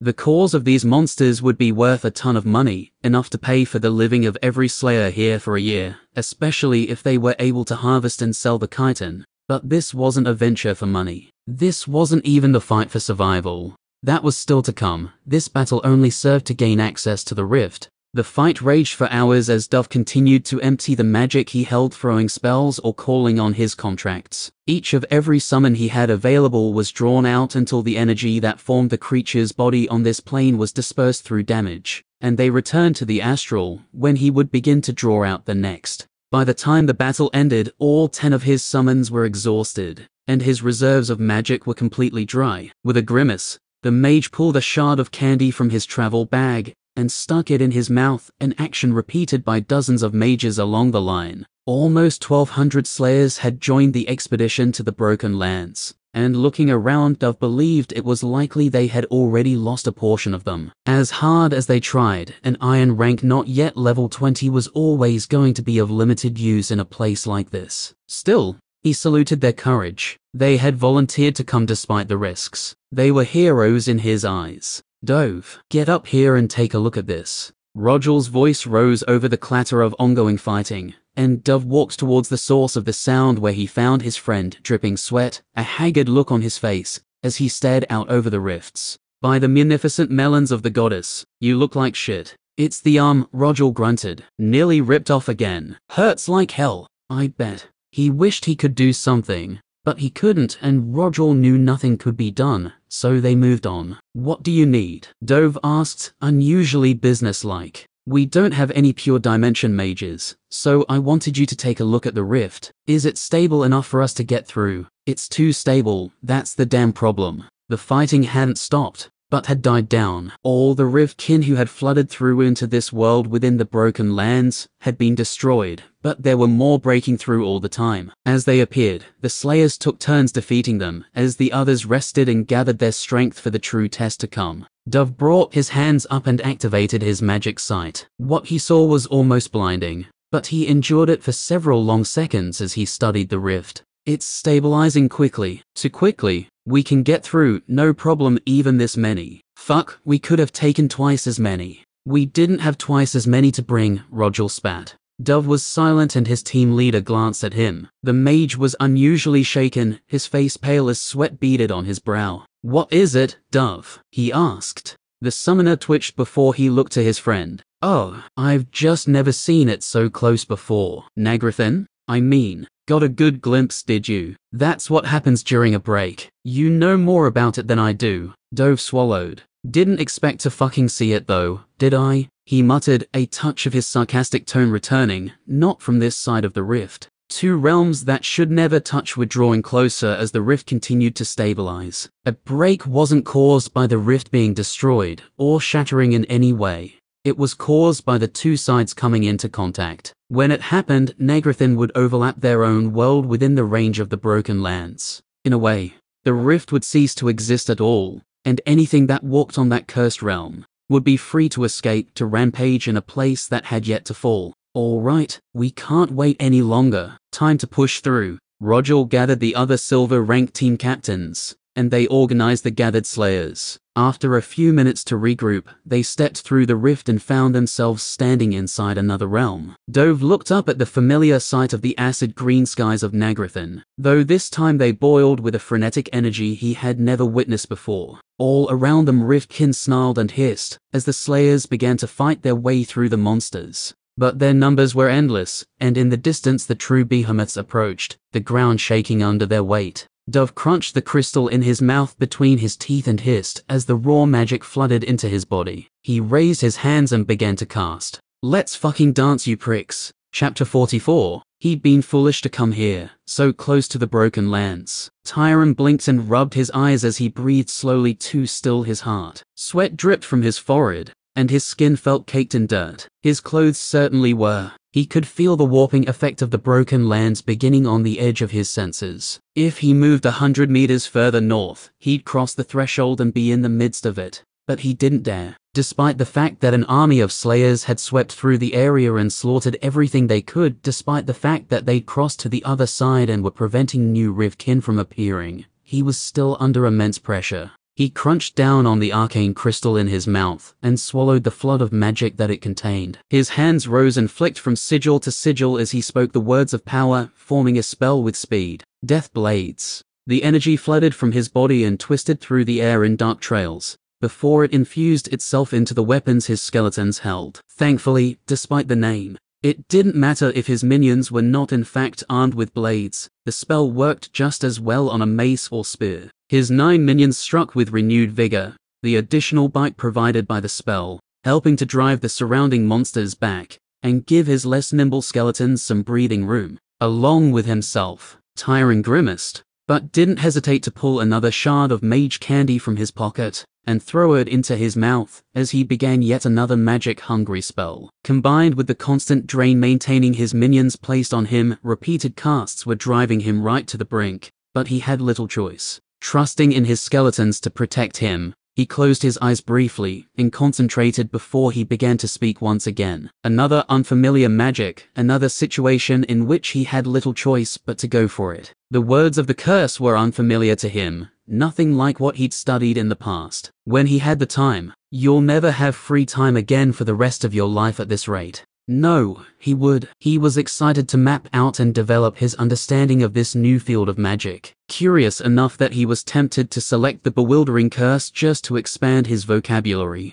His hand swept through the air, and at the critical moment he crunched down on the crystal again as a flood of power rushed out of him, forming a dark, glittering miasma that hugged the ground around him. Black mist littered with flakes of ice expanded in a circle around him, passing around the ankles of his skeletons without effect, but clinging to the riftkin it touched. As he watched the curse take effect, the mist appeared to seep into every monster it touched, visibly slowing them, which further helped to decrease the gap between the kin and his minions. No longer outclassed in speed, and able to cut through the chitin exteriors of their foes, the skeletons began to make progress defeating the press of monsters around them. Exhausted, his throat hoarse, Tyron once again rubbed his eyes as he surveyed the skirmish around him. Information constantly flowed into his mind from his minions, but he left them to fight without his direction, as fatigued as he was trying to direct them would likely make them perform worse. Was there anything more he could do to help? He kept his eyes open as the melee continued to swirl around him, looking for a chance to hurl a magic bolt or apply suppress mind. He felt nausea rising. The sickly feeling of magic poisoning began to leach through his body, and he decided to refrain. Unless one of his skeletons needed him to intervene in order to save it, then he wouldn't push. He needed to conserve his energy as much as possible. As he watched his skeletons fight, cutting down smaller riftkin and grouping up to tackle the larger ones, Tyron once again confronted the thought that it was a mistake for him to come here. There were too many riftkin, and they were too strong for his minions to deal with. If he hadn't chewed on the last of his mage candy and used his new spells, he may well have died here, unable to escape after his skeletons had fallen. As it was, they were winning the fight, but not without some cost. His minions were sustaining damage which he had no means to repair. He wanted to stay and help the Slayers retreat, but if he had to keep fighting much longer, he would lose all his servants and exhaust his magic completely. At that point, the Slayers would need to rescue him, which they were unlikely to do during a fighting retreat.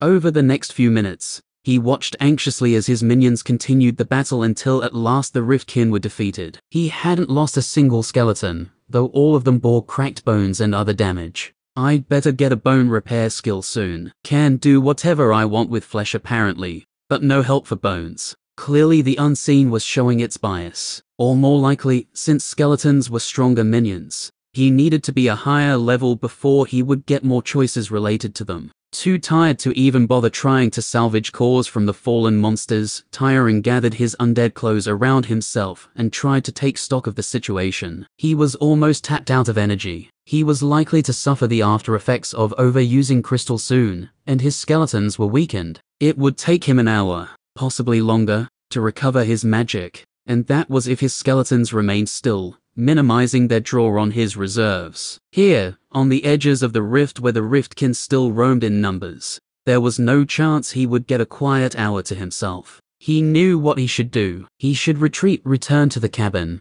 pack his things and do what Dove had told him. If he started now, there was a chance he could stay ahead of the danger. Southwest, he could hug the mountains and take refuge in the rural communities there. From what he knew, those were hardy, frontier folk, largely independent from the machinations of the province. With a little luck, they may not have heard about a rogue necromancer at all. When the riftkin swept through, they would torch thousands of square kilometers of land, but likely wouldn't climb into the foothills. They'd follow the land to the east into the soft underbelly where the farming communities of the province plied their trade. There were a dozen foxbridges and hundreds of smaller villages between Woodsedge and the capital, Kenmore. Bile churned in his gut. Despite his best efforts, Tyron had failed to purge the guilt that had plagued him since his conversation with Dove. The summoner told him that none of this was his fault, that he should run and hide until everything blew over. But could he really do that? Was he capable of turning his back on this unfolding tragedy, walking away and leaving people to their fate? No matter how he tried, he couldn't shake the accusation he leveled at himself, that none of this would be happening without his involvement. If he hadn't taken the actions that he had, if he hadn't refused to turn himself in, all of those people, tens of thousands of them, would be safe. The more he thought on it, the more twisted and confused his feelings became. His desire to do the right thing warred with his urge for self-preservation. Complicating things further, he had no real clue as to what the right thing might be. He was caught in a bind, where he desperately wished he could do something to help, but was incapable of accepting that he was too powerless to do so. The result left him frozen in place, wanting to step forward, despite knowing he had to turn back. As he stood frozen with indecision, his eyes locked on the twisting, rolling sky over the broken lands, his decision was made for him. A deep groan rumbled outwards from the rift, growing in volume until it felt as if the air around him had begun to vibrate. Shocked out of his thoughts, Tyron looked up to see something he had never imagined. Another world was descending.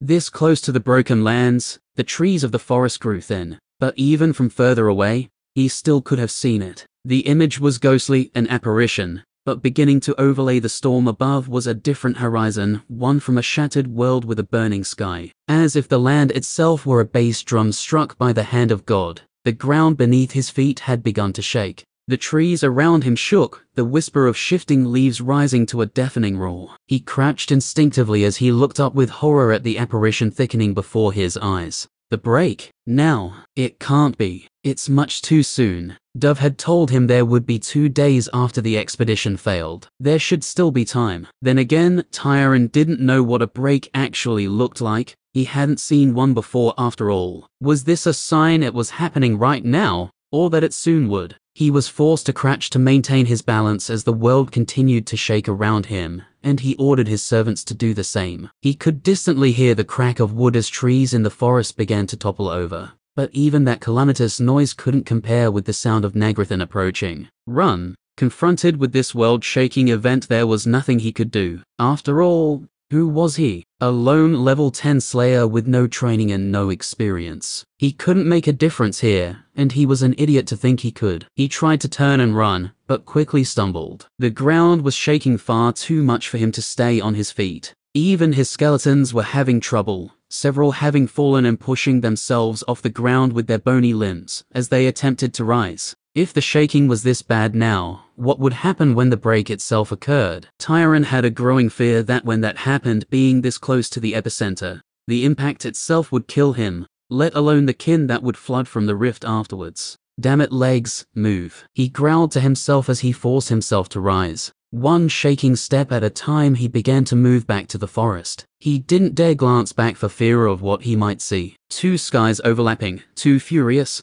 unnatural storms occurring at once was a dizzying and terrifying sight. If it got any worse, he might just freeze in place. He might not get far, but he had to get any distance that he could. I'm such an idiot. Why am I even here? He admonished himself. There was nothing to gain from regret. He would make his way back to the cabin, gather his few supplies and escape. He would survive. He refused to fall here and now. An ear-splitting crack exploded from behind, along with a blinding flash of light that illuminated the trees all around despite the boiling clouds overhead. Tyron flinched as stabbing pain penetrated his ears, but he grit his teeth and kept walking without looking back, desperately trying to keep his feet. Then he heard a roar, dimly, but it caused him to stop in his tracks. Was that a human? He halted his steps, stumbling as the ground continued to shift beneath him, and waited. There, it came again, and that ringing sound, the clash of weapons. Softly, but growing louder each moment, detonations, war cries, weapons colliding. The slayers had returned. Wide-eyed Tyron turned. He couldn't see anything at first,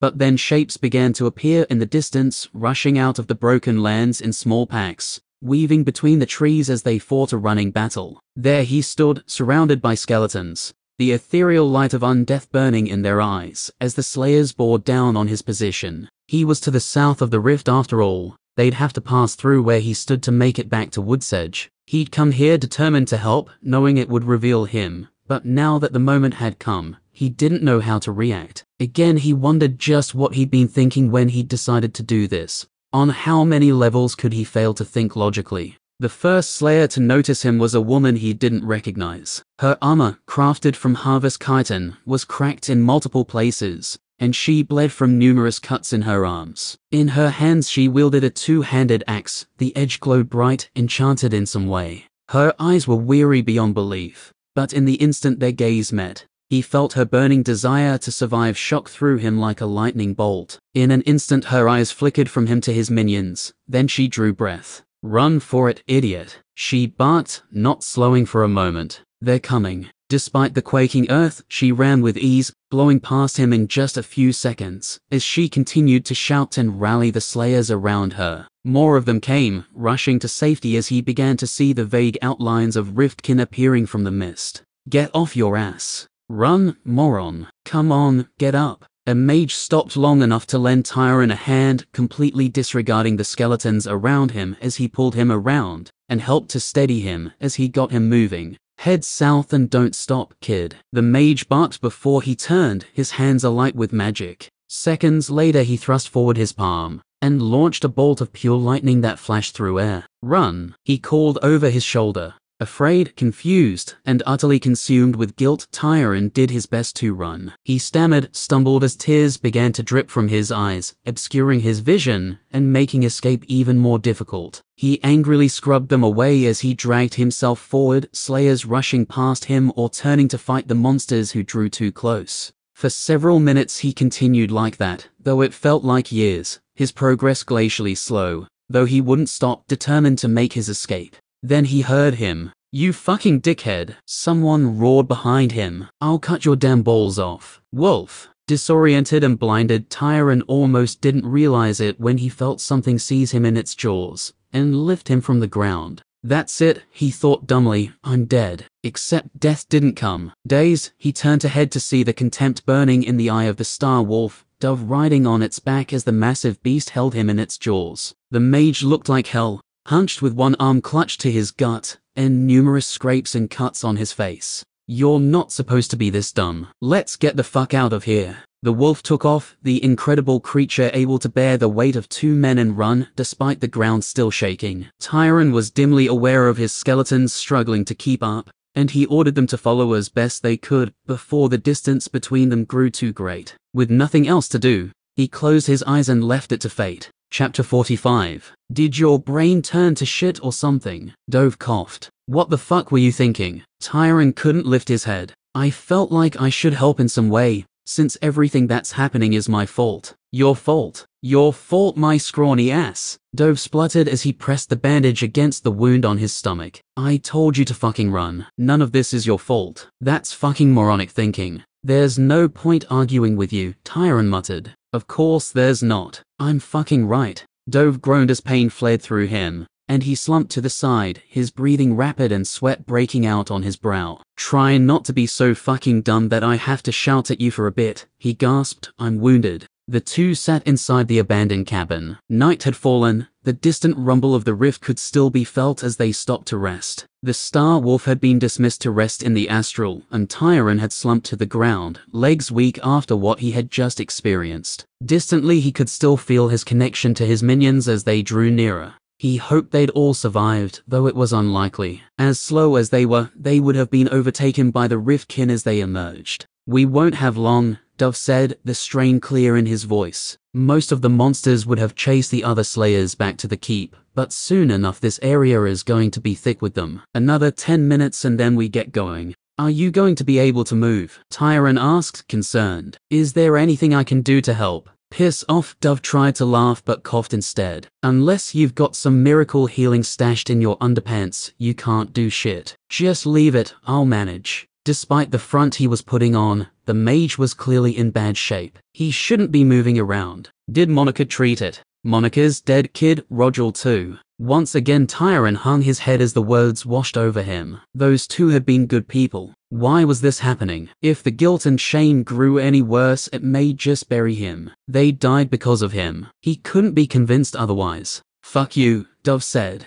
Tyron spluttered out a laugh as he rubbed at his eyes. What was that for? He asked. I can practically smell the guilt on you. Those two, Monaco and Rogel, were fucking slayers to the bone. Almost made it to gold rank. You know how few of us survive that long. How many make it that far? They were prepared to die from the day they signed up at the keep and got branded. It's not your fault. And didn't I tell you to stop being fucking stupid? The summoner launched into an extended bout of coughing as he recovered from his outburst as Tyron tried to master himself. Too much was happening at once, and he was struggling to find his equilibrium. He wasn't this irrational or emotional normally, but then again, how often had he been put in this situation? Trying to make himself useful, he left Dove to catch his breath and began to pack his supplies as best he could. As he did so, he felt the connection with his skeletons growing stronger, strong enough that he could determine how many had returned. He grimaced. Only 4. His glorious army of 9 had been reduced to less than half by his indecisiveness and stupidity. He had enough remains here in the cabin to raise 1, perhaps 2 more, but he didn't have the time.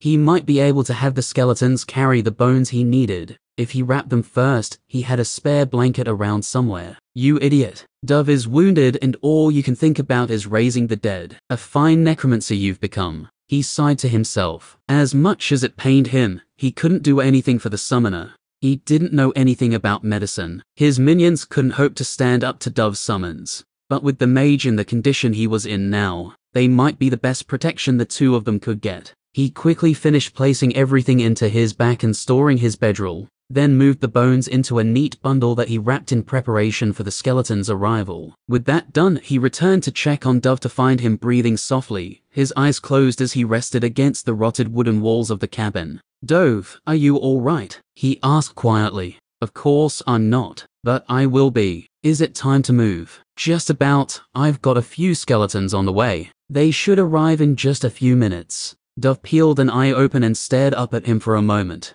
You look like shit, kid, and coming from me that means something. What happened? Too much crystal. Dove closed his eye and shook his head slightly from side to side. You shit, brother. That's harsh. No, it isn't. They sat in silence for a moment as Dove continued to focus on breathing, his hand pressing a crude bandage into the wound on his belly. Tyron hadn't seen it, but the dried blood that soaked the rag wasn't a good sign. All right. We need to work out where we're headed, the summoner coughed. If we headed back to town, they'd probably let you in, but there'll be kin all over that place right now. With just the two of us, the chances of us even making it there are low. Our best bet is to head south and try and get what we need from any small communities we find on the way. Thankfully, we've still got time until the break, but not much. Wait, Tyron said, wasn't that the break? Hasn't it happened already? Dove let out a wet chuckle before he leaned over and spat a wad of blood onto the dirt floor. Fuck no. The realms are drawing close,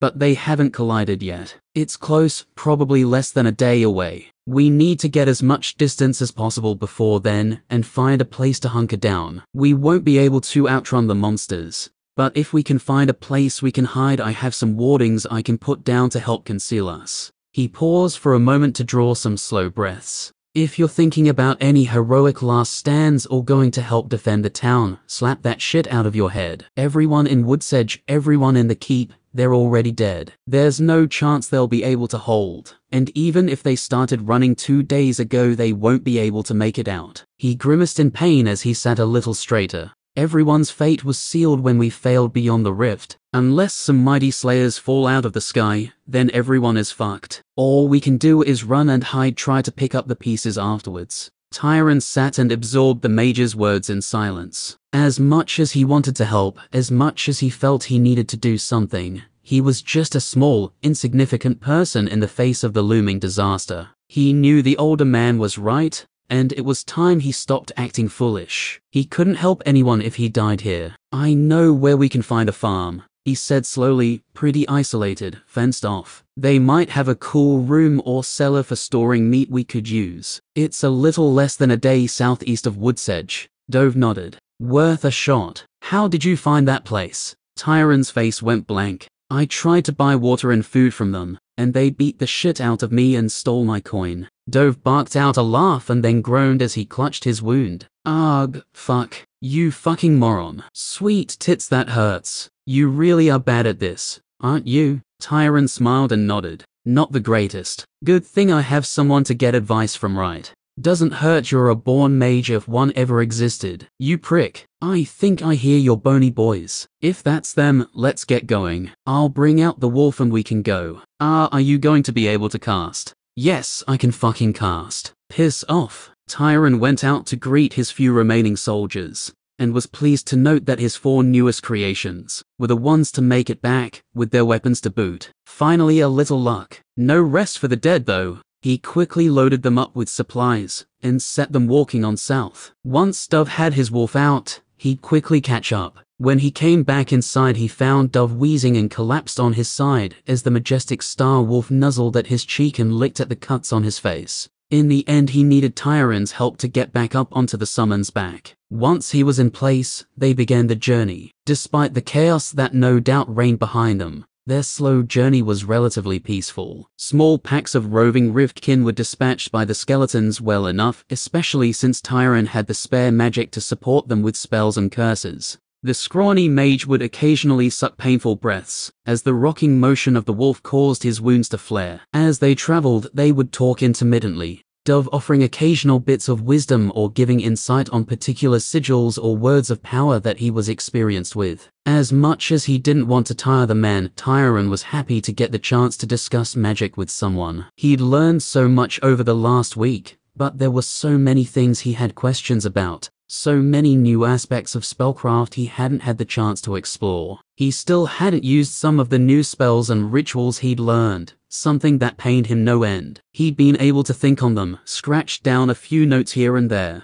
but there wasn't time for proper investigation. He was especially eager to attempt to speak with the dead. Magic of that sort was a whole new league, talking with spirits from beyond the grave. Dove was less impressed. Speak with the dead, he wheezed. What the fuck for? They're dead. I think it's likely to lead to the ability to recruit ghosts or spirits as minions, Tyron theorized. The summoner grunted. From what I understand, necromancers don't tend to do much recruiting. But I take your meaning. Spirits are bad news. They often hold onto some knowledge and the personality of the deceased. You've seen some. Tyron was surprised. Couple of times. If you die in a place with enough death magic, all sorts of bad shit can happen. Apparently there's a rift in the northern province that leads to a world full of the stuff, can't remember the name. All sorts of ghastly fuckers come pouring out of there, including half the slayers that go in and die. Like this they continued on their way, but Tyron grew increasingly worried about the wounded mage. His face was pale,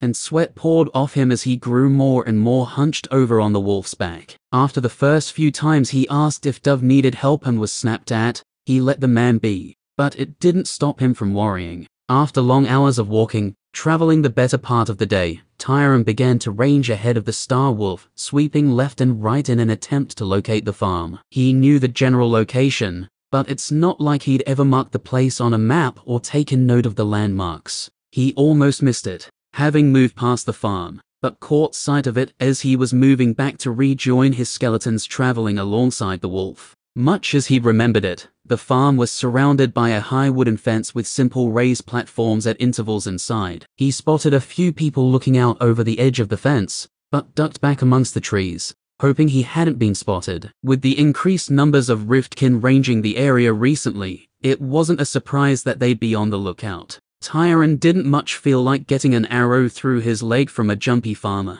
When he reported back to Dove, a little life came back into his face as he straightened a little. Found it? Good. Let's go say hello. I'm surprised anyone is still here. Wouldn't they have been warned to leave already? Dove just shook his head. No warnings. Don't want to scare the populace now, do we? Fucking magisters. Monsters, every one of them. The summoner was beginning to slur his words, a feverish light blooming in his eyes over the past few hours. He wasn't well, his wound was likely infected, but he wouldn't let Tyron anywhere near him. The two approached the gate, a familiar sight to the young necromancer, but this time he didn't bother hiding his skeletons. They could hear the farmers calling and gathering at the gate as they approached until an older man, face lined with distrust, climbed up to speak to them over the fence. What do you want? He asked. Not going to bother with niceties. These people are on edge. Tyron looked to Dove, and the summoner gave him a weary nod before he replied. I'm a slayer, I'm injured. In less than a day, Maybe just a few hours. There's going to be a break. We need to take refuge. At the mention of a break, the farmer's eyes widened, and a hint of fear could be heard in his voice. A break? We haven't heard anything about a break. Just more kin than usual is all. Dove wobbled on the back of the wolf, and Tyron rushed to his side to help him balance. Please. This man is injured badly. He needs help. I'm fine as balls. The Slayers have already battled at the rift and lost. We can help protect you when the monsters come, but you have to let us inside. The farmer's eyes flicked over the two of them, and over the 4 skeletons standing behind before resting on the star wolf for a moment. The giant astral spirit stood as still as it could to not unseat its master, looking back over its shoulder with concern for the mage it had agreed to serve. Well, that might be true, or it might not. We can't just take your word for it. Tyron gaped up at the man as he leaned over to speak to someone inside. You can't be serious, he spluttered. You really think this man isn't a slayer, or isn't wounded? Use the eyes in your head, and why would we lie to you? As he finished speaking to someone inside the gate, the farmer stood up straight and looked down on them once more. I wouldn't rightly know. Maybe you're trying to steal from us,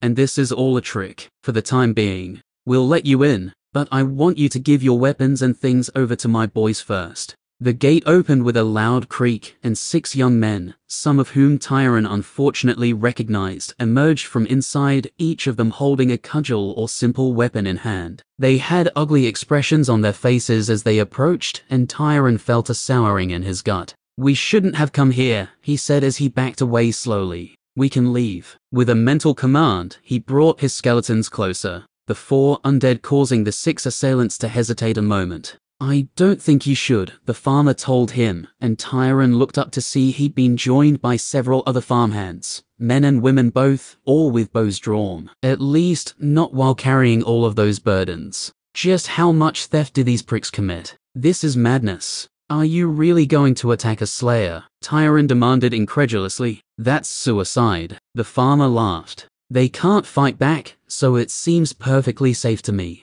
Dove fell forward, barely catching himself on the wolf's back as he stretched his neck and whispered a few words into the wolf's ear. Then he clutched his wound and rolled from its back, landing on the ground with a thud. Tyron knelt by his side, trying to help, but the summoner weakly pushed him away. Give me some space, kid, he whispered. This is going to suck. The wolf growled then, its teeth bare as it began to pad toward the approaching farmhands. Before Tyron understood what was happening, before he could react in any way, the wolf dashed forward, its jaws snapping down, and the screaming began. Who was louder, the farmers or Dove? Tyron would never be able to say. The stench of blood was thick in the air when it was over. Numb to it all, Tyron tried not to look at the mangled bodies that lay everywhere inside the compound. He especially didn't notice the younger ones. Instead, he focused on Dove. The Slayer had reacted the moment his wolf had attacked, screaming in pain and writhing on the ground, until he'd passed out completely close to the end. When the wolf had padded back out,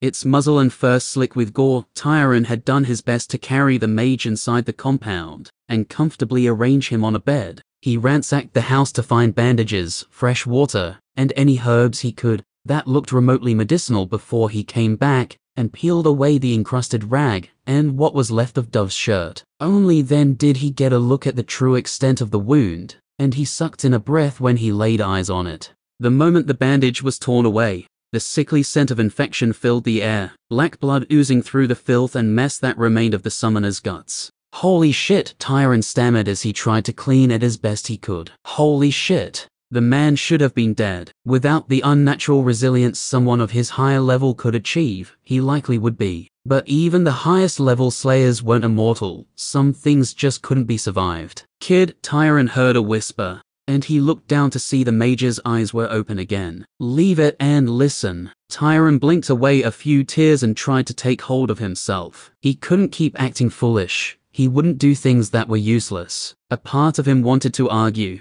to keep trying to treat the wound, to convince Dove to keep fighting. But he knew it wouldn't help. Instead, he leaned down close so he could hear him speak. Dove coughed and spat another wad of blood onto the pillow beside him. Fuck, that hurts. Not as bad as the brand though. Holy shit, that was bad. He drew a few slow breaths. Once I'm dead you should look for a cellar. The wards are in my pack. You'll figure it out, you gifted fucker. Just remember, who's to blame? Not you, Magisters. Always those pricks wouldn't let your folks come and help, rather let everyone die than admit they fucked up. He fell silent as he gathered his strength again. Stay hidden, he whispered. Grow strong, then fuck some shit up, as long as you take a few of them down with you. Then it was all worth it. Tyron nodded as his eyes blurred. Your special kid reborn god of fucking magic. I'm telling you, fucking big balls. The mage's voice faded as he slipped out of consciousness, but Tyron remained kneeling by the bedside for another hour,